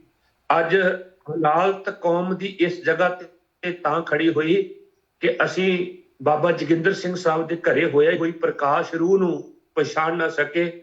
ਬਹੁਤ ਸਮਾਂ ਗੁਜ਼ਰ ਗਿਆ ਹੁਣ ਤੇ ਅੱਜ ਸਾਨੂੰ ਪਤਾ ਲੱਗ ਰਿਹਾ ਹੈ ਕਿ ਸਾਡੇ ਨਾਲ ਇਹ ਛਲ ਹੋਇਆ, ਸਾਡੇ ਨਾਲ ਪਾਪ ਹੋਇਆ। ਅਸੀਂ ਉਹ ਕੌਮ ਦਾ ਹੀਰਾ ਜਿਹੜਾ ਸੀ, ਜਿਹਨੇ ਸਾਰਿਆਂ ਨੂੰ ਧਰਮ ਦਿੱਤਾ, ਸਾਰਿਆਂ ਦੀ ਇਹ ਪ੍ਰਫੁੱਲਤਾ ਵਾਸਤੇ, ਸਾਰੇ ਧਰਮਾਂ ਦੀ ਪ੍ਰਫੁੱਲਤਾ ਵਾਸਤੇ ਜਿਹੜਾ ਸੰਸਾਰ ਤੇ ਉਦੇ ਹੋਇਆ ਸੀ, ਅਸੀਂ ਉਸ ਨੂੰ ਅਸਤ ਕਰ ਬੈਠੇ ਹਾਂ। ਤੇ ਹੁਣ ਕੌਮ ਦੀ ਬਰਬਾਦੀ ਨੂੰ ਰੋਕਣ ਤੇ ਕੋਈ ਰੋਕ ਨਹੀਂ ਸਕਦਾ ਬਿਨਾਂ ਗੁਰੂ ਤੋਂ ਜੀ। ਮੈਂ ਬੇਨਤੀ ਕਰ ਰਿਹਾ ਸੀ ਕਿਹਾ ਕਿ ਇਹਨੂੰ ਪ੍ਰਕਰਮਾਂ ਵਿੱਚੋਂ ਕੱਢਣ ਦੀ ਚੇਤਾਵਨੀ, ਕਦੀ ਕਿਹਾ ਕਿ ਡਾਕੂ ਹੈ, ਲਟੇਰਾ ਦਾ ਮੁਖੀ ਹੈ, ਤੇ ਕਦੀ ਗੁੱਝਾ ਭੇਦ ਸਾਰਾ ਕੈਰੋਂ ਭਰਾ ਵੱਲੋਂ ਇਕੱਠਾ ਕਰਕੇ ਦਿੱਲੀ ਸਰਕਾਰ ਨੂੰ ਪਹੁੰਚਾ ਦਿੱਤਾ ਗਿਆ ਵੀ ਇੰਨੇ ਕੁ ਸਿੰਘ ਨੇ ਇੱਥੇ ਕੇ ਬੈਠਾ ਹੋਇਆ ਵਾ, ਇੰਨਾ ਕੁ ਸਮਾਂ ਲੱਗੇਗਾ, ਇਸ ਨੂੰ ਖਤਮ ਕਰ ਦੇਣਾ ਚਾਹੀਦਾ ਜੀ। ਮੈਂ ਇੱਥੇ ਇੱਕ ਬੇਨਤੀ ਕਰਾਂ ਕਿ ਗੁੱਝਾ ਭੇਦ ਕਦੀ ਸਾਡੇ ਦੇਸ਼ ਵਿੱਚ ਮਹਾਰਾਜਾ ਰਣਜੀਤ ਸਿੰਘ ਦਾ ਰਾਜ ਸੀ ਤੇ ਸਾਡੀ ਆਖਰੀ ਲੜਾਈ ਆ। ਇਤਿਹਾਸ ਆਪਣੇ ਵਿੱਚ ਰਿਪੀਟ ਹੁੰਦਾ ਹੈ। ਭਾਈ ਸੁਖਵਿੰਦਰ ਸਿੰਘ ਜੀ ਜਿਹੜੇ ਸੂਝਵਾਨ ਗੁਰੂ ਕੇ ਸਿੱਖ ਨੇ, ਉਤੋਂ ਸੇਧ ਲੈ ਕੇ ਆਪਣਾ ਜੀਵਨ ਬਣਾਉਂਦੇ ਨੇ, ਪਰ ਅਵੇਸਲੇ ਉਦੋਂ ਵੀ ਅਵੇਸਲੇ ਸੀ, ਅੱਜ ਵੀ ਸਾਡੀ ਲੀਡਰਸ਼ਿਪ ਤੇ ਬਿਆਮਾਤਾਦ ਪ੍ਰਚਾਰਕ ਸ਼੍ਰੇਣੀ ਧਰਮੀ ਅਖਵਾਉਣ ਵਾਲੇ ਅੱਜ ਵੀ ਅਵੇਸਲੇ ਨੇ ਜੀ। ਅੱਜ ਵੀ ਅਵੇਸਲੇ ਨੇ। ਉਦੋਂ ਆਖਰੀ ਸਾਡੀ ਜੰਗ ਜਿਹੜੀ ਉਹ ਸਭਰਾਵਾਂ ਦੇ ਮੈਦਾਨ ਦੀ ਆ ਤੇ ਜਦੋਂ ਸਾਰੇ ਪਾਸਿਓਂ ਹਰ ਗਏ ਡੋਗਰੇ, ਉਦੋਂ ਮਹਾਰਾਣੀ ਜਿੰਦ ਕੌਰ ਨੇ ਇੱਕ ਚਿੱਠੀ ਸਰਦਾਰ ਸ਼ਾਮ ਸਿੰਘ ਅਟਾਰੀ ਨੂੰ ਲਿਖੀ ਸੀ। ਇਹ ਕੀ ਹੁੰਦੀ ਆ ਗੁੱਝਾ ਭੇਦ, ਕੀ ਹੁੰਦਾ ਹੈ, ਸਾਨੂੰ ਇਤਿਹਾਸ ਵਿੱਚੋਂ ਪ੍ਰਾਪਤ ਹੁੰਦਾ ਹੈ। ਉਹ ਚਿੱਠੀ ਨਹੀਂ ਸੀ ਬਲਕਿ ਉਹ ਤਾਂ ਇੱਕ ਸਾਜ਼ ਦੀਆਂ ਤਾਰਾਂ ਸਨ ਜਿਹੜੀਆਂ ਸਰਦਾਰ ਸ਼ਾਮ ਸਿੰਘ ਅਟਾਰੀ ਦੇ ਸੀਨੇ ਉੱਤੇ ਰੜਕੀਆਂ। ਉਹਨੇ ਕੀ ਕਿਹਾ, ਉਹ ਕਹਿੰਦੀ ਚਿੱਠੀ ਲਿਖੀ, ਮਹਾਰਾਣੀ ਜਿੰਦ ਕੌਰ ਨੇ, ਬੈਠ ਰਹੇ ਹੋ ਕਿ ਮਨ ਵਿੱਚ ਧਾਰ ਸਿੰਘਾ, ਦੋਵੇਂ ਜੰਗ ਫੇਰੂ ਮੁੱਤੀ ਸ਼ਹਿਰ ਵਾਲਾ, ਆਏ ਸਿੰਘ ਅੰਗਰੇਜ਼ ਤੋਂ ਹਾਰ ਸਿੰਘਾ, ਕਾਹਨੂੰ ਹਾਰਦੇ ਕਿਉਂ ਮਿਹਣੇ ਜੱਗ ਦਿੰਦਾ, ਜਿੰਦੀ ਹੁੰਦੀ ਜੇ ਅੱਜ ਸਰਕਾਰ ਸਿੰਘਾ, ਤੇਗ ਸਿੰਘ ਦੀ ਤਾਂ ਖੁੰਦੀ ਨਹੀਂ ਹੋਈ, ਅਪਰ ਆਪਣੇ ਹੋ ਗਏ ਗੁਦਾਰ ਸਿੰਘਾ, ਜੇਕਰ ਅਜੇ ਵੀ ਚਮਕੀ ਨਾ ਤੇਗ ਤੇਰੀ, ਤਾਂ ਫਿਰ ਸਾਰੇ ਨਿਸ਼ਾਨ ਮਟਾਏ ਜਾਸਨ, ਫੜੀ ਪੱਟ ਕੇ ਸ਼ੇਰੇ ਪੰਜਾਬ ਤਾਈਂ ਉਹਦੇ ਪੈਰਾਂ 'ਚ ਫੁੱਲ ਲਾਏ ਜਾ ਸਨ। ਜੀ ਇਹ ਚਿੱਠੀ ਸੀ ਮਹਾਰਾਣੀ ਜਿੰਦ ਕੌਰ ਦੀ। ਔਰ ਸ਼ਾਮ ਸਿੰਘ ਅਟਾਰੀ ਆਏ, ਉਹਨਾਂ ਕੈਂਪ ਵਿੱਚ ਪ੍ਰਕਾਸ਼ ਸੀ, ਧਿਆਨ ਸਿੰਘ ਡੋਗਰਾ, ਲਾਲ ਸਿੰਘ, ਰਣਜੋਤ ਸਿੰਘ, ਜਿਹੜੇ ਗੁਰਦਾਰ ਸੀ, ਲਾਰਡ ਗੱਫ ਨੂੰ ਮਿਲ ਚੁੱਕੇ ਸੀ ਅੰਦਰ ਖਾਤੇ। ਉਹਨਾਂ ਨੇ ਕਿਹਾ ਸਰਦਾਰ ਸਾਹਿਬ ਤੁਸੀਂ ਲੇਟ ਹੋ ਗਏ। ਉਹ ਕਹਿੰਦਾ ਮੈਨੂੰ ਲੇਟ ਦਾ ਨਹੀਂ ਪਤਾ, ਮੈਂ ਇੱਕੋ ਗੱਲ ਜਾਣਦਾ ਹੈ, ਸ਼ਾਮ ਸਿੰਘ ਜਾਂ ਜੰਗ ਜਿੱਤੇਗਾ ਜੀ ਜਾਂ ਸ਼ਾਮ ਸਿੰਘ ਅਟਾਰੀ ਦਾ ਸਰੀਰ ਅਟਾਰੀ ਪਿੰਡ ਜਾਵੇਗਾ, ਮੈਂ ਜਿੰਦਾ ਵਾਪਸ ਨਹੀਂ ਜਾਵਾਂਗਾ। ਇੰਨੀ ਦ੍ਰਿੜਤਾ ਦੇਖ ਕੇ ਪਾਪੀਆਂ ਨੇ ਜੰਗ ਦੇ ਮੈਦਾਨ ਚੋਂ ਬਿਨਾਂ ਕਿਸੇ ਕਾਰਨ ਭੱਜ ਆਏ ਤੇ ਜਿਹੜਾ ਬਰੂਦ ਸੀ ਉੱਥੇ ਵੀ ਰੇਤਾ ਭਰਤੀ, ਸਰੋਂ ਭਰ ਦਿੱਤੀ। ਤੇ ਜਿਸ ਕੌਮ ਦਾ ਬਰੂਦ ਰੇਤਾ ਤੇ ਸਰੋਂ ਬਣ ਜਾਵੇ, ਤੁਸੀਂ ਅੱਗੇ ਅੰਦਾਜ਼ਾ ਲਾ ਸਕਦੇ ਹੋ ਕੀ ਗੁਜ਼ਰੇਗੀ। ਪਰ ਸਰਦਾਰ ਜੀ ਨੇ 7 ਘੋੜੇ ਤੇ 11 ਗੋਲੀਆਂ ਉਹਨਾਂ ਦੇ ਸੀਨੇ 'ਚ ਵੱਜੀਆਂ। ਉਹ ਲੜਦੇ ਲੜਦੇ ਸ਼ਹੀਦੀ ਪਾ ਗਏ। ਸਾਰੀ ਜਿਹੜੀ ਅੰਗਰੇਜ਼ ਫੌਜ ਸੀ ਉਹਨਾਂ ਨੇ ਸਲੂਟ ਦੇ ਕੇ ਕਿਹਾ ਕਾਸ਼ ਸਾਡੇ ਕੋਈ ਇਹੋ ਜਿਹਾ ਜਰਨੈਲ ਹੁੰਦਾ, ਸਾਰੀ ਦੁਨੀਆ ਤੇ ਅਸੀਂ ਆਪਣਾ ਝੰਡਾ ਉੱਚਾ ਕਰ ਦਿੱਤਾ ਸੀ। ਜੀ ਗਰਦਾਰ ਤੇ ਲੰਮੇ ਸਮੇਂ ਤੋਂ ਗਰਦਾਰੀਆਂ ਕਰਦੇ ਰਹੇ ਉਹ ਰਣਜੋਤ ਸਿੰਘ, ਆ ਮਜੀਠੀਆ ਹੁਣੀ, ਤੇਜ ਸਿੰਘ, ਲਾਲ ਸਿੰਘ, ਇਹ ਉਹੀ ਲੋਕ ਨੇ। ਅੱਜ ਉਹਨਾਂ ਦੀ ਜਿਹੜੀ ਉਮਤ ਆ ਉਹ ਫਿਰ ਸਿੰਘਾਸਨਾਂ ਤੇ ਬੈਠੀ ਹੋਈ ਆ। ਅੱਜ ਵੀ ਉਹ ਰਾਜ ਗੱਦੀਆਂ ਤੇ ਬੈਠ ਕੇ ਜਿਹੜੀ ਆ ਸਾਡੇ ਸ਼ਹੀਦਾਂ ਦੀਆਂ ਹੱਡੀਆਂ ਤੇ ਰੋਟੀਆਂ ਸੇਕ ਰਹੇ। ਲਓ ਮੈਂ ਬੇਨਤੀ ਜਿਹੜੀ ਕਰ ਰਿਹਾ ਸੀ, ਉਸ ਵੇਲੇ ਜਦੋਂ ਕੈਰੋ ਭਰਾ ਵੀ ਜਿਹੜੇ ਉਹ ਸਾਰੇ ਗੁਰਦਾਰਾਂ ਦੇ ਨਾਲ ਜਾ ਕੇ ਮਿਲ ਗਏ ਤੇ ਹੁਣ ਕੱਲਾ ਕਰਨ ਹੈ, ਕੱਲੇ ਕਰਨ ਨੂੰ ਫੁੰਡਣ ਵਾਸਤੇ ਅੱਜ ਕ੍ਰਿਸ਼ਨ ਦੀ ਲੋੜ ਨਹੀਂ ਸੀ। ਕ੍ਰਿਸ਼ਨ ਦਾ ਰੂਪ ਧਾਰ ਲਿਆ ਇੰਦਰਾ ਗਾਂਧੀ ਨੇ ਤੇ ਅਰਜਨ ਜਿਹੜਾ ਸੀ ਉਹ ਵੈਦਿਆ ਬਣ ਕੇ ਆਇਆ। ਜਿਹੜਾ ਧ੍ਰਿਸ਼ਟਰ ਸੀ, ਜਿਹੜਾ ਉਹਨਾਂ ਦਾ ਅੰਨਾ ਗੁਰੂ, ਉਹ ਧ੍ਰਿਸ਼ਟਰ ਉਹ ਜੈਲ ਸਿੰਘ ਬਣ ਗਿਆ। ਤੇ ਬਾਕੀ ਜਿਹੜੇ ਸੂਈਏ ਸਨ ਉਹ ਸੁਰਿੰਦਰ ਜੀ, ਬਰਾੜ ਹੁਣੀ, ਦਿਆਲ ਜੀ, ਸੁੰਦਰ ਜੀ, ਇਹ ਸਾਰੇ ਸੂਈਏ ਬਣਾ ਕੇ ਸਾਰੇ ਅਸਤਰ ਤੇ ਸ਼ਸਤਰ ਲੈ ਕੇ ਸਾਰੀ ਹਿੰਦੁਸਤਾਨ ਦੀ तमाम ਸੈਨਾ ਲੈ ਕੇ ਇੱਕ ਕਰਨ ਨੂੰ ਫੁੰਡਣ ਵਾਸਤੇ ਸ੍ਰੀ ਅਕਾਲ ਤਖਤ ਸਾਹਿਬ ਵਾਲੇ ਪਾਸੇ ਨੂੰ ਝੁਕਾ ਦਿੱਤੀ ਗਈ ਜੀ। ਔਰ ਉਧਰ ਕੱਲਾ ਕਰਨ ਬੜਾ ਜ਼ੋਰ ਲਾਇਆ ਗਿਆ। ਮੀਡੀਆ ਵਿੱਚ, ਅਖਬਾਰਾਂ ਵਿੱਚ, ਟੀਵੀ ਵਿੱਚ ਕਿਹਾ ਗਿਆ ਕਿ ਇਹ ਚੋਰ ਆ। ਕੱਲ ਵੀ ਗੱਲ ਚੱਲੀ ਸੀ ਕਿ ਸੰਤਾਂ ਨੂੰ ਕਹਿੰਦੇ ਸਨ ਚੋਰ, ਅੱਗਾਂ ਲਾਉਂਦੇ ਸਨ। ਮੈਂ ਇੱਕ ਬੇਨਤੀ ਕਰਦੇ ਆ, ਜੇ ਭਗਤ ਕਬੀਰ ਸਾਹਿਬ ਨੂੰ ਚੋਰ ਕਹਿ ਸਕਦੇ ਆ, ਸੰਤਾਂ ਦੀ ਤਾਂ ਗੱਲ ਹੀ ਬੜੀ ਛੋਟੀ ਹੈ। ਇਹਨਾਂ ਲੋਕਾਂ ਦਾ ਚੋਰ ਕਹਿਣਾ, ਅੱਗ ਲਾਉਣੀ ਪ੍ਰਾਤਨ ਚੱਲਦਾ ਆਉਂਦਾ। ਇਹਨਾਂ ਭਗਤ ਕਬੀਰ ਸਾਹਿਬ ਜੀ ਦੇ ਘਰ ਨੂੰ ਅੱਗ ਲਾਈ, ਭਗਤ ਕਬੀਰ ਸਾਹਿਬ ਜੀ ਨੂੰ ਚੋਰ ਕਿਹਾ। ਜੇ ਭਗਤ ਕਬੀਰ ਸਾਹਿਬ ਜੀ ਚੋਰ ਨੇ ਤੇ ਫਿਰ ਸਤਾਚਾਰੀ ਕੋਈ ਵੀ ਨਹੀਂ। ਜੇ ਭਗਤ ਕਬੀਰ ਸਾਹਿਬ ਜੀ ਦੁਰਾਚਾਰੀ ਨੇ ਤੇ ਸਤਾਚਾਰੀ ਕੋਈ ਵੀ ਨਹੀਂ। ਕੱਲਾ ਉਹਨਾਂ ਤੇ ਫਤਵਾ ਨਹੀਂ ਲਾਇਆ, ਸਿਕੰਦਰ ਲੋਧੀ ਦੀ ਅਦਾਲਤ ਵਿੱਚ ਮੁਕੱਦਮਾ ਵੀ ਦਾਇਰ ਕਰਵਾਇਆ, ਉਹਨਾਂ ਦੀ ਜੰਜੀਰਾਂ ਬੰਨ ਕੇ ਗੰਗਾ ਦੇ ਵਿੱਚ ਵੀ ਸੁੱਟਿਆ। ਪਰ ਪਰਮਾਤਮਾ ਨੇ ਆਪਣੀ ਭਗਤ ਦੀ ਰਾਖੀ ਹਰ ਥਾਂ ਕੀਤੀ, ਉੱਥੇ ਵੀ ਕੀਤੀ ਤੇ ਇੱਥੇ ਵੀ ਕੀਤੀ ਜੀ। ਮੈਂ ਬੇਨਤੀ ਕਰ ਰਿਹਾ ਸਾਂ, ਅਖਬਾਰਾਂ ਟੀਵੀਆਂ ਨੇ ਕਿਹਾ ਇਹ ਚੋਰ ਹੈ, ਇਹ ਕਾਤਲ ਹੈ, ਇਹ ਦੇਸ਼ ਦਾ ਦੁਸ਼ਮਣ ਹੈ। ਇਹ ਝੂਠਾ ਸ਼ੋਰ ਮਚਾ ਕੇ ਬਹੁਤ ਚਾਲਾਂ ਚੱਲ ਕੇ ਕਰਨ ਸੂਰਮੇ ਨੂੰ ਹਾਰ ਮਨਾਉਣੇ ਚਾਹੁੰਦੇ ਸਨ। ਬਸ ਉਸ ਜਰਨੈਲ ਨੇ ਹਾਰ ਨਹੀਂ ਮੰਨੀ। ਸਾਰੇ ਅਸਤਰ ਸ਼ਸਤਰ ਝੁਕਾ ਦਿੱਤੇ ਗਏ। ਸਾਰਿਆਂ ਨੇ ਇੱਕਦਮ ਹਮਲੇ ਕਰਕੇ ਲੱਖਾਂ ਗੁਰੂ ਕੇ ਪਿਆਰੇ, ਗੁਰੂ ਕੇ ਸਿੱਖ, ਬੱਚੇ, ਬਜ਼ੁਰਗ, ਬੀਬੀਆਂ, ਉਹਨਾਂ ਨੂੰ ਸ਼ਹੀਦ ਕੀਤਾ। ਤੇ ਪਰ ਉਹ ਭੁੱਲ ਗਏ ਜਦੋਂ ਇਹ ਸਾਕਾ ਹੋ ਗੁਜ਼ਰਿਆ ਤੇ ਫਿਰ ਕੈਰਵਾਂ ਦੀ ਫੌਜ ਨੂੰ ਹੀ ਕਹਿਣਾ ਪਿਆ ਕਿ ਨਹੀਂ, ਕਰਨ ਵਰਗਾ ਜਰਨੈਲ ਸਾਨੂੰ ਕਦੀ ਅਸੀਂ ਆਪਣੇ ਜੀਵਨ ਦੇਖਿਆ ਨਹੀਂ। ਉਹਨਾਂ ਆਪ ਹੀ ਸੰਤ ਬਾਬਾ ਜਰਨੈਲ ਸਿੰਘ ਦੇ ਸੋਲੇ ਗਾਏ। ਕੀ ਹੋਇਆ ਜੇ 200 ਫੁੱਟ ਤੁਸੀਂ ਪਿੱਛੇ ਧੱਕ ਦਿੱਤਾ? ਕਰਨ ਨੇ 10-12 ਫੁੱਟ ਪਿੱਛੇ ਧੱਕ ਕੇ ਤਰਲੋਕੀ ਨੂੰ ਹਿਲਾ ਕੇ ਰੱਖ ਦਿੱਤਾ। ਜਦੋਂ ਉਹਨਾਂ ਤਰਲੋਕੀ ਨੂੰ ਹਰਾਇਆ ਤੇ ਉਹ ਸਾਰੇ ਸੰਸਾਰ ਵਿੱਚ ਪ੍ਰਸਿੱਧ ਹੋ ਗਏ। ਸਾਰੇ ਸਿੱਖਾਂ ਦੇ ਦਿਲਾਂ ਵਿੱਚ ਉਹਨਾਂ ਦੀ ਜਿਹੜੀ ਤਸਵੀਰ ਉਗਰ ਕੇ ਰਹਿ ਗਈ। ਜਿਹਨੂੰ ਦਬਾਉਣ ਆਏ ਸੀ ਉਹ ਸਾਰਿਆਂ ਦੇ ਮਨ ਵਿੱਚ ਇੱਕ ਪ੍ਰਕਾਰ ਇਸ ਤਰ੍ਹਾਂ ਉਹ ਛਾ ਗਏ, ਜਿਹਨੂੰ ਗੁਰਬਾਣੀ ਨੇ ਕਿਹਾ ਕਿ ਜਾਂ ਕੋ ਹਰ ਰੰਗ ਲਾਗੋ ਇਸ ਯੁੱਗ ਮੈਂ, ਸੋ ਕਈਅਤ ਹੈ ਸੂਰਾ, ਆਤਮ ਜਣੇ ਸਗਲ ਵਸਤਾਂ ਕੇ, ਜਾਂ ਕਾ ਸਤਿਗੁਰੂ ਪੂਰਾ। ਉਹਨਾਂ ਨੂੰ ਐਸਾ ਪ੍ਰੇਮ ਦਾ ਰੰਗ ਲੱਗਾ ਸੀ। ਉਹ ਰੰਗ ਇਹ ਜਿਹੜੀਆਂ ਕੈਰਵਾਂ ਦੀਆਂ ਫੌਜਾਂ ਉਹ ਲਾ ਨਾ ਸਕੀਆਂ। ਐਸੇ ਸਨ ਉਹ ਜਰਨੈਲ। ਰੂਹਾਨੀਅਤ ਦੇ ਪੱਖ ਵਿੱਚ ਇੰਨਾ ਕੁ ਉਹਨਾਂ ਕੋਲੇ ਬੰਦਗੀ ਤੇ ਭਗਤੀ ਸੀ। ਇੱਕ ਸਾਡੇ ਇੱਥੇ ਇੱਕ ਪ੍ਰਚਾਰਕ ਆਇਆ, ਉਹਦੇ ਨਾਲ ਮੇਰੀ ਗੱਲ ਹੋਈ ਤਾਂ ਉਹ ਕਹਿੰਦਾ ਮੈਂ ਹੁਸ਼ਿਆਰਪੁਰ ਤੋਂ ਹਾਂ। ਜੀ ਤੇ ਕਹਿੰਦੇ ਹੁਸ਼ਿਆਰਪੁਰ ਵਿੱਚ ਜਾਂਦੇ ਹੁੰਦੇ ਸੀ ਪ੍ਰਚਾਰ ਕਰਨ ਵਾਸਤੇ, ਤੇ ਕਹਿੰਦੇ ਅਸੀਂ ਕਾਲਜ ਪੜ੍ਹਦੇ ਸੀ ਤੇ ਇੱਕ ਹਿੰਦੂਆਂ ਦਾ ਲੜਕਾ ਸੀ, ਉਹ ਕਹਿੰਦਾ ਯਾਰ ਇਹ ਬਹੁਤ ਗਰਮ ਬੋਲਦੇ, ਇਸ ਤਰ੍ਹਾਂ ਬੋਲਦੇ, ਕਹਿੰਦੇ ਅਸੀਂ ਉਹਨੂੰ ਪਿਆਰ ਨਾਲ ਲੈ ਗਏ ਵੀ ਤੂੰ ਇੱਕ ਵਾਰੀ ਮਿਲ ਲਾ। ਕਹਿੰਦੇ ਉਹ ਆ ਕੇ ਮਿਲਿਆ, ਪਤਾ ਨਹੀਂ ਉਹਦੇ ਮਨ ਤੇ ਕੀ ਅਸਰ ਪਿਆ, ਉਹਨਾਂ ਦੀ ਐਸੀ ਦ੍ਰਿਸ਼ਟੀ, ਐਸਾ ਉਹਨਾਂ ਦੇ ਅੰਦਰ ਪ੍ਰਮਾਤਮਾ ਦੇ ਨਾਮ ਦਾ ਵਿਰਾਗ, ਤਿਆਗ, ਬੰਦਗੀ, ਕਹਿੰਦੇ ਉਹਨਾਂ ਨੇ ਵੇਖਿਆ ਤੇ ਉਹਨਾਂ ਦਾ ਹੀ ਹੋ ਕੇ ਰਹਿ ਗਿਆ। ਤੇ ਜਦੋਂ ਉਹਨੇ ਉਹ ਉੱਥੇ ਦੇ ਉੱਥੇ ਮਨ ਵਿੱਚ ਸੋਚ ਆਇਆ ਵੀ ਜਿੱਦਣ ਮੈਂ ਕਿਸੇ ਸਰਕਾਰੀ ਜੌਬ ਤੇ ਲੱਗਾਂਗਾ, ਜਿਹੜੀ ਪਹਿਲੀ ਇਹ ਹੋਵੇਗੀ, ਤਨਖਾਹ ਹੋਵੇਗੀ, ਉਹ ਮੈਂ ਸੰਤ ਗਿਆਨੀ ਜਰਨੈਲ ਸਿੰਘ ਨੂੰ ਜਾ ਕੇ ਦੇਵਾਂਗਾ। ਪਹਿਲੋਂ ਵਿਰੋਧੀ ਸੀ, ਇੱਕ ਵਾਰੀ ਦਰਸ਼ਨ ਕਰਨ ਤੇ ਸੰਤਾਂ ਦਾ ਹੀ ਹੋ ਕੇ ਰਹਿ ਗਿਆ। ਜੀ ਸਾਰੀਆਂ ਗੱਲਾਂ ਕਈ ਵਾਰੀ ਕਿਤਾਬਾਂ 'ਚ ਵੀ ਨਹੀਂ ਆਉਂਦੀਆਂ, ਕੁਝ ਗੱਲਾਂ ਸੀਨੇ ਪਸੀਨੇ ਚੱਲਦੀਆਂ ਹੁੰਦੀਆਂ, ਕਈ ਚੀਜ਼ਾਂ ਬਹੁਤ ਨੇ ਜਿਹੜੀਆਂ ਕਿਤਾਬਾਂ ਵਿੱਚ ਨਹੀਂ ਆਈਆਂ ਹੋਈਆਂ। ਜੀ ਜੀ ਜੀ ਬਿਲਕੁਲ ਜੀ। ਤੇ ਜਦੋਂ ਉਹ ਸਰਕਾਰੀ ਬੈਂਕ ਵਿੱਚ ਮੈਨੇਜਰ ਬਣਿਆ, ਆਪਣੀ ਪੜ੍ਹਾਈ ਦੇ ਯੋਗਤਾ ਦੇ ਮੁਤਾਬਕ ਉਹਨੂੰ ਪਹਿਲੀ ਤਨਖਾਹ ਮਿਲੀ ਤੇ ਉਹ ਲੈ ਕੇ ਦਰਬਾਰ ਸਾਹਿਬ ਪਹੁੰਚਿਆ। ਉਦੋਂ ਘੇਰਾਬੰਦੀ ਦੇ ਲਾਗੇ ਸੀ, ਜੂਨ ਦੇ ਦਿਨ ਚੱਲ ਰਹੇ ਸੀ ਤੇ ਉਹ ਜਾ ਨਹੀਂ ਸੀ ਸਕਦਾ ਅੰਦਰ, ਸਿੰਘ ਜਾਣ ਨਹੀਂ ਸੀ ਦਿੰਦੇ। ਉਹਨੇ ਕਿਹਾ ਮੈਨੂੰ ਇੱਕ ਵਾਰੀ ਸੰਤਾਂ ਨਾਲ ਮਿਲਾ ਦਿਓ, ਮੈਂ ਬਹੁਤ ਜ਼ਰੂਰੀ ਮਿਲਣਾ ਆ। ਜਦੋਂ ਉਹਨੇ ਜ਼ਿਆਦਾ ਖਿੱਚ ਕੀਤੀ, ਦਰਦ ਵੀ ਉਹਦਾ ਮਹਿਸੂਸ ਕੀਤਾ ਵੀ ਇਹ ਵਾਕਿਆ ਬੰਦਾ ਜਿਹੜਾ ਆ ਕੋਈ ਸ਼ਰਾਰਤੀ ਨਹੀਂ ਬਲਕਿ ਵਿਰਾਗੀ ਆ, ਬਾਕੀ ਇਹ ਦਰਸ਼ਨਾਂ ਦਾ ਭਲਾਖੀ ਆ, ਇਹ ਪ੍ਰੇਮ ਕਰਦਾ ਮਹਾਂਪੁਰਖਾਂ ਨੂੰ। ਤਾਂ ਉਹਨਾਂ ਪੁੱਛਿਆ, ਉਹ ਕਹਿੰਦੇ ਕੋਈ ਨਹੀਂ, ਆ ਲੈਣ ਦਿਓ। ਜਦੋਂ ਕੋਲ ਗਿਆ, ਨਮਸਕਾਰ ਕਰਕੇ ਬਹਿ ਗਿਆ ਤੇ ਪੈਸੇ ਕੱਢ ਕੇ ਮਹਾਂਪੁਰਖਾਂ ਦੇ ਮੂਹਰੇ ਰੱਖ ਦਿੱਤੇ। ਜੀ ਉਹ ਕਹਿੰਦੇ ਇਹ ਕੀ ਆ? ਕਹਿੰਦੇ ਤੁਸੀਂ ਹੁਸ਼ਿਆਰਪੁਰ ਆਏ ਸੀ ਫਲਾਣੇ ਵੇਲੇ, ਤਾਂ ਮੈਂ ਉਦੋਂ ਤੁਹਾਡੇ ਕੋਲੇ ਆਇਆ ਸੀ, ਮੈਂ ਨਾਸਤਕ ਸੀ, ਮੈਂ ਤੁਹਾਡੇ ਪ੍ਰਤੀ ਬੁਰਾ ਸੋਚਦਾ ਸੀ, ਪਰ ਮੈਂ ਜਦੋਂ ਤੁਹਾਡੇ ਕੋਲੇ ਆਇਆ, ਤੁਹਾਡੀ ਸ਼ਖਸੀਅਤ ਨੇ ਮੇਰੇ ਮਨ ਤੇ ਐਸੀ ਭਾਰੀ ਸੱਟ ਮਾਰੀ ਕਿ ਮੇਰਾ ਮਨ ਵੀ ਰਾਗੀ ਹੋ ਗਿਆ ਸੀ।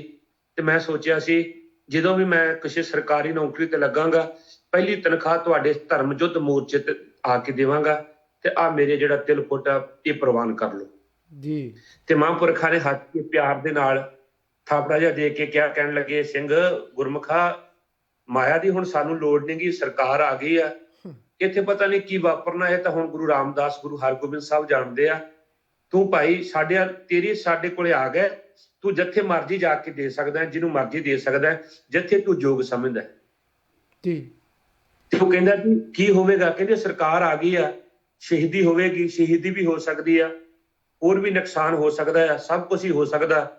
ਸਰਕਾਰਾਂ ਕਦੇ ਢਿੱਲ ਨਹੀਂ ਕਰਿਆ ਕਰਦੀਆਂ, ਇਹ ਬੜੀ ਬਦਨੀਤੀ ਨਾਲ ਆਏ ਨੇ ਦਰਬਾਰ ਸਾਹਿਬ ਸਾਡੀ ਅਣਖ ਤੇ ਗੈਰਤ ਤੇ ਹਮਲਾ ਕਰਨ ਵਾਸਤੇ। ਜੀ ਤੇ ਉਹ ਕਹਿੰਦਾ ਜੀ ਜੇ ਸ਼ਹੀਦੀ ਹੋਵੇਗੀ ਤੇ ਫਿਰ ਮੈਂ ਨਹੀਂ ਜਾਵਾਂਗਾ, ਵਾਹਿਗੁਰੂ। ਮੈਂ ਤੁਹਾਡੇ ਕੋਲ ਹੀ ਰਵਾਂਗਾ। ਕਹਿੰਦੇ ਨਹੀਂ ਭਾਈ, ਤੂੰ ਨਹੀਂ ਰਹਿ ਸਕਦਾ ਇੱਥੇ, ਤੈਨੂੰ ਜਾਣਾ ਪਵੇਗਾ। ਉਹਨੂੰ ਖਿੱਚ ਕੇ ਪੌੜੀਆਂ ਥੱਲੇ ਲਿਆਉਂਦੇ ਸੀ ਤਾਂ ਉਹ ਉੱਪਰ ਚੜ ਜਾਂਦਾ ਸੀ, ਚੀਕਾਂ ਮਾਰਦਾ ਹੋਇਆ, ਮੈਂ ਨਹੀਂ ਜਾ ਸਕਦਾ। ਆਖਰ ਸੰਤਾਂ ਨੇ ਥਾਪੀ ਦੇ ਕੇ ਕਿਹਾ, ਬੰਨ੍ਹ ਦਿਓ ਕੇਸਰੀ ਇਹਦੇ ਦਸਤਾਰਾ ਸਿਰ ਤੇ। ਮੈਂ ਕਹਿੰਦਾ ਸੰਤ ਹਿੰਦੂਆਂ ਦੇ ਵੈਰੀ ਸੰਤ, ਫਿਰ ਹਿੰਦੂ ਵੀਰ ਜਾ ਕੇ ਉਹ ਸ਼ਹੀਦੀ ਪ੍ਰਾਪਤ ਕਰ ਗਿਆ, ਉੱਥੇ ਸ਼ਹੀਦ ਹੋ ਗਿਆ ਉਹ ਗੁਰਮੁਖ। ਉੱਥੇ ਜਾ ਕੇ ਤਨਖਾਹ ਦੇਣ ਗਿਆ ਹੋਇਆ, ਸੰਤਾਂ ਦਾ ਹੋ ਕੇ ਰਹਿ ਗਿਆ। ਕੈਸਾ ਉਹਨਾਂ ਕੋਲੇ ਰੱਬੀ ਗੁਣ ਹੋਵੇਗਾ, ਕੈਸੇ ਬੰਦਗੀ ਨਾਲ ਸਰਸ਼ਾਰ ਹੋਏ ਹੋਣਗੇ ਉਹ ਕਿ ਉਹ ਜਿਹੜਾ ਉਹਨਾਂ ਕੋਲੇ ਜਾਂਦਾ ਸੀ ਉਹਨਾਂ ਦਾ ਹੋ ਕੇ ਰਹਿ ਜਾਂਦਾ ਸੀ। ਇੱਕ ਵਾਰੀ ਕਿਸੇ ਨੂੰ ਕਹਿੰਦੇ ਸਨ, ਉਹ ਦੂਸਰੀ ਵਾਰੀ ਕਹਿਣ ਦੀ ਲੋੜ ਨਹੀਂ ਸੀ ਪੈਂਦੀ। ਲੱਖਾਂ ਗਿਆਨੀ ਸਟੇਜਾਂ ਤੇ ਖਲੋ ਕੇ ਪ੍ਰਚਾਰ ਕਰ ਰਹੇ ਨੇ, ਇੱਕ ਵੀ ਬੰਦਾ ਜਿਹੜਾ ਉਹ ਇਧਰਲੇ ਪਾਸੇ ਮੁੜਨ ਲਈ ਤਿਆਰ ਨਹੀਂ ਹੁੰਦਾ। ਜਿਨ੍ਹਾਂ ਨੇ ਉਹਨਾਂ ਨੂੰ ਵੇਖਿਆ ਵੀ ਨਹੀਂ, ਸਾਡੇ ਬੱਚਿਆਂ ਨੇ ਜਾਂ ਯੂਰਪ ਦੇ ਬੱਚਿਆਂ ਨੇ, ਤਾਂ ਉਹਨਾਂ ਨੂੰ ਵੇਖਿਆ ਵੀ ਨਹੀਂ, ਅੱਜ ਵੀ ਉਹਨਾਂ ਦੀ ਜਿਹੜੀ ਯਾਦ ਆ ਉਹਨਾਂ ਦੇ ਹਿਰਦੇ 'ਚ ਜਿਹੜੀ ਆ ਉਹ ਪਰਸ ਕਰਕੇ ਵਸ ਰਹੀ ਆ। ਇਹ ਉਹਨਾਂ ਦੀ ਸ਼ਖਸੀਅਤ ਸੀ ਤੇ ਉਹ ਸਿੰਘ ਉੱਥੇ ਸ਼ਹੀਦੀ ਪ੍ਰਾਪਤ ਕਰ ਗਿਆ। ਇਸ ਤਰ੍ਹਾਂ ਉਹਨਾਂ ਦੀ ਸ਼ਖਸੀਅਤ ਦਾ ਬਾਰੇ ਆਪਾਂ ਦੱਸ ਰਹੇ ਹਾਂ। ਉਹ ਮਹਾਨ ਸ਼ਖਸੀਅਤ ਦੇ ਮਾਲਕ ਸਨ, ਐਸੇ ਉਹ ਰੂਹ ਸਨ, ਐਸੀ ਉਹ ਬਖਸ਼ ਨਵਾਜੇ ਹੋਏ ਸਨ। ਤੇ ਜਿਹੜੀਆਂ ਸਾਰੀਆਂ ਇਹ ਘਟਨਾਕ੍ਰਮ ਜਿਹੜਾ ਇਹ ਵਰਤ ਰਿਹਾ ਆ, ਇਹਦੇ ਆਪਾਂ ਸੰਖੇਪ ਜਿਹੜੀਆਂ ਗੱਲਾਂ ਦੱਸ ਰਹੇ ਹਾਂ ਵੀ ਕਿਉਂ ਇਧਰਲੇ ਪਾਸੇ ਸਾਨੂੰ ਆਉਣਾ ਪਿਆ। ਉਹ 78 ਦਾ ਵੀ ਮੈਂ ਕੁਝ ਕਹਿਣਾ ਚਾਹੁੰਦਾ ਸੀ ਅੱਜ ਇਸ ਲੜੀ ਦੇ ਨਾਲ, ਕਿਉਂਕਿ ਇਸ ਤੋਂ ਬਾਅਦ ਹੀ ਸਾਰੀ ਲੜੀ ਇਹ ਸ਼ੁਰੂ ਹੁੰਦੀ ਆ। ਤੇ ਇਹਨੂੰ ਮੈਂ ਥੋੜਾ ਜਿਹਾ ਸ਼ਾਰਟ ਵਿੱਚ ਹੀ ਕਹਿ ਦਿੰਦਾ, ਕਿਉਂਕਿ ਸਮਾਂ ਮੈਂ ਜ਼ਿਆਦਾ ਨਹੀਂ ਲੈਣਾ ਚਾਹੁੰਦਾ ਜੀ। ਕਿ 78 ਵਿੱਚ ਜਿਹੜੇ ਕਾਂਡ ਵਾਪਰਿਆ 1977 ਵਿੱਚ ਜਿਹੜੀ ਆ, ਇਹ ਵੀ ਸਰੋਤੇ ਚੰਗੀ ਤਰ੍ਹਾਂ ਸੁਣ ਲੈਣ। 1977 ਵਿੱਚ ਅਕਾਲੀ ਸਰਕਾਰ ਬਣੀ ਸੀ ਨਿਰੰਕਾਰੀਆਂ ਦੀ ਵੋਟਾਂ ਦੇ ਨਾਲ। ਇਸ ਤੋਂ ਪਹਿਲਾਂ ਇਹ ਕਾਂਗਰਸ ਦੀ ਮੱਤ ਕਰਿਆ ਕਰਦੇ ਸੀ, ਐਰਕੀ ਇਹਨਾਂ ਨੇ ਅਕਾਲੀਆਂ ਦੀ ਮੱਤ ਕੀਤੀ ਤੇ ਖੁੱਲਮ ਖੁੱਲਾ ਇਹ ਪਾਪ ਸ਼ੁਰੂ ਕਰ ਦਿੱਤਾ, ਕਿਉਂਕਿ ਮੂੰਹ ਖਾਵੇ ਤੇ ਅੱਖਾਂ ਸ਼ਰਮਾਉਣ ਜੀ। ਇਹ ਜਿਹੜੇ ਨਿਰੰਕਾਰੀ ਨੇ ਇਹ ਰਾਵਲਪਿੰਡੀ ਤੋਂ ਚੱਲੇ ਸੀ ਇਹਨਾਂ ਦਾ ਮੁੱਢ ਜਿਹੜਾ ਸੀ ਉਹ ਦਿਆਲ ਸਿੰਘ ਸੀ, ਬਾਬਾ ਦਿਆਲ ਸਿੰਘ ਕਰਕੇ ਕਹਿੰਦੇ ਸੀ ਉਹਨੂੰ। ਉਸ ਤੋਂ ਬਾਅਦ ਆ ਜਿਹੜਾ ਸੀ ਦਰਬਾਰਾ ਸੋਂ ਰੱਤਾ ਜੀ, ਗੁਰਦਿੱਤਾ ਜੀ, ਗੁਰਦਿੱਤੇ ਤੋਂ ਬਾਅਦ ਆ ਬੂਟਾ ਸਿਉ, ਅੱਧ ਦਾ ਸ਼ਰਾਬੀ ਤੇ ਦੁਰਾਚਾਰੀ ਸੀ ਜੀ। ਇਹ ਸ਼ਰਾਬ ਪੀ ਕੇ ਮਹਾਰਾਜ ਦੀ ਤਾਬੇ ਆ ਕੇ ਕਥਾ ਕਰਦਾ ਸੀ। ਔਰ ਜਿਹੜਾ ਬੂਟਾ ਸੋ ਉਸ ਤੋਂ ਬਾਅਦ ਆ ਜਿਹੜਾ ਪਾਪੀ ਅਵਤਾਰ ਸਿੰਘ, ਅਵਤਾਰ ਸੋ ਨੇ ਇੱਕ ਕਿਤਾਬਚਾ ਲਿਖਿਆ ਸੀ ਜਿਹਦਾ ਨਾਂ ਰੱਖਿਆ ਸੀ ਉਹਨੇ ਅੰਮ੍ਰਿਤ ਬਾਣੀ, ਤੇ ਉਹਦੇ ਵਿੱਚ ਉਹਨੇ ਏਡੀ ਭੱਦੀ ਸ਼ਬਦਾਵਲੀ ਸਤਿਗੁਰੂ ਸਾਹਿਬ ਜੀ ਦੇ ਤੇ ਅਵਤਾਰਾਂ ਵਾਸਤੇ ਵਰਤੀ ਸੀ ਜਿਹੜੀ ਸਾਡੀ ਜ਼ੁਬਾਨ ਇਜਾਜ਼ਤ ਨਹੀਂ ਦਿੰਦੀ। ਉਹਨੇ ਇੱਥੋਂ ਤੱਕ ਵੀ ਕਹਿ ਦਿੱਤਾ ਵੀ ਧਰਤੀ ਤੇ ਜੋ ਆਇਆ ਉਹ ਮਨ ਦਾ ਜਿਹੜਾ ਆਪਣਾ ਭਰਮ ਲਾ ਨਹੀਂ ਸਕੇ। ਨਾਨਕ ਕ੍ਰਿਸ਼ਨ ਰਾਮ ਤੇ ਰਾਮਚੰਦਰ ਤੇ ਕ੍ਰਿਸ਼ਨ ਨਾਨਕ ਵਰਗੇ ਖੁਦ ਦਾ ਪਰਦਾ ਲਾ ਨਹੀਂ ਸਕੇ। ਇਸ ਤਰ੍ਹਾਂ ਉਹਨੇ ਬਹੁਤ ਕੁਝ 43 ਪੇਜ ਤੇ ਲਿਖਿਆ ਉਸ ਕਿਤਾਬ ਦੇ ਵਿੱਚ, ਜਿਹੜਾ ਉਹਦਾ ਕੂੜ ਦਾ ਕਿਤਾਬਚਾ ਹੈ ਜੀ। ਉਸ ਤੋਂ ਬਾਅਦ ਉਹ ਗੁਰਬਚਨਾ ਆਇਆ ਤੇ ਗੁਰਬਚਨਾ ਲਗਾਤਾਰ ਸਰਕਾਰੀ ਸ਼ਹਿ ਤੇ ਜਿੱਥੇ ਉਹਨੇ 7 ਸਿਤਾਰੇ ਬਣਾਏ, ਉਹ ਗੁਰਬਾਣੀ ਦੀ ਨਿੰਦਾ ਲਗਾਤਾਰ ਕਰ ਰਿਹਾ ਸੀ। ਸਿੱਖ ਬਰਦਾਸ਼ਤ ਕਰਦੇ ਜਾ ਰਹੇ ਸੀ ਵੀ ਚਲੋ ਕੋਈ ਨਹੀਂ, ਹੋਊ, ਠੀਕ ਹੋ ਜਾਵੇਗਾ, ਕਿਉਂਕਿ ਸਾਡੇ ਕੋਲ ਬਰਦਾਸ਼ਤ ਦਾ ਮਾਦਾ ਬਹੁਤ ਤਕੜਾ। ਪਰ ਜਿੱਦਣ ਉਹਨੇ ਆਪਣੀ ਘਰ ਵਾਲੀ ਤਕੜੀ ਵਿੱਚ ਬਿਠਾ ਕੇ ਉਹਨੂੰ ਤੋਲਿਆ ਪੈਸਿਆਂ ਨਾਲ ਤੇ ਉੱਤੇ ਬਾਣੀ ਦੀ ਪੰਕਤੀ ਲਿਖੀ ਕਿ ਆਪੇ ਕੰਡਾ ਆਪ ਤਰਾਜੀ ਆਪੇ ਤੋਲ ਤਲਾਇਆ, ਉਦੋਂ ਸਿੱਖਾਂ ਦੇ ਹਿਰਦੇ ਵਲੂੰਦਰੇ ਗਏ ਕਿ ਇੱਕ ਗੰਧ ਦੀ ਥੈਲਾ ਜਿਹਨੂੰ ਤੂੰ ਤਕੜੀ 'ਚ ਬਿਠਾ ਕੇ ਗੁਰੂ ਨਾਨਕ ਸਾਹਿਬ ਦੀ ਬਾਣੀ ਦੀ ਪੰਕਤੀ ਦੀ ਦੁਰਵਰਤੋਂ ਕਰ ਰਿਹਾ, ਤੂੰ ਇਹ ਗੱਲਾਂ ਤੋਂ ਬਾਜ ਆ ਜਾ। ਗੁਰੂ ਕੇ ਸਿੱਖ ਨੂੰ ਬਰਦਾਸ਼ਤ ਨਹੀਂ ਕਰ ਸਕਦੇ। ਔਰ ਮੈਂ ਕੱਲ ਵੀ ਕਿਹਾ ਸੀ, ਖਾਸ ਕਰਕੇ ਟਕਸਾਲ ਦੇ ਗਿਆਨੀ ਸਿੰਘ ਜਿਹੜੇ ਨੇ ਉਹ ਹਰ ਵਧੀਕੀ ਬਰਦਾਸ਼ਤ ਕਰ ਲੈਣਗੇ, ਪਰ ਗੁਰੂ ਕੀ ਬਾਣੀ ਦੀ ਜਿਹੜੀ ਆ ਨਰਾਦਰੀ ਕਦੇ ਵੀ ਬਰਦਾਸ਼ਤ ਨਹੀਂ ਕਰਨਗੇ ਜੀ, ਨਹੀਂ ਕਰ ਸਕਣਗੇ, ਕਿਉਂਕਿ ਉਹਨਾਂ ਦੀ ਇਬਾਦਤ ਬਹੁਤ ਵੱਡੀ ਆ। ਜਿਹਦੀ ਇਬਾਦਤ ਵੱਡੀ ਹੋਵੇ ਉਹਦੀ ਸ਼ਹਾਦਤ ਵੱਡੀ ਹੋਣੀ ਆ। ਪਰ ਇਹ ਇੱਥੇ ਰੁਕਿਆ ਨਹੀਂ ਪਾਪੀ, ਅੱਗੇ ਤੋਂ ਅੱਗੇ ਚੱਲਦਾ ਗਿਆ। ਔਰ 14 ਅਪ੍ਰੈਲ 1978 ਨੂੰ ਇਹ ਅੰਮ੍ਰਿਤਸਰ ਸਾਹਿਬ ਆਪਣਾ ਲਾਮ ਲਸ਼ਕਰ ਲੈ ਕੇ ਆਇਆ। ਹਾਲੇ ਕਿ ਪਹਿਲੋਂ ਇਹ ਕਿਤੇ ਹੋਰ ਪ੍ਰੋਗਰਾਮ ਕਰਦੇ ਸੀ, ਕਿਉਂਕਿ ਸਰਕਾਰੀ ਸ਼ਹਿਰ ਸੀ, ਇਹਨੂੰ ਪਿੱਛੇ ਸਰਕਾਰੀ ਛਤਰੀ ਸੀ ਇਹਦੇ ਉੱਪਰ। ਜਿਵੇਂ ਅੱਜ ਵੀ ਬਹੁਤ ਸਾਰੇ ਲੋਕ ਸਰਕਾਰੀ ਛਤਰੀ ਤੇ ਚੜ੍ਹ ਕੇ ਬਹੁਤ ਊਲ ਜਲੂਲ ਬੋਲ ਰਹੇ ਆ ਚਾਰਸੀ ਦੇ ਸੰਬੰਧ ਵਿੱਚ, ਸ੍ਰੀ ਦਰਬਾਰ ਸਾਹਿਬ ਦੇ ਸੰਬੰਧ ਵਿੱਚ, ਅੰਮ੍ਰਿਤ ਦੇ ਸੰਬੰਧ ਵਿੱਚ, ਸ੍ਰੀ ਗੁਰੂ ਗ੍ਰੰਥ ਸਾਹਿਬ ਦੀ ਬਾਣੀ ਦੇ ਸੰਬੰਧ ਵਿੱਚ, ਸ੍ਰੀ ਗੁਰੂ ਗ੍ਰੰਥ ਸਾਹਿਬ ਦੇ ਸਤਿਕਾਰ ਦੇ ਸੰਬੰਧ ਵਿੱਚ, ਸਰੋਵਰਾਂ ਦੇ ਸੰਬੰਧ ਵਿੱਚ ਬਹੁਤ ਊਲ ਜਲੂਲ ਬੋਲ ਰਹੇ। ਉਹ ਵੀ ਅੱਜ ਸਰਕਾਰੀ ਛਤਰੀ ਤੇ ਚੜ੍ਹ ਕੇ। ਪਰ ਉਹਨਾਂ ਨੂੰ ਦੇਖ ਲੈਣਾ ਚਾਹੀਦਾ ਵੀ ਸਾਡੇ ਤੋਂ ਪਹਿਲਾਂ ਜਿਹੜੇ ਸਾਡੇ ਆਗੇ ਸੀ ਉਹ ਗੁਜ਼ਰੇ ਤੇ ਉਹਨਾਂ ਨਾਲ ਕੀ ਬਣਿਆ, ਤੇ ਫਿਰ ਜੇ ਇਹ ਸਾਡਾ ਰਾਹ ਇਹ ਰਹੇਗਾ ਤੇ ਸਾਡੇ ਨਾਲ ਕੀ ਬਣੇਗਾ। ਇਹ ਉਹਨਾਂ ਨੂੰ ਜਿਹੜਾ ਸਵੈ ਪੜਚੋਲ ਕਰ ਲੈਣੀ ਚਾਹੀਦੀ ਜੀ। ਮੈਂ ਬੇਨਤੀ ਕਰ ਰਿਹਾ ਸੀਗਾ ਕਿ ਇਹ ਇਸ ਵੇਲੇ ਆ ਕੇ ਬਹੁਤ ਭੈੜੀ ਸ਼ਬਦਾਵਲੀ ਸ੍ਰੀ ਗੁਰੂ ਗ੍ਰੰਥ ਸਾਹਿਬ, ਕਿਉਂਕਿ ਇਹਦੀ ਜਿਹੜੀ ਸਾਰੀ ਤਿਆਰੀ ਸੀ ਉਹ ਤਿਆਰੀ ਕੀਤੀ ਹੋਈ ਸੀ। ਤਿਆਰੀ ਦੇ ਤਹਿਤ ਜਿਵੇਂ ਐਸਐਚ ਸੀਨਾ, ਇਹ ਸਾਰੇ ਨਰਿੰਜਨ ਸਿੰਘ ਡੀਐਸਪੀ ਜਿਹੜਾ ਸੀ, ਇਹ ਸਾਰੇ ਦੇ ਸਾਰੇ ਬੰਦੇ ਨੇ ਤਿਆਰ ਕਰਕੇ ਅੰਮ੍ਰਿਤਸਰ ਪਹਿਲੋਂ ਲਿਆਂਦੇ ਹੋਏ ਸੀ। ਪੂਰੀ ਤਿਆਰੀ ਸੀ। ਜਦੋਂ ਇਹ ਗੁਰਬਾਣੀ ਦੀ ਨਰਾਦਰੀ ਕਰ ਰਿਹਾ ਸੀ ਤੇ ਆਪਾਂ ਨੂੰ ਪਤਾ ਕਿ ਗੁਰੂ ਕੇ ਸਿੱਖ ਅਖੰਡ ਕੀਰਤਨੀ ਜਥੇ ਤੋਂ ਉਸ ਟਕਸਾਲ ਦੇ ਸਿੰਘ ਗੁਰਮੁਖ ਸਾਰੇ ਨੂੰ ਰੋਕਣ ਵਾਸਤੇ ਗਏ। ਹਾਲੇ ਕਿ ਭਾਈ ਸੁਖਵਿੰਦਰ ਸਿੰਘ ਜੀ ਉਹ ਲੜਨ ਨਹੀਂ ਸੀ ਗਏ। ਜੇ ਉਹ ਲੜਨ ਦੀ ਮਨਸਾ ਨਾਲ ਜਾਂਦੇ ਹੁੰਦੇ ਤੇ ਇਹ ਉਹ ਸਿੰਘ ਨੇ ਜਿਨ੍ਹਾਂ ਨੇ ਅਬਦਾਲੀ ਦੇ ਦੰਦ ਖੱਟੇ ਕਰ ਦਿੱਤੇ ਜੀ। ਇਹ ਉਹ ਖਾਲਸਾ ਹੈ ਜਿਨ੍ਹਾਂ ਨਾਦਰ ਸ਼ਾਹ ਨੂੰ ਤੀਲਿਆਂ ਦੀ ਤਰ੍ਹਾਂ ਅੜਾ ਦਿੱਤਾ। ਇਹ ਹਰੀ ਸਿੰਘ ਨਲੂਏ ਦੀ ਉਮਤ ਆ, ਇਹ ਅਕਾਲੀ ਬਾਬਾ ਫੂਲਾ ਸਿੰਘ ਸਾਹਿਬ ਦੀ ਉਮਤ ਆ, ਇਹ ਮਹਾਰਾਜਾ ਰਣਜੀਤ ਸਿੰਘ ਜੀ ਦੀ ਉਮਤ ਆ। ਇਹਨਾਂ ਅੰਦਰ ਗੁਰੂ ਗੋਬਿੰਦ ਸਿੰਘ ਸਾਹਿਬ ਜੀ ਦੀ ਅੰਮ੍ਰਿਤ ਦੀਆਂ ਬੂੰਦਾਂ ਤੇ ਇਹ ਬਾਬਾ ਅਜੀਤ ਸਿੰਘ ਸਾਹਿਬ ਜੀ ਦੇ ਭਰਾਤਾ ਨੇ ਜੀ। ਉਹ ਲੜਨ ਵਾਸਤੇ ਨਹੀਂ ਸੀ ਗਏ, ਉਹ ਤਾਂ ਸਮਝਾਉਣ ਗਏ ਸੀ ਵੀ ਤੂੰ ਜੋ ਕਰਨਾ ਕਰ, ਪਰ ਆਹ ਕੰਮ ਨਾ ਕਰ। ਸਿੱਖ ਕਦੀ ਵੀ ਗੁਰਬਾਣੀ ਦੀ ਨਿੰਦਾ ਨਹੀਂ ਕਰ ਸਕਦਾ। ਪਰ ਪਾਪੀਆਂ ਨੇ ਤਿਆਰੀ ਕੀਤੀ ਹੋਈ ਸੀ। ਜਾਂਦਿਆਂ ਹੀ ਇੱਕਦਮ ਸਾਰੀਆਂ ਗੋਲੀਆਂ ਚਲਾ ਦਿੱਤੀਆਂ। 13 ਸਿੰਘ ਸ਼ਹੀਦ ਕਰ ਦਿੱਤੇ, 78 ਫੱਟੜ ਕਰ ਦਿੱਤੇ। ਸਿੰਘ ਤੜਫਦੇ ਰਹੇ ਭਾਈ ਸੁਖਵਿੰਦਰ ਸਿੰਘ ਜੀ। ਉਹਨਾਂ ਨੂੰ ਚੱਕਣ ਵਾਸਤੇ ਕੋਈ ਆਇਆ ਨਹੀਂ, ਕੋਈ ਪ੍ਰਬੰਧ ਨਹੀਂ। ਜਿਹੜੇ ਲੋਕਤੰਤਰ ਦੀ ਗੱਲ ਕਰਦੇ, ਕੋਈ ਉਹਨਾਂ ਨੂੰ ਹਸਪੀਟਲ ਨਹੀਂ ਪਹੁੰਚਾਇਆ ਗਿਆ, ਕਿਸੇ ਦੀ ਸਾਰ ਨਹੀਂ ਲਈ ਗਈ। ਇਹ ਪਾਪੀ ਉੱਥੇ ਕਈ ਘੰਟੇ ਪ੍ਰੋਗਰਾਮ ਕਰਕੇ ਜਲੰਧਰੋਂ ਬਾਦਾ ਕਰਨਾਲ ਆ ਗਿਆ ਤੇ ਕਿਸੇ ਪ੍ਰਕਾਰ ਦਾ ਮਾੜਾ ਮੋਟਾ ਇੱਥੇ ਕੇਸ ਚੱਲਿਆ। ਉਹ ਕੇਸ ਤੋਂ ਬਾਅਦ ਵੀ ਇਹ ਬਰੀ ਹੋ ਗਿਆ। ਸਾਰੇ ਦੇ ਸਾਰੇ ਉਹ ਜਿਹੜਾ ਜੱਜ ਸੀ ਉਹਨੇ ਸਿੱਖਾਂ ਨੂੰ ਝਿੜਕਾਂ ਮਾਰੀਆਂ ਸੀ ਉਦੋਂ ਵੀ ਤੁਹਾਨੂੰ ਉਹਨਾਂ ਦੇ ਸਮਾਗਮ ਵਿੱਚ ਜਾਣਾ ਨਹੀਂ ਸੀ ਚਾਹੀਦਾ। ਇਹਨਾਂ ਸਾਰੀਆਂ ਚੀਜ਼ਾਂ ਨੇ ਫਿਰ ਸਾਨੂੰ ਮਜਬੂਰ ਕਰ ਦਿੱਤਾ ਤੇ ਇਸੇ ਸੰਤਾਂ ਨੇ ਉੱਥੇ ਆ ਕੇ ਮੋਰਚਾ ਲਾਇਆ ਵੀ ਜਦੋਂ ਇਨਸਾਫ ਹੀ ਕਿਤੋਂ ਨਹੀਂ ਮਿਲਣਾ, ਹਰ ਪਾਸੇ ਧੱਕਾ ਜੋਰੀ ਹੋ ਰਿਹਾ ਹੈ, ਸਾਡੇ ਹਰ ਪਾਸੇ ਤੁਸੀਂ ਧੱਕਾ ਜੋਰੀ ਕਰ ਰਹੇ ਆ ਇਨਸਾਫ ਲੈਣ ਵਾਸਤੇ। ਸ੍ਰੀ ਅਕਾਲ ਤਖਤ ਸਾਹਿਬ ਜੀ ਤੇ ਧਰਮਵੀਰ ਸਤਿਗੁਰੂ ਗੁਰੂ ਹਰਗੋਬਿੰਦ ਸਾਹਿਬ ਜੀ ਦੇ ਸਨਮੁਖ ਹੋ ਕੇ, ਗੁਰੂ ਸੱਚੇ ਪਾਤਸ਼ਾਹ ਜੀ ਦੇ ਸਨਮੁਖ ਹੋ ਕੇ ਸੰਤ ਬਾਬਾ ਜਰਨੈਲ ਸਿੰਘ ਜੀ ਨੇ ਆ ਕੇ ਮੋਰਚਾ ਲਾਇਆ ਤੇ ਉਹ ਮੋਰਚਾ ਫਿਰ ਅੱਗੇ ਚੱਲਿਆ।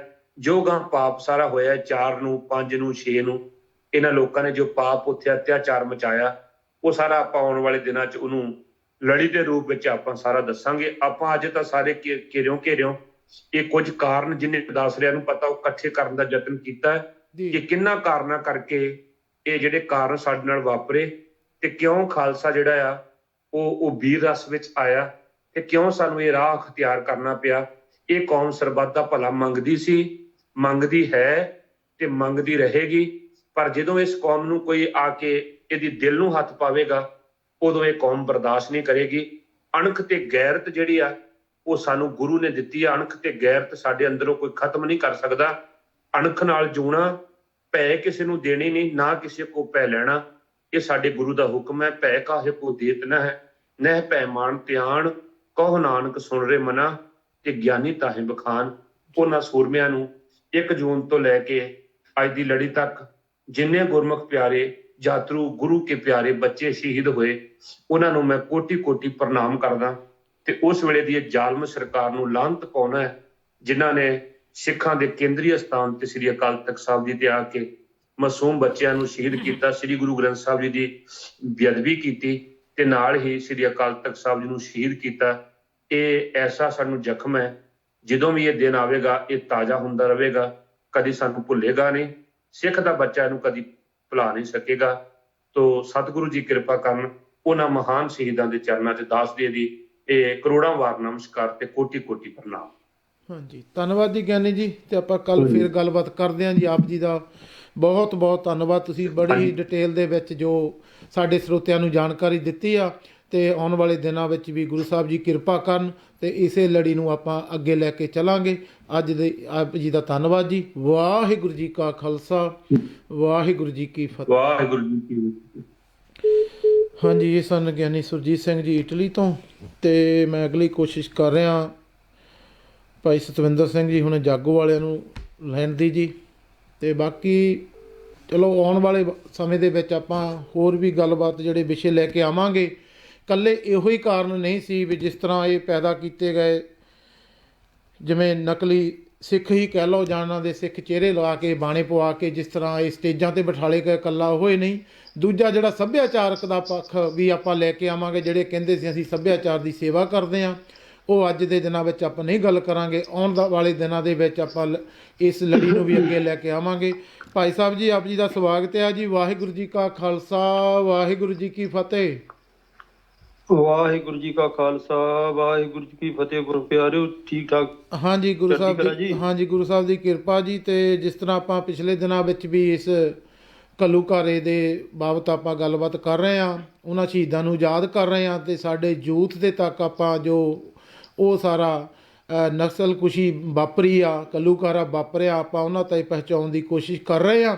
ਤੇ ਆਪ ਜੀ ਆਪ ਦਾ ਵੀ ਬਹੁਤ ਬਹੁਤ ਫਿਰ ਤੋਂ ਸਵਾਗਤ ਕਰਦੇ ਹਾਂ, ਕਿਉਂਕਿ ਤੁਸੀਂ ਵੀ ਆਪ ਜੀ ਟਾਈਮ ਕੱਢ ਕੇ, ਜਿਸ ਤਰ੍ਹਾਂ ਅੱਜ ਸਾਡੇ ਦੂਸਰੇ ਵੀ ਮਹਾਨ ਪ੍ਰਚਾਰਕ ਗਿਆਨੀ ਤੇਜਪਾਲ ਸਿੰਘ ਜੀ ਤੇ ਗਿਆਨੀ ਸੁਰਜੀਤ ਸਿੰਘ ਜੀ ਹੁਣੀ ਆਏ ਸੀ, ਉਹਨਾਂ ਨੂੰ ਵੀ ਬੜੀ ਹੀ ਡਿਟੇਲ ਦੇ ਵਿੱਚ ਦਿਲ ਕਰਦਾ ਸੀ ਬਸ ਸੁਣੀ ਜਾਈਏ। ਤੇ ਪਰ ਜੋ ਵੀ ਸਾਡੇ ਨਾਲ ਵਰਤਾਰਾ ਹੋਇਆ ਤੇ ਕੋਸ਼ਿਸ਼ ਕਰਦੇ ਆ ਵੀ ਸਾਡੇ ਇਸ ਪ੍ਰੋਗਰਾਮ ਦੀ ਕੋਸ਼ਿਸ਼ ਰਾਹੀਂ ਬਹੁਤ ਸਾਰੇ ਸਾਡੇ ਯੂਥ ਨੌਜਵਾਨ ਇਸ ਗੱਲਾਂ ਦੀ ਜੋ ਸਾਡੇ ਨਾਲ ਵਾਪਰਿਆ ਉਹਨਾਂ ਤੋਂ ਜਾਣੂ ਹੋਣਗੇ ਜੀ। ਹਾਂਜੀ, ਕੀ ਅੱਜ ਜੀ ਤੁਸੀਂ ਆਪ ਜੀ ਇਸ ਮਾਧਿਅਮ ਦੇ ਰਾਹੀਂ ਜ਼ਰੂਰ ਸਾਡੇ ਸਰੋਤਿਆਂ ਦੇ ਨਾਲ ਸਾਂਝ ਪਾਓ ਜੀ। ਸਾਨੂੰ ਸਰੋਤਿਆਂ ਨੂੰ ਜਿੰਨੇ ਵੀ ਮੀਡੀਆ ਦੇ ਨਾਲ ਜੁੜੇ ਹੋਏ ਆ, ਘਰਾਂ ਵਿੱਚ ਬੈਠੇ ਜਾਂ ਬਾਅਦ 'ਚ ਵੀ ਜਿਹਨਾਂ ਨੇ ਸੁਣਨਾ, ਉਹਨਾਂ ਸਾਰਿਆਂ ਨੂੰ ਵਾਹਿਗੁਰੂ ਜੀ ਕਾ ਖਾਲਸਾ, ਵਾਹਿਗੁਰੂ ਜੀ ਕੀ ਫਤਿਹ। ਸਾਹਿਬ ਜੀ, ਮੈਂ ਸੁਣਿਆ ਪ੍ਰੋਗਰਾਮ ਸਾਰਾ ਗੁਰੂ ਪਿਆਰਿਆਂ ਕੋਲੋਂ, ਮਹਾਰਾਜ ਦੀ ਕਿਰਪਾ ਦੇ ਨਾਲ, ਕਿਉਂਕਿ ਜੋ ਆਪਾਂ ਸੁਣਦੇ ਹਾਂ ਉਹਦੇ ਵਿੱਚੋਂ ਹੀ ਆਪਾਂ ਸੁਣਾ ਸਕਦੇ ਹਾਂ। ਇਹ ਇੱਕ ਸੁਣਨਾ ਬਹੁਤ ਚੰਗੀ ਗੱਲ ਹੈ। ਸੁਣ ਤੇ ਪਨੀਤ ਕਹਿਤੇ ਪਵਿੱਤ, ਕਹਿਣ ਵਾਲਾ ਮਹਾਰਾਜ ਕਹਿੰਦੇ ਪਵਿੱਤਰ ਆ, ਤੇ ਸੁਣਨ ਵਾਲਾ ਜਿਹੜਾ ਉਹ 3 ਵਾਰੀ ਪਵਿੱਤਰ ਕਹੀਏ ਤੇ ਫੇਰ ਪਨੀਤ ਬਣਦਾ ਇੱਕ, ਵੀ ਇੰਨਾ ਚੰਗਾ ਆ ਸੁਣਨਾ ਜੀ। ਫੇਰ ਇੱਕ ਪ੍ਰਮਾਤਮਾ ਦਾ ਕਰਮ ਹੁੰਦਾ ਕੀਤਾ ਵੀ ਜਿਹੜਾ ਬੰਦਾ ਆਪਣੇ ਬੋਲਾ ਆ ਨਾ, ਉਹ ਗਰੰਟੀ ਆ ਉਹਨੇ ਗੁੰਗਾ ਹੋਣਾ ਜ਼ਰੂਰ, ਕਿਉਂਕਿ ਉਹਨੇ ਸੁਣਿਆ ਨਹੀਂ, ਕੋਈ ਜ਼ੁਬਾਨ ਦੇ ਹੁੰਦਿਆਂ ਵੀ ਨਹੀਂ ਬੋਲ ਸਕਦਾ ਜੀ। ਸੁਣਨਾ ਇੰਨਾ ਜ਼ਰੂਰੀ ਆ ਜੀ। ਆਪਾਂ ਤਾਂ ਜਿੱਥੇ ਆਊਗਾ ਗੁੰਗਾ ਬੋਲਾ ਸ਼ਬਦ ਇਕੱਠੇ ਆ, ਇਹਨਾਂ ਦੀ ਕੰਬੀਨੇਸ਼ਨ ਹੁੰਦਾ ਇਹਨਾਂ ਦਾ।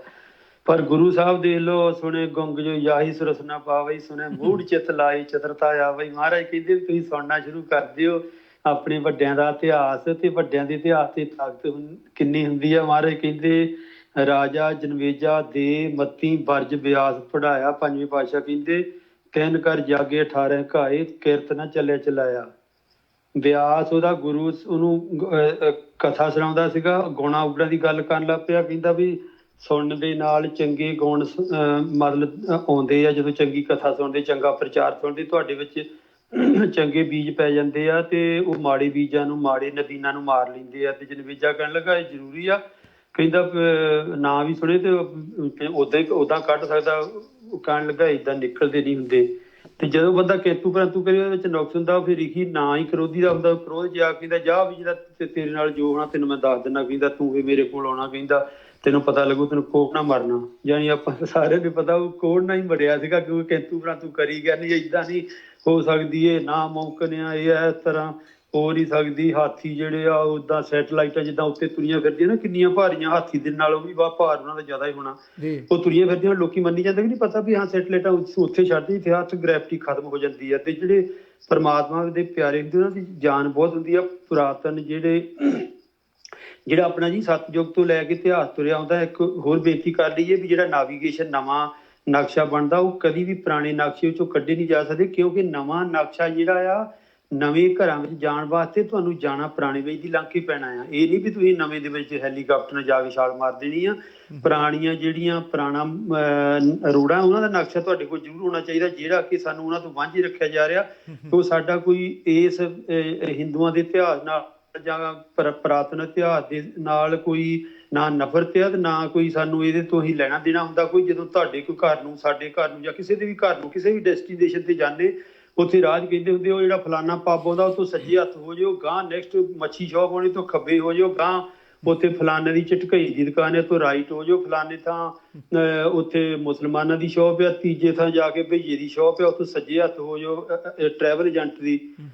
ਉਹਨਾਂ ਸਾਰੇ ਗਣਾਤੇ, ਪਰ ਉਹ ਗਣਾਏ ਕਾਹਤੋਂ ਆ? ਵੀ ਤੇਰੇ ਨਿਸ਼ਾਨੇ ਤੇ ਪਹੁੰਚਣ ਲਈ ਦਾ ਮਤਲਬ ਇਹ ਤਾਂ ਨਹੀਂ ਵੀ ਤੂੰ ਜਾ ਕੇ ਨਾਈਆਂ ਦੀ ਦੁਕਾਨ ਤੇ ਸਿਰ ਮਨਾ ਕੇ ਆਵੇਂ, ਤੂੰ ਉੱਥੋਂ ਜਾ ਕੇ ਮੀਟ ਖਾ ਕੇ ਆਵੇਂ, ਉੱਥੋਂ ਸ਼ਰਾਬ ਪੀ ਕੇ ਆਵੇਂ, ਜਾਂ ਦੂਜੇ ਦੇ ਜਾ ਕੇ ਤੂੰ ਹੋਰ ਗਲਤ ਚੀਜ਼ਾਂ ਖਾ ਕੇ ਆਵੇਂ। ਸਿਰਫ ਆਪਾਂ ਉਹਨੂੰ ਲਈਦਾ ਹੁੰਦਾ ਵੀ ਅੱਗੇ ਜਦੋਂ ਦੀ ਸ੍ਰਿਸ਼ਟੀ ਬਣਾਈ ਪ੍ਰਮਾਤਮਾ ਨੇ, ਉਸ ਰਾਸਿਆਂ ਵਿੱਚ ਦੀ ਕਿੱਦਾਂ ਕਿੱਦਾਂ ਦੇ ਸਭ ਵੀ ਕੌਮ ਜਾਂ ਸਿੱਖ ਜਾਂ ਆਮ ਵਿਅਕਤੀ ਲੰਘ ਕੇ ਆਏ ਆ, ਉਹੋ ਹੀ ਹੋਣ ਆ ਜੀ। ਜਦੋਂ ਆਪਣਾ ਕੋਰਟ ਵਿੱਚ ਕੇਸ ਹੁੰਦਾ, ਉਹ ਪੁਰਾਣੇ ਇਤਿਹਾਸ ਸੁਣਾਏ ਜਾਂਦੇ ਆ। ਜੱਜ ਨੂੰ ਕਹਿੰਦਾ ਦੇਖੋ ਜੀ ਇਹ BAT ਦੇ ਵਿੱਚ ਬੰਦਾ ਫਸ ਗਿਆ, ਇਹ ਮਰਡਰ ਕੇਸ ਵਿੱਚ ਫਸ ਗਿਆ, ਇਮੀਗ੍ਰੇਸ਼ਨ ਦਾ ਚੱਕਰ ਆ, ਜੱਜ ਸਾਹਿਬ ਫਲਾਨਾ ਮਤਲਬ ਹਿੰਦੂਆਂ ਦਾ ਮੁੰਡਾ ਜਾਂ ਸਿੱਖਾਂ ਦਾ ਜਾਂ ਮੁਸਲਮਾਨਾਂ ਦਾ ਜਾਂ ਇਰਾਕੀ ਜਾਂ ਕੋਈ ਵੀ, ਉਹ ਐਸੇ ਤਰ੍ਹਾਂ ਦਾ ਉਹਦਾ ਅੱਗੇ ਕੇਸ ਸੀਗਾ, ਉਹਨੂੰ ਏਦਾਂ ਰਾਹਤ ਮਿਲੀ ਸੀ, ਉਹ ਏਦਾਂ ਪੱਕਾ ਹੋਇਆ, ਤੇ ਹੁਣ ਕਿਉਂ ਨਹੀਂ ਹੋ ਸਕਦਾ ਜੀ? ਉਹ ਆਪਾਂ ਨੂੰ ਵੀ ਇਤਿਹਾਸ ਸੁਣਨਾ ਇੰਨਾ ਜ਼ਰੂਰੀ। ਜੇ ਬਾਬਾ ਬੋਤਾ ਸਿੰਘ ਕਰਜਾ ਸਿੰਘ ਜਾਂ 7 ਘੰਟੇ ਜਾਂ 7 ਦਿਨ ਰਾਜ ਕਰ ਸਕਦੇ, ਆਪਣੀ ਕੁਰਬਾਨੀ ਦਿੰਦੇ ਅਜਿਹਾ ਹੀ ਚਮਕਦੇ ਆ, ਤੇ ਜਿਹੜੇ ਹੁਣ ਕੁਰਬਾਨੀਆਂ ਦੇ ਗਏ ਜਾਂ ਦੇ ਰਹੇ ਜਾਂ ਜਿਹਨਾਂ ਦੇਣੀਆਂ, ਉਹ ਕਿੱਦਾਂ ਚਮਕਣਗੇ ਜੀ? ਜੀ ਬਿਲਕੁਲ। ਜੇ ਆਪਾਂ ਜੇ ਉਹਨਾਂ ਪੁਰਾਣੇ ਸਮਿਆਂ ਦੇ ਵਿੱਚੋਂ ਮਹਾਰਾਜ ਦੀ ਕਿਰਪਾ ਨਾਲ ਕੁਰਬਾਨੀਆਂ ਦੇ ਕੇ ਆਪਣੇ ਵੱਡੇ ਪੁਰਖਾਂ ਨੇ ਆਪਾਂ ਨੂੰ ਕੱਢਿਆ, ਤੇ ਆਪਾਂ ਹੁਣ ਵੀ ਉਸ ਕੇਸ ਦੇ ਵਿੱਚੋਂ ਨਿਕਲ ਜਾਣਾ, ਉਹਨਾਂ ਰੁਕਾਵਟਾਂ ਵਿੱਚੋਂ। ਹੁਣ ਕਿੰਨੇ ਬੰਦੇ ਆ ਆਪਣੇ ਪਰਿਵਾਰ ਨੂੰ ਸੁਖੀ ਕਰਨ ਵਾਸਤੇ ਪੰਜਾਬ ਤੋਂ ਤੁਰਦੇ ਆ, ਉਹ ਕੋਈ ਛਿਪਾਂ 'ਚ ਵੀ ਡੁੱਬ ਸਕਦਾ, ਡੁੱਬ ਜਾਂਦੇ ਰਹੇ ਆ ਹਨਾ, ਕਿੰਨੀ ਜਾਨ ਨੂੰ ਜੋਖਮ ਵਿੱਚ ਪਾ ਕੇ ਆਏ ਆ। ਤੇ ਬਾਹਰ ਆ ਕੇ ਭਾਈ ਸਾਹਿਬ ਤੇ ਕੰਮਾਂ ਕਾਰਾਂ ਤੇ ਬੰਦਾ ਕੋਈ ਬਿਲਡਰ ਆ, ਕੋਈ ਛੱਤ ਤੋਂ ਡਿੱਗ ਸਕਦਾ, ਕੋਈ ਹੋਰ ਕੋਈ ਕੰਮ ਹੋ ਸਕਦਾ, ਉਹ ਕਿੰਨੀ ਕੁਰਬਾਨੀ ਕਰਨ ਨੂੰ ਤਿਆਰ ਆਪਣੇ ਪਰਿਵਾਰ ਲਈ ਤੇ ਕੌਮ ਲਈ। ਕਿਉਂ ਨਾ ਕੁਰਬਾਨੀ ਸਿੱਖ ਕਿਉਂ ਨਾ ਕਰਨਗੇ? ਉਹ ਕਰਦੇ ਆਏ ਆ, ਜਿਨ੍ਹਾਂ ਦੇ ਮਸਤਕ ਤੇ ਭਾਗ ਤੇ ਸੇਵਾ ਲਾਈ ਮਹਾਰਾਜ ਦੀ ਕਿਰਪਾ ਨਾਲ। ਜਿੰਨੀ ਕਿਸੇ ਨੂੰ ਮਹਾਰਾਜ ਦੀ ਕਿਰਪਾ ਕੀਤੀ ਆ, ਉਹ ਸਾਰੇ ਵਰਤਦੇ ਆਉਂਦੇ ਆ। ਤੇ ਇਸ ਕਰਕੇ ਤੇ ਹੁਣ ਆਪਾਂ ਗੱਲ ਕਰੀਏ ਆਪਣੇ ਮੁੱਦੇ ਤੇ ਆਈਏ ਵੀ ਜਿਹੜਾ ਤੁਸੀਂ ਪ੍ਰੋਗਰਾਮ ਚੱਲ ਰਿਹਾ, ਮੈਂ ਕਵਿਤਾ ਸੁਣਾਉਣੀ ਆ ਬਾਅਦ ਵਿੱਚ 5-7 ਮਿੰਟ ਦੀ, ਮਹਾਰਾਜ ਦੀ ਕਿਰਪਾ ਨਾਲ। ਵੀ ਗੁਰੂ ਸਾਹਿਬ ਨੇ ਆਪਾਂ ਨੂੰ ਆ ਜਿਹੜੀ ਮੈਂ ਤੁਹਾਨੂੰ ਬੇਨਤੀਆਂ ਕੀਤੀਆਂ, ਏਦਾਂ ਦੇ ਕੇਸਾਂ ਨੂੰ ਚੇਤੇ ਕਰਾ ਕੇ ਗੁਰੂ ਸਾਹਿਬ ਨੇ ਆਪਾਂ ਨੂੰ ਬਖਸ਼ਿਸ਼ਾਂ ਕੀਤੀਆਂ। ਸਾਰੇ ਗੁਰੂ ਸਾਹਿਬਾਂ ਨੇ ਮਿਹਨਤ ਕਰਕੇ ਬੂਟਾ ਲਾਇਆ ਸੀ, ਇੱਕ ਚੀਜ਼ ਪੈਦਾ ਕੀਤੀ ਖਾਲਸਾ ਪੰਥ, ਤੇ ਉਹ ਕਿੱਥੋਂ ਦੀ ਪੈਦਾ ਹੋ ਗਿਆ, ਕਿੱਦਾਂ ਦੀਆਂ ਰੁਕਾਵਟਾਂ ਵਿੱਚ ਲੰਘਿਆ, ਉਹ ਤੁਹਾਨੂੰ ਮੈਂ 5-7 ਮਿੰਟ ਦੀ ਹੈ ਨਾ ਕਵਿਤਾ ਸੁਣਾਉਣੀ। ਇਹ ਤੋਂ ਪਹਿਲੋਂ 2 ਬੇਨਤੀਆਂ ਕਰ ਲਵਾਂ ਵੀ ਕਈ ਵਾਰੀ ਆਪਣੇ ਵਿਚਾਰ ਅੱਜ ਕੱਲ੍ਹ 84 ਦੇ ਚੱਕਰ 'ਚ ਦੇਖੋ ਜੀ, ਆਪਣੇ ਵਿਗੜ ਗਿਆ ਜੀ, ਆਪਣੇ ਇੱਦਾਂ ਹੋ ਗਏ, ਆਪਣੇ 2 ਫਾੜ ਹੋ ਗਿਆ ਜੀ, ਸਿੱਖਾਂ 'ਚ ਏਕਤਾ ਨਹੀਂ ਗੀ। ਹੁਣ ਆਪਾਂ ਅੱਗੇ ਵੀ ਹਰੇਕ ਵਾਰੀ ਬੇਨਤੀ ਕਰਦੇ ਰਹੇ ਵੀ ਏਕਤਾ, ਸੰਤ ਜਰਨੈਲ ਸਿੰਘ ਉਹਨਾਂ ਨੇ ਮੋਰਚਾ ਲਾਇਆ, ਨਾਲ ਆ ਕੇ ਏਕਤਾ ਕਰ ਲਈ। ਸੰਤਾਂ ਨੇ ਕਿਹਾ ਵੀ ਕਹਿੰਦੇ ਜੇ ਮੈਨੂੰ ਕਾਂਗਰਸੀ ਕਹਿੰਦੇ ਆ ਤੇ ਮੈਂ ਤੁਹਾਡਾ ਮੋਰਚਾ ਲਾਇਆ ਅਪਣਾਇਆ ਨੀਗਾ, ਵੀ ਤੁਸੀਂ ਕਾਂਗਰਸੀ ਦਾ ਮੋਰਚਾ ਲਾਇਆ ਅਪਣਾਇਆ ਕਾਹਤੋਂ ਫਿਰ, ਹੈ ਨਾ ਜੀ ਜੇ ਹੈ। ਤੇ ਜੇ ਅਪਣਾ ਲਿਆ ਤੇ ਫਿਰ ਮੁੜ ਕੇ ਬਾਅਦ ਦੇ ਵਿੱਚ ਦੌੜ ਗਿਆ। ਹੁਣ ਏਕਤਾ ਦੇ ਵਿੱਚ ਮਹਾਂਪੁਰਖਾਂ ਦਾ ਕੋਈ ਕਸੂਰ ਨੀਗਾ, ਜਿਹੜਾ ਨਿਸ਼ਾਨਾ ਆ ਉਹਦੇ ਤੇ ਪੱਕੇ ਰਹੋ ਤਾਂ ਆਪੇ ਚੜ੍ਹਦੀ ਕਲਾ। ਬਾਕੀ ਆਪਣਾ ਬਗਾਨਾ ਕੋਈ ਨਹੀਂ ਹੁੰਦਾ। ਜੇ ਆਪਾਂ ਕੌਰਵ ਪਾਂਡਵਾਂ ਦੀ ਗੱਲ ਕਰੀਏ, ਉੱਥੇ ਵੀ ਜਾ ਕੇ ਜੰਗ ਦੇ ਵਿੱਚ ਜਦੋਂ ਦੇਖਿਆ ਅਰਜਨ ਨੇ ਉਹਦੇ ਤੀਰ ਕਮਾਨ ਛੁੱਟ ਗਏ। ਕਹਿੰਦਾ ਮੇਰੀ ਭੂਆ ਦੇ ਮਾਮੇ ਦੇ ਪੁੱਤ ਰਿਸ਼ਤੇਦਾਰ ਸਾਰੇ ਨੇ ਇਕੱਠੇ ਹੋਏ ਹਜ਼ਾਰਾਂ, ਕਿਉਂਕਿ ਉਹ ਸਤਿਯੁਗੀ ਤੁਹਾਨੂੰ ਪਤਾ ਉਮਰਾਂ ਵੀ ਆਪਣੇ ਦੁਆਪਰ ਦੇ ਵਿੱਚ ਲੰਮੀਆਂ ਹੁੰਦੀਆਂ ਸੀਗੀਆਂ, ਹਨਾ ਜੀ।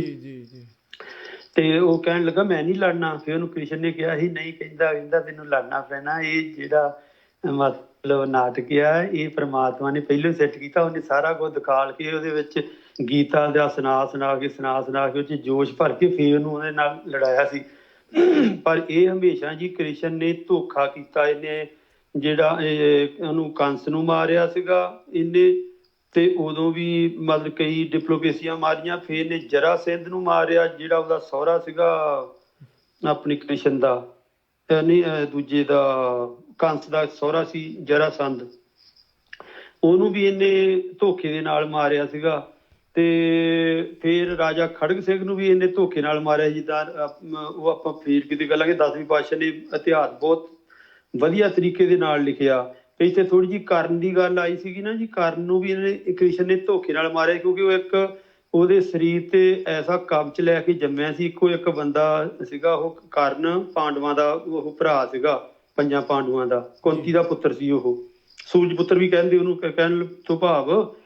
ਤੇ ਉਹ ਕਬਜ਼ ਲੈ ਕੇ ਜੰਮਿਆ ਸੀ, ਤਾਂ ਇਹਨਾਂ ਤੋਂ ਮਰਦਾ ਨਹੀਂ, ਜਿਹਦੀ ਗੱਲ ਭਾਈ ਸਾਹਿਬ ਹੁਣੀ ਕਰਕੇ ਗਏ ਆ। ਤੇ ਉਹ ਤੋਂ ਇਹਨੇ ਧੋਖੇ ਦੇ ਨਾਲ ਬਾਹਮਣ ਬਣ ਕੇ ਤੇ ਉਹਨੂੰ ਕਹਿੰਦਾ ਸੀ ਤੂੰ ਕੀ ਮੰਗਦਾ, ਖੁਸ਼ ਹੋ ਕੇ ਕਹਿੰਦਾ ਦਵੇਂਗਾ ਜੋ ਮੰਗਦਾ, ਕਹਿੰਦਾ ਹਾਂ, ਕਹਿੰਦਾ ਕਬਜ਼ ਲਾ ਦੇ। ਉਹਨੇ ਆਪਣਾ ਕਬਜ਼ ਲਾਤਾ ਤੇ ਫਿਰ ਉਹ ਮਰਿਆ ਸੀ।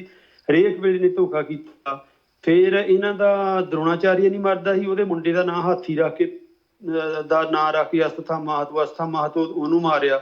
ਜਾਣੀ ਇਹ ਕਰਦੇ ਰਹੇ ਹਰੇਕ ਵੇਲੇ ਧੋਖਾ। ਪਰ ਜਿਹੜੀ ਸਿੱਖ ਕੌਮ ਆ, ਨਾ ਉਹ ਮਰੇ ਨਾ ਠਾਗੇ ਜਾਹੇ, ਜਿਨ ਕੈ ਰਾਮ ਵਸੈ ਮਨ ਮਾਹੇ। ਹੁਣ ਕਈਆਂ ਵੀਰਾਂ ਨੇ ਇੱਥੇ ਥੋੜੀ ਜਿਹੀ ਚੜੇ ਲੱਗਣਾ, ਕਹਿਣਾ ਲੈ ਜੀ ਪਾਂਡੂਆਂ ਦੀਆਂ ਗੱਲਾਂ ਕਰਤੀਆਂ, ਕੈਰਵਾਂ ਦੀਆਂ ਗੱਲਾਂ ਕਰਤੀਆਂ। ਭਾਈ ਸਾਹਿਬ ਜੀ ਆਪਾਂ ਮੈਂ ਅੱਗੇ ਕਿਹਾ, ਜਦੋਂ ਨਕਸ਼ੇ ਵਿੱਚ ਦੀ ਲੰਘਣਾ, ਤੁਹਾਨੂੰ ਦੂਜੇ ਨਕਸ਼ੇ ਦੀਆਂ ਬਿਲਡਿੰਗਾਂ ਦਾ, ਦੂਜੇ ਪਲੇਅਰਾਂ ਦਾ ਜਿਹੜੇ ਖੇਡਦੇ ਰਹੇ, ਉਹਨਾਂ ਤੋਂ ਤੁਹਾਨੂੰ ਕੁਛ ਨਾ ਕੁਛ ਲੈਣਾ ਪੈਂਦਾ ਆ। ਉਹਨਾਂ ਦੀ ਵੱਲ ਦੇਖਣਾ ਪੈਂਦਾ ਵੀ ਉਹਨਾਂ ਨੇ ਕਿਹੜੇ ਧੋਖੇ ਕੀਤੇ ਤੇ ਆਪਾਂ ਧੋਖੇ ਉਹ ਨਹੀਂ ਖਾਣੇ। ਜਿਹੜੇ ਕੌਮ ਨੇ 30 ਸਾਲ ਦੇ ਵਿੱਚ ਜਿਹੜੇ ਬੰਦੇ ਧੋਖਾ ਕਰਨ ਦੀ ਕੋਸ਼ਿਸ਼ ਕਰਦੇ ਰਹੇ, ਉਹ ਸਿੱਖ ਕੌਮ ਦੇ ਵਿੱਚ ਗੁਰੂ ਕਿਰਪਾ ਕਰਦਾ ਉਹ ਆਪ ਧੋਖੇ ਖਾਂਦੇ ਰਹੇ। ਠੀਕ ਹੈ ਨਾ ਸਰ ਸਾਹਿਬ ਜੀ? ਹਾਂਜੀ ਜੀ ਹਾਂਜੀ, ਆਵਾਜ਼ ਆ ਰਹੀ ਹੈ? ਮੈਂ ਤਾਂ ਬਿਲਕੁਲ ਹਾਂਜੀ ਚੱਲਦਾ ਠੀਕ ਠਾਕ ਦਿਸੀ ਜਾਂਦਾ, ਠੀਕ ਹੈ ਚੜ੍ਹਦੀ ਕਲਾ। ਤੇ ਇਹ ਪਰ ਸਿੱਖ ਕੌਮ ਜਿਹੜੀ ਆ ਉਹ ਕਿਸੇ ਨੂੰ ਧੋਖਾ ਨਹੀਂ ਕਰਦੀ, ਵੰਗਾਰ ਕੇ ਰੱਖਦੀ ਆ ਆਪਣੀ ਬਾਹੂਬਲ ਦੇ ਹਿਸਾਬ ਨਾਲ। ਭਾਵੇਂ ਬੋਤਾ ਸਿੰਘ ਗਰਜਾ ਸਿੰਘ ਹੋਵੇ, ਭਾਵੇਂ ਸੁਦੰਸੂ ਬਿਆਸੂ ਕੇਸੂ ਹੋਵੇ, ਭਾਵੇਂ ਕੋਈ ਹੋਵੇ, ਧੋਖਾ ਕਰਨ ਵਾਲੇ ਬਹੁਤ ਆ ਜਿਹੜੇ ਕੌਮ ਦੇ ਵਿੱਚ ਤੁਰੇ ਫਿਰਦੇ ਆ। ਪਰ ਉਹ ਧੋਖਾ ਆਪਣੇ ਆਪ ਨਾਲ ਕਰ ਰਹੇ ਆ ਤੇ ਆਪਾਂ ਨੂੰ ਆਪਣੇ ਨਾਲ ਨਹੀਂ ਸਿੱਖ ਕੌਮ ਨਾਲ ਧੋਖਾ ਨਹੀਂ ਕਰਦੇ, ਧੋਖਾ ਉਹ ਆਪਣੇ ਆਪ ਨਾਲ ਕਰ ਰਹੇ। ਬਾਅਦ ਚ ਉਹਨਾਂ ਨੂੰ ਮੂੰਹ ਦੀ ਖਾਣੀ ਪੈਂਦੀ ਆ। ਤੇ ਆਪਾਂ ਨੂੰ ਪਤਾ ਵੀ ਸਿੱਖਾਂ ਦੀ ਲੜਾਈ ਆਪਸ ਵਿੱਚ ਹੀ ਕੋਈ ਏਦਾਂ ਦੀ ਹੈ ਨਹੀਂ, ਕਿਉਂਕਿ ਜਿਹੜੇ ਆਪਣੇ ਕੌਮ ਦੇ ਨਿਸ਼ਾਨੇ ਤੇ ਕੰਮ ਨਹੀਂ ਕਰਦੇ, ਦੁਸ਼ਮਣ ਦਾ ਸਾਥ ਦਿੰਦੇ ਆ, ਤੇ ਉਹਨਾਂ ਨੂੰ ਸਾਰੇ ਜਾਣਦੇ, ਉਹਨਾਂ ਦੀ ਗਲਤੀ ਹੈ, ਸਾਡੀ ਕੋਈ ਨਹੀਂ। ਸਿੱਖ ਏਦਾਂ ਨਹੀਂ ਸਮਝਦੇ ਕਿਸੇ ਨੂੰ। ਹੁਣ ਤੁਹਾਨੂੰ ਪਤਾ ਜਗਮੀਤ ਮਰਾੜ ਜਿਹੜਾ ਉਹ ਵੀ ਹਰਿਮੰਦਰ ਸਾਹਿਬ 'ਚ ਪ੍ਰਸ਼ਾਦ ਵਰਤਾਉਂਦਾ ਗਿਆ ਆ, ਬੂਟਾ ਸਿੰਘ ਉਹ ਇੱਥੇ ਪ੍ਰਸ਼ਾਦ ਵਰਤਾਉਂਦਾ ਗਿਆ ਆ, ਗਿਆਨੀ ਜੈ ਸਿੰਘ ਦਰਬਾਰ ਸਾਹਿਬ 'ਚੋਂ ਗਿਆ। ਅਕਾਲੀ ਦਲ ਦੇ ਵਿੱਚ ਤੇ ਕਾਂਗਰਸ ਦੇ ਵਿੱਚ ਬਹੁਤ ਜ਼ਿਆਦਾ ਬੰਦੇ ਆ ਉਹ ਇੱਥੇ ਪਨੀਰੀ ਲਾ ਜਾਂਦੇ ਆ ਤੇ ਪਨੀਰੀ ਪੁੱਟ ਕੇ ਝੋਨਾ ਜਿੱਥੇ ਮਰਜ਼ੀ ਆਪਣਾ ਲਾ ਲੈਂਦੇ। ਕਿਸੇ ਨੇ ਕਿਸੇ ਪਾਰਟੀ 'ਚ ਲਾ ਲਿਆ, ਕਿਸੇ ਪਾਰਟੀ 'ਚ ਲਾ ਲਿਆ, ਇੰਨਾ ਕੀ ਇਹਨਾਂ ਦਾ ਕੰਮ ਆ। ਇਸ ਕਰਕੇ ਗੁਰੂ ਕਿਰਪਾ ਕਰੇ, ਸਿੱਖ ਕੌਮ ਹਮੇਸ਼ਾ ਹੀ ਚੜ੍ਹਦੀ ਕਲਾ ਵਿੱਚ ਰਹਿਣੀ ਆ, ਚੜ੍ਹਦੀ ਕਲਾ ਵਿੱਚ ਰਹੀ ਆ, ਤੇ ਇਹਨੂੰ ਕੋਈ ਧੋਖਾ ਕਰਨ ਵਾਲਾ, ਹਰਾਉਣ ਵਾਲਾ ਜੰਮਿਆ ਨੀਗਾ। ਤੇ ਹੁਣ ਮੈਂ ਤੁਹਾਨੂੰ ਇੱਕ ਕਵਿਤਾ ਸੁਣਾਉਣੀ ਆ, ਜਿਹੜੀ ਕਵਿਤਾ ਦਾ ਮਤਲਬ ਹੀ ਇਹੋ ਹੋਊਗਾ ਮਹਾਰਾਜ ਦੀ ਕਿਰਪਾ ਦੇ ਨਾਲ ਵੀ ਆਪਾਂ ਕਦੀ ਧੋਖਾ ਖਾ ਨਹੀਂ ਸਕਦੇ, ਕਿਉਂਕਿ ਸਾਨੂੰ ਇੱਕ ਸਿੱਖਿਆ ਗੁਰੂ ਗੋਬਿੰਦ ਸਿੰਘ ਸਾਹਿਬ ਸੱਚੇ ਪਾਤਸ਼ਾਹ ਨੇ ਐਸੀ ਅਨੋਖੀ ਦਿੱਤੀ ਆ, ਜਿਹਨੂੰ ਮਤਲਬ ਸਿੱਖਿਆ ਨੂੰ ਪਾ ਕੇ ਸਿੱਖ ਜਿਹੜੇ ਆ ਮਰ ਮਿਟ ਸਕਦੇ ਆ। ਆਜ਼ਾਦੀ ਦੀ ਲੜਾਈ ਲੜਦੇ ਆ, ਜ਼ੁਲਮ ਦਾ ਨਾਸ਼ ਕਰਦੇ ਆ, ਤੂੰ ਕਰਦੇ ਆਏ ਕਰਦੇ ਰਹਿਣਾ। ਉਹ ਕਿਉਂ ਆ, ਉਹ ਹੁਣ ਮੈਂ ਹੁਕਮ ਹੋਏ ਸੁਣਾ ਜੀ ਕਵਿਤਾ ਜੀ। ਜੀ ਜਰੂਰ ਜੀ ਜਰੂਰ। ਰੱਬੀ ਭਗਤਿਓ ਪੌਰ ਕੁਰਬਾਨੀਆਂ ਦਾ, ਸੇਵਾ ਸਦਕ ਦੇ ਪੂਰਨੇ ਪਾਉਣ ਵਾਲਾ, ਸਾਨੂੰ ਦੇ ਗਿਆ ਤੜਪ ਪਰਵਾਨਿਆਂ ਦੀ, ਸੱਚੇ ਇਸ਼ਕ ਦੀ ਸ਼ਮਾ ਜਗਾਉਣ ਵਾਲਾ।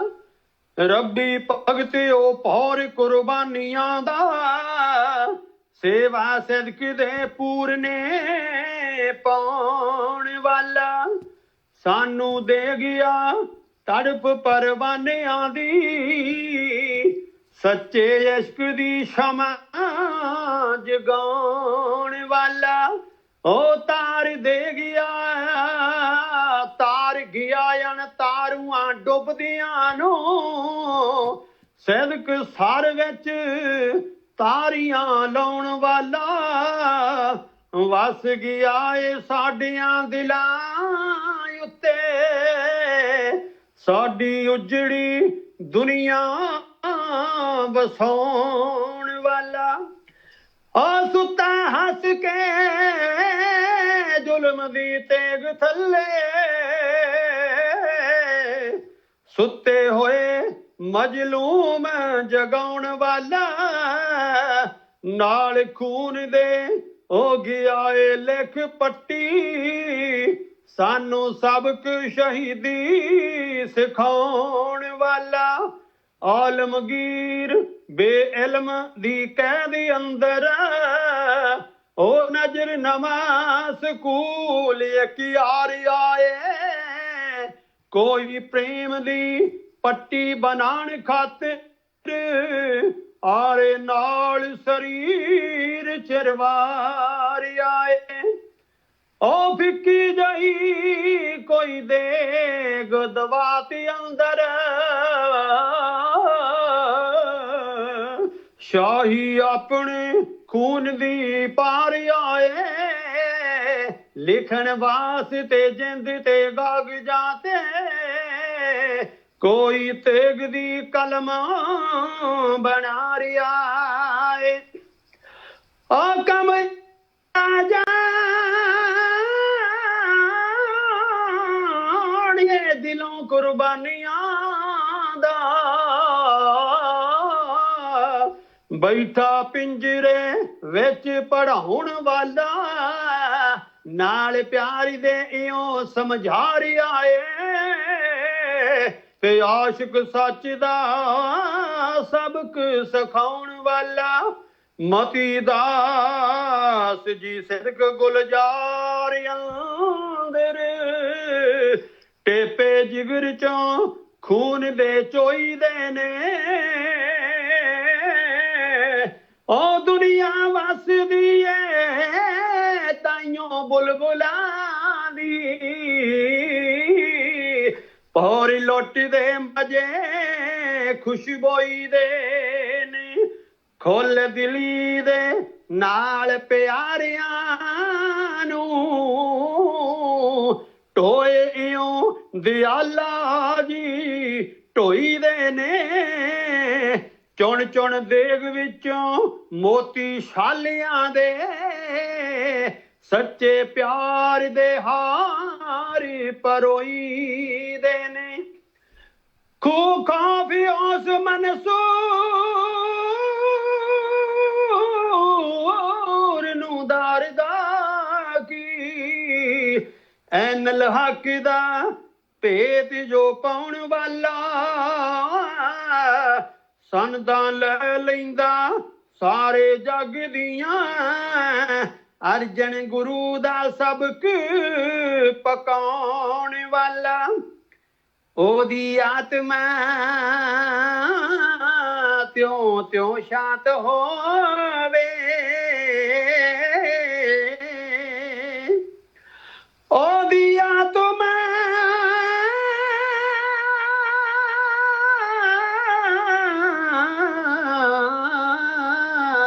ਤਿਉਂ ਤਿਉਂ ਸ਼ਾਂਤ ਹੋਵੇ, ਵੈਰੀ ਉਸ ਨੂੰ ਜਿਉਂ ਜਿਉਂ ਸਾੜਦੇ ਨੇ ਜੜਾਂ ਉਹਦੀਆਂ ਪੱਕੀਆਂ ਹੋਣ ਤਿਉਂ ਤਿਉਂ ਜਿਉਂ ਜਿਉਂ ਉਸ ਨੂੰ ਜੜੋਂ ਉਖਾੜਦੇ ਨੇ ਤਿਉਂ ਤਿਉਂ ਫਲੇ ਉਹ ਰੁੱਖ ਕੁਰਬਾਨੀਆਂ ਦਾ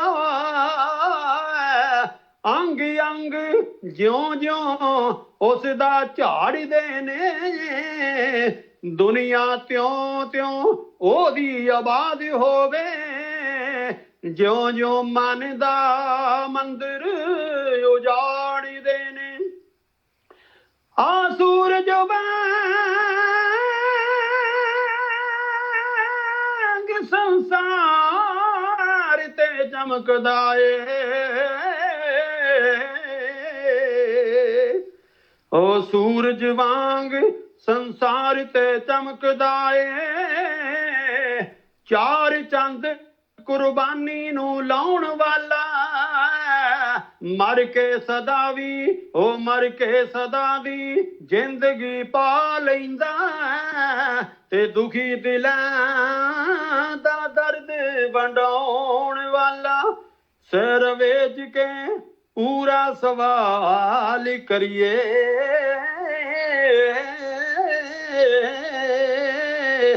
ਖਾਲੀ ਕਿਸੇ ਸਵਾਲੀ ਨੂੰ ਮੋੜੀਏ ਨਾ ਉਹ ਸਿਰ ਵੇਚ ਕੇ ਪੂਰਾ ਸਵਾਲ ਕਰੀਏ ਖਾਲੀ ਕਿਸੇ ਸਵਾਲੀ ਨੂੰ ਮੋੜੀਏ ਨਾ ਆਪ ਪੱਥਰ ਜਹਾਨ ਦੇ ਝੱਲ ਲਈਏ ਸ਼ੀਸ਼ਾ ਦਿਲ ਪਰ ਕਿਸੇ ਦਾ ਤੋੜੀਏ ਨਾ ਐਵੇਂ ਡੁੱਬ ਕੇ ਮਨ ਦੀ ਮੌਜ ਅੰਦਰ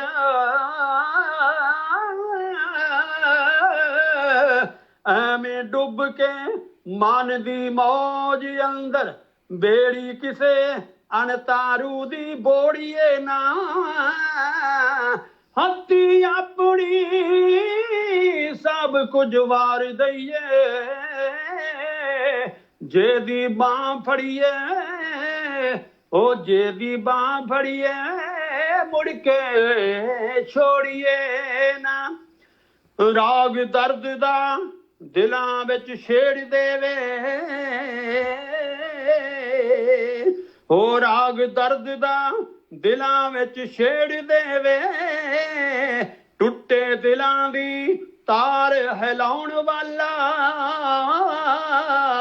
ਸੇਜ ਦਿਲਾਂ ਦੀ ਮਾਣ ਦਾ ਜੁਗਾਤੀ ਕਰ ਤੇ ਆਸ਼ਿਕ ਸੂਲੀਆਂ ਤੇ ਢੋਲੇ ਗਾਉਣ ਵਾਲਾ ਜਦੋਂ ਤੁਸੀਂ ਦੇ ਡੁੱਲਦੇ ਖੂਨ ਅੰਦਰ ਚਾਹਤੀ ਹਾਂ ਮਰ ਜਿਉੜਿਓ ਮਾਰਦਾ ਮੈਂ ਕਈ ਚੰਦ ਕੁਰਬਾਨੀ ਦੇ ਦਿਸਦੇ ਨੇ ਵੇਂਦਾ ਕਾਬਲਾ ਸਿਦਕ ਪਰਵਾਰ ਦਾ ਮੈਂ ਜਦੋਂ ਤੁਸਾਂ ਦੇ ਡੁੱਲਦੇ ਖੂਨ ਅੰਦਰ ਚਾਹਤੀ ਹਾਂ ਮਰ ਜੂੜਿਓ ਮਾਰਦਾ ਮੈਂ ਕਈ ਚੰਦ ਕੁਰਬਾਨੀ ਦੇ ਦਿਸਦੇ ਨੇ ਵੇਂਦਾ ਕਾਫਲਾ ਸਿਦਕ ਪਰਵਾਰ ਦਾ ਮੈਂ ਟੋਟੇ ਕਿਤੇ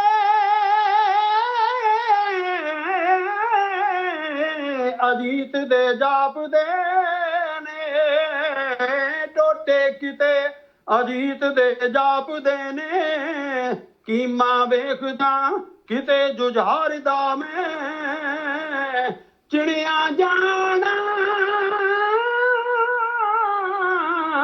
ਦਸ਼ਮੇਸ਼ ਦਾ ਦਿਲ ਜਿੱਥੇ ਨਕਸ਼ਾ ਵੇਖਦਾ ਉਸ ਦੀਵਾਰ ਦਾ ਮੈਂ ਜਨਮ ਲਵੇਗਾ ਖਾਲਸਾ ਪੰਥ ਐਸਾ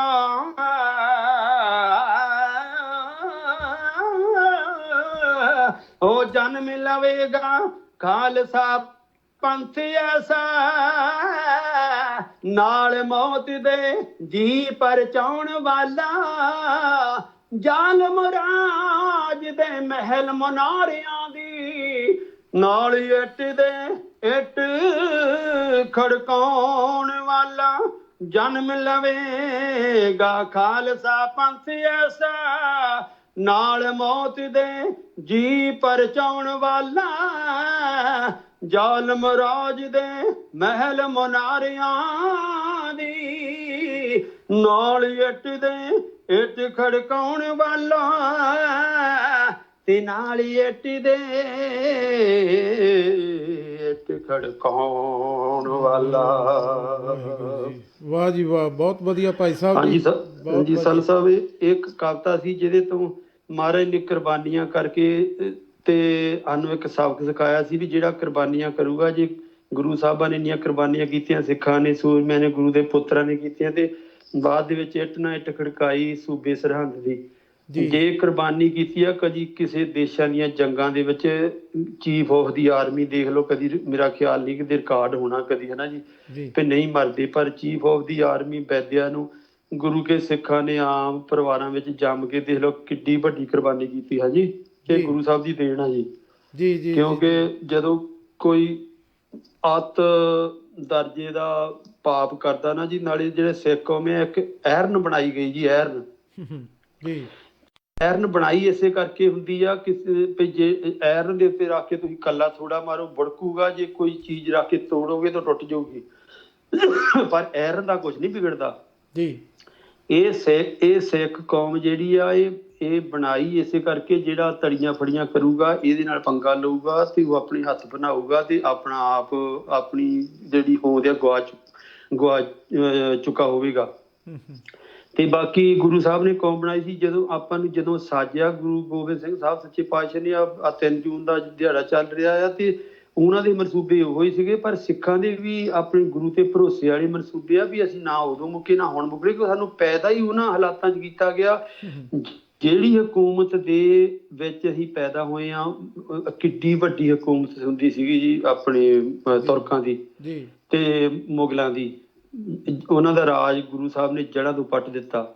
ਫਿਰ ਉਸ ਤੋਂ ਬਾਅਦ ਦੇ ਵਿੱਚ ਅੰਗਰੇਜ਼ਾਂ ਦਾ ਰਾਜ ਆਉਂਦਾ ਆ, ਅੰਗਰੇਜ਼ਾਂ ਨੂੰ ਵੀ ਆਪਾਂ ਪਛਾੜਿਆ 93% ਕੁਰਬਾਨੀਆਂ ਦੇ ਕੇ, ਤੇ ਜਿਨ੍ਹਾਂ ਨੂੰ ਬਚਾਇਆ ਹੁਣ ਉਹ ਕਰਦੇ ਆ, ਕੋਈ ਗੱਲ ਹੀ ਨਹੀਂ, ਮਹਾਰਾਜ ਦੀ ਕਿਰਪਾ ਨਾਲ ਥੋੜਾ ਸਮਾਂ ਲਓ, ਸਮਾਂ ਲੰਘਾ ਰਹੇ ਆ, ਪਤਾ ਉਹਨਾਂ ਨੂੰ ਵੀ ਹੈਗਾ, ਆਪਣੇ ਸਿੱਖਾਂ ਨੂੰ ਮੋਹਰੇ ਲਾ ਕੇ ਵਰਗਲਾ ਕੇ ਤੇ ਉਹ ਆਪਣਾ ਸਮਾਂ ਬਰਬਾਦ ਕਰਦੇ ਆ, ਉਹ ਆਪ ਦਾ ਵੀ ਆਪਣਾ ਵੀ ਟਾਈਮ ਲੰਘਾਉਂਦੇ ਵੀ ਕਿਸ ਤਰ੍ਹਾਂ ਲੰਘੀ ਜਾਵੇ, ਪਰ ਇਹ ਟਾਈਮ ਲੰਘਣਾ ਨਹੀਂ, ਇਹ ਪ੍ਰਮਾਤਮਾ ਦੇ ਭਾਣੇ ਵਿੱਚ ਹੈ। ਜਿੱਦਣ ਪ੍ਰਹਲਾਦ ਪੈਦਾ ਕੀਤਾ ਗੁਰੂ ਸਾਹਿਬ ਅਕਾਲ ਪੁਰਖ ਨੇ ਮਹਾਰਾਜ ਦੀ ਕਿਰਪਾ ਦੇ ਨਾਲ, ਤੇ ਉਹਨੂੰ ਸਮਝਾਉਂਦਾ ਹੀ ਰਿਹਾ ਆ ਵੀ ਤੂੰ ਨਾ ਪਿਤਾ, ਵੀ ਤੂੰ ਰੱਬ ਨਾ ਬਣ, ਤੇ ਕਿੰਨੇ ਛੋਟੇ ਮੋਟੇ ਹਮਲੇ ਜਿਹੜੇ ਆ ਉਹ ਕਰਦਾ ਇਸ ਕਰਕੇ ਸੀਗਾ ਵੀ ਮੈਂ ਬਚ ਜਾਵਾਂ, ਮੇਰਾ ਪਤਾ ਨਾ ਲੱਗੇ, ਪੜਦਾ ਬਣਿਆ ਰਹੇ, ਪੜਦੇ ਵਿੱਚ ਹੀ ਇਹਦਾ ਕੰਮ ਨਿਬੜ ਜਵੇ, ਪਰ ਇਹਦਾ ਪੜਦਾ ਰਹਿੰਦਾ ਨਹੀਂ ਹੁੰਦਾ।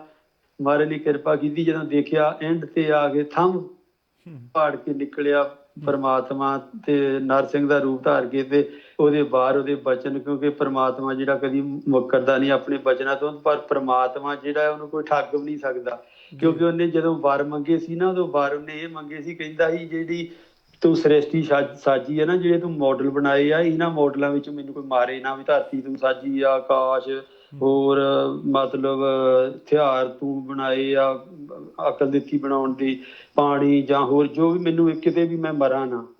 ਤੇ ਉਹਨਾਂ ਨੇ ਜਿਹੜਾ ਇਹ ਨਰ ਸਿੰਘ ਦਾ ਕਦੀ ਰੂਪ ਆਇਆ ਹੀ ਨਹੀਂ ਸੀ, ਇਹ ਮਾਡਲ ਹੀ ਹੈ ਨਹੀਂ ਸੀ ਦੁਨੀਆ ਤੇ, ਕਿਉਂਕਿ ਜਿਹੜਾ ਅੱਗਾ ਸ਼ੇਰ ਦਾ ਹੋਵੇ, ਖੁਰ ਉਹਦੇ ਗਾਉਂ ਦੇ ਹੋਣ, ਪਿਛਾੜੀ ਗਊ ਦੀ ਹੋਵੇ, ਤੇ ਮੋਹਰੇ ਮੂੰਹ ਸ਼ੇਰ ਦਾ ਹੋਵੇ, ਨਾਰ ਜਮਾ ਸਿੰਘ, ਬੰਦੇ ਦਾ ਰੂਪ ਮੋਹਰੇ ਬਣਾਇਆ, ਆਪਣਾ 2 ਬਣਾ ਦਿੱਤੀਆਂ ਉਹਨੇ ਸ਼ਕਲਾਂ ਰਲਾ ਕੇ, ਜਿਹੜਾ ਮਾਡਲ ਕਦੀ ਆਇਆ ਨਹੀਂ। ਜਿਹੜੀ ਕਹਿਣ ਤੋਂ ਭਾਵੇਂ ਪਰਮਾਤਮਾ ਨੂੰ ਤੁਸੀਂ ਕਦੀ ਠੱਗ ਨਹੀਂ ਸਕਦੇ, ਪਰਮਾਤਮਾ ਨੇ ਆਪਣੇ ਅਧਿਕਾਰ ਰੱਖੇ ਹੁੰਦੇ। ਏਦਾਂ ਹੀ ਪਰਮਾਤਮਾ ਨੇ ਆਪਣਾ ਸਰੂਪ, ਆਪਣਾ ਅਕਾਲ ਪੁਰਖ ਨੇ ਪੁੱਤਰ ਬਣਾਇਆ ਗੁਰੂ ਗੋਬਿੰਦ ਸਿੰਘ ਨੂੰ, ਤੇ ਗੁਰੂ ਗੋਬਿੰਦ ਸਿੰਘ ਨੇ ਸਾਨੂੰ ਆਪਣੇ ਪੁੱਤਰ ਬਣਾਇਆ, ਤੇ ਉਹਨੂੰ ਸਾਲ ਸਾਹਿਬ ਕਿਤੇ ਖਤਮ ਕਰਨਾ ਕਿਤੇ ਛੋਟੀ ਜਿਹੀ ਗੱਲ ਹੁੰਦੀ ਆ ਜੀ, ਕਦੀ ਵੀ ਹੋ ਨਹੀਂ ਸਕਦਾ। ਜੇ ਅੱਗੇ ਨਹੀਂ ਹੋਇਆ ਤਾਂ ਹੁਣ ਕਿੱਦਾਂ ਹੋ ਜਾਣਾ। 3 ਜੂਨ ਦਾ ਘੱਲੂ ਘਰ ਆਪਣੇ ਅੱਜ ਦੇ ਦਿਨ ਦੇ ਵਿੱਚ ਗੁਰੂ 5ਵੀਂ ਪਾਤਸ਼ਾਹ ਦਾ ਸ਼ਹੀਦੀ ਦਿਨ ਸੰਗਤਾਂ ਮਨਾ ਰਹੀਆਂ, ਅੰਦਰ ਜਾ ਲੈਣ ਦਿੱਤੀਆਂ, ਤੇ ਫਿਰ ਇਹਨਾਂ ਨੇ ਸਕੀਮ ਬਣਾਈ ਵੀ ਆਪਾਂ ਬੰਦੇ ਦੇ 100 200 250 ਹੀ ਆ, ਤੇ ਜਿਨ੍ਹਾਂ ਦੇ ਵਿੱਚੋਂ ਆਪਾਂ 27 ਦਾ ਲਿਸਟ ਦੇ ਵਿੱਚ ਘੋਸ਼ਿਤ ਕੀਤਾ ਹੈ। ਤੇ ਜੇ ਆਪਾਂ ਗੋਲੀ ਚਲਾਉਣੀ ਆ ਤਾਂ ਸੰਗਤਾਂ ਦੇ ਹੁੰਦਿਆਂ ਹੀ ਚਲਾਈਏ, ਮਰ ਮੁਰ ਜਾਣਗੇ ਵਿੱਚ, ਤਾਂ ਆਪਾਂ ਕਹਾਂਗੇ ਇੰਨੇ ਬੰਦੇ ਲੜਦੇ ਸੀ ਸਾਰੇ। ਤੇ ਉਹਨਾਂ ਨੇ ਇਸ ਦਿਨ ਨੂੰ ਵੀ ਮੁੱਖ ਰੱਖ ਕੇ ਇਹਨਾਂ ਦੇਖਿਆ ਵੀ ਇਹਦੇ ਤੇ ਸੰਗਤਾਂ ਆਈਆਂ ਆ, ਤਾਂ ਆਪਾਂ ਕਹਾਂਗੇ ਸਾਰੇ ਹੀ ਲੜ ਰਹੇ ਸੀ ਉੱਥੇ ਇਕੱਠੇ ਹੋ ਕੇ, ਬਹੁਤ ਮੁੱਲ ਇਕੱਠਾ ਹੋਇਆ ਸੀ। ਇਹ ਗੱਲਾਂ ਹੋਈਆਂ ਵੀ ਆ, ਬਾਅਦ ਦੇ ਵਿੱਚ ਕਰਦੇ ਵੀ ਰਹੇ ਆ ਸਾਡੇ ਦੁਸ਼ਟ ਲੋਕ ਪਾਰਟੀਆਂ ਜੀ। ਤੇ ਬਾਕੀ ਤੁਸੀਂ ਆਪਾਂ ਫਤਿਹ ਬਿਲਕੁਲ ਜੀ, ਹੋਰ ਵੀ ਕੋਈ ਹਾਂਜੀ ਨਹੀਂ ਬਸ ਫਤਿਹ ਆ ਪ੍ਰੋਗਰਾਮ ਦੀ ਜੀ। ਆਪਾਂ ਕੱਲ ਵੀ ਫੇਰ ਹੁੰਦਾ ਹੋਊਗਾ। ਚਲੋ ਮੈਂ ਕਿਹਾ ਵੀ ਕਪਤਰ ਸਨਾਦ ਨੇ ਸਿੰਘ ਆਪਣੇ ਨਾਲ ਦੇ ਥੋੜੇ ਕੰਮ ਕਰਨ ਦੀ ਬਿਜੀ ਸੀ, ਤੇ ਸੰਗਤਾਂ ਨੂੰ ਬੇਨਤੀ ਆ ਵੀ ਤਾਂ ਤੁਸੀਂ ਜੁੜੇ ਰਹਿਣਾ। ਆਪਾਂ ਪੂਰਾ ਪ੍ਰਸੰਗ ਜਿਹੜਾ ਆ ਉਹ 5-6 ਤਰੀਕ ਨੂੰ ਜਾਂ 6-7 ਨੂੰ ਇੱਥੇ ਆਪਾਂ ਪੂਰਾ ਪ੍ਰਸੰਗ ਜਿਹੜਾ ਇੱਕੋ ਵਾਰੀ ਵੀ ਤੁਹਾਨੂੰ ਸੁਣਾਵਾਂਗੇ। ਉਦੋਂ ਨੂੰ ਤੁਸੀਂ ਸੈਚਰਡੇ ਨੂੰ ਜ਼ਰੂਰ ਸੰਗਤਾਂ ਨੂੰ ਬੇਨਤੀ ਆ ਵੀ ਤੁਸੀਂ ਜੁੜੇ ਰਹੋ। ਆਪਾਂ ਲਗਾਤਾਰ ਪ੍ਰਸੰਗ ਜਿਹੜਾ ਨਾ ਘੰਟਾ 1.5 ਘੰਟਾ ਲਾ ਕੇ ਸਾਰਾ ਉਦਣ ਨੂੰ ਆਪਾਂ ਸੁਣਾਵਾਂਗੇ। ਠੀਕ ਆ ਸਰ ਸਾਹਿਬ ਜੀ? ਜੀ ਧੰਨਵਾਦ ਜੀ ਭਾਈ ਸਾਹਿਬ ਜੀ। ਵਾਹਿਗੁਰੂ ਜੀ ਕਾ ਖਾਲਸਾ ਵਾਹਿਗੁਰੂ ਜੀ ਕੀ ਫਤਿਹ। ਹਾਂਜੀ, ਇਹ ਸਨ ਭਾਈ ਸਤਵਿੰਦਰ ਸਿੰਘ ਜੀ ਜਾਗੋ ਵਾਲੇ। ਤੇ ਆਪਾਂ ਕੱਲ ਵੀ ਫਿਰ ਆਸਟ੍ਰੇਲੀਆ ਦਾ ਟਾਈਮ ਜੋ 6 ਵਜੇ ਆਪਾਂ ਫਿਰ ਲਾਈਵ ਹੋ ਕਰਕੇ ਇਸ ਮਾਧਿਅਮ ਦੇ ਰਾਹੀਂ ਆਪਾਂ ਜੋ ਘੱਲੂਘਾਰੀ ਦੇ ਦਿਹਾੜੇ ਉਹਨਾਂ ਦੇ ਬਾਬਤ ਆਪਾਂ ਗੱਲਬਾਤ ਕਰਾਂਗੇ। ਤੇ ਅੱਜ ਦੇ ਇਸ ਪ੍ਰੋਗਰਾਮ ਦੇ ਵਿੱਚ ਜੇਕਰ ਕੋਈ ਇਸ ਤਰ੍ਹਾਂ ਦੀ ਕੋਈ ਗਲਤੀ ਹੋ ਗਈ ਹੋਵੇ ਇਤਿਹਾਸ ਦੇ ਬਾਰੇ, ਕੋਈ ਮਹਾਂਪੁਰਖਾਂ ਦੇ ਬਾਰੇ ਕੋਈ ਕਈ ਵਾਰੀ ਬੋਲ ਹੋ ਜਾਂਦਾ, ਤੇ ਉਹਦੇ ਲਈ ਮਾफ़ੀ ਮੰਗਦੇ ਹਾਂ ਜੀ। ਤੇ ਆਪਾਂ ਕੱਲ ਫਿਰ ਇਸ ਪ੍ਰੋਗਰਾਮ ਦੇ ਵਿੱਚ ਸ਼ਾਮਲ ਹੋਵਾਂਗੇ, ਤੇ ਆਪ ਜੀ ਵੀ ਜ਼ਰੂਰ ਇਸ ਪ੍ਰੋਗਰਾਮ ਨੂੰ ਵੱਧ ਤੋਂ ਵੱਧ ਅੱਗੇ ਤੋਂ ਅੱਗੇ ਸਾਡੇ ਜੂਸ ਤਾਈਂ ਪਹੁੰਚਾਓ ਜੀ। ਇਹੀ ਆਪ ਜੀਆਂ ਦੀ ਆਪਾਂ ਭੇਟਾਂ ਮੰਗਦੇ ਹਾਂ ਜੀ। ਆਪਾਂ ਕੋਈ ਜੋ ਮਾਇਆ ਦੀ ਭੇਟਾ ਆਪਾਸੋਂ ਕੋਈ ਪੈਸੇ ਦੀ ਭੇਟਾ ਨਹੀਂ ਮੰਗਦੇ ਜੀ। ਇਹੋ ਹੀ ਆ ਜੀ, ਆਪਾਂ ਰਲ ਮਿਲ ਕੇ ਜੋ ਸਾਡੇ ਦੇਖੋ ਪੁਰਖਿਆਂ ਨੇ ਸ਼ਹੀਦੀਆਂ ਦੇ ਦਿੱਤੀਆਂ, ਉਹਨਾਂ ਨੇ ਆਪਣਾ ਸਾਰੇ ਸਰੀਰ ਦਾ ਬਲੀਦਾਨ ਦਿੱਤਾ, ਤੇ ਆਪਾਂ ਉਹਨਾਂ ਦੇ ਬਾਬਤ ਕੁਛ ਨਾ ਕੁਛ ਆਪਾਂ ਉਹਨਾਂ ਦਾ ਦਿੱਤਾ ਹੋਇਆ ਖਾਂਦੇ ਹਾਂ, ਉਹਨਾਂ ਦਾ ਦਿੱਤਾ ਹੋਇਆ ਚਿਹਰਾ ਮੂਹਰਾ ਆਪਾਂ ਜੋ ਅੱਜ ਇਹ ਸੰਸਾਰ ਦੇ ਭਰ ਦੇ ਵਿੱਚ ਆਪਾਂ ਰਾਜਿਆਂ ਦੀ ਤਰ੍ਹਾਂ ਰਹਿ ਰਹੇ ਹਾਂ, ਤੇ ਉਹਨਾਂ ਦੀਆਂ ਕੁਰਬਾਨੀਆਂ ਨੂੰ ਘੱਟੋ ਘੱਟ ਆਪਾਂ ਜ਼ਰੂਰ ਯਾਦ ਕਰੀਏ।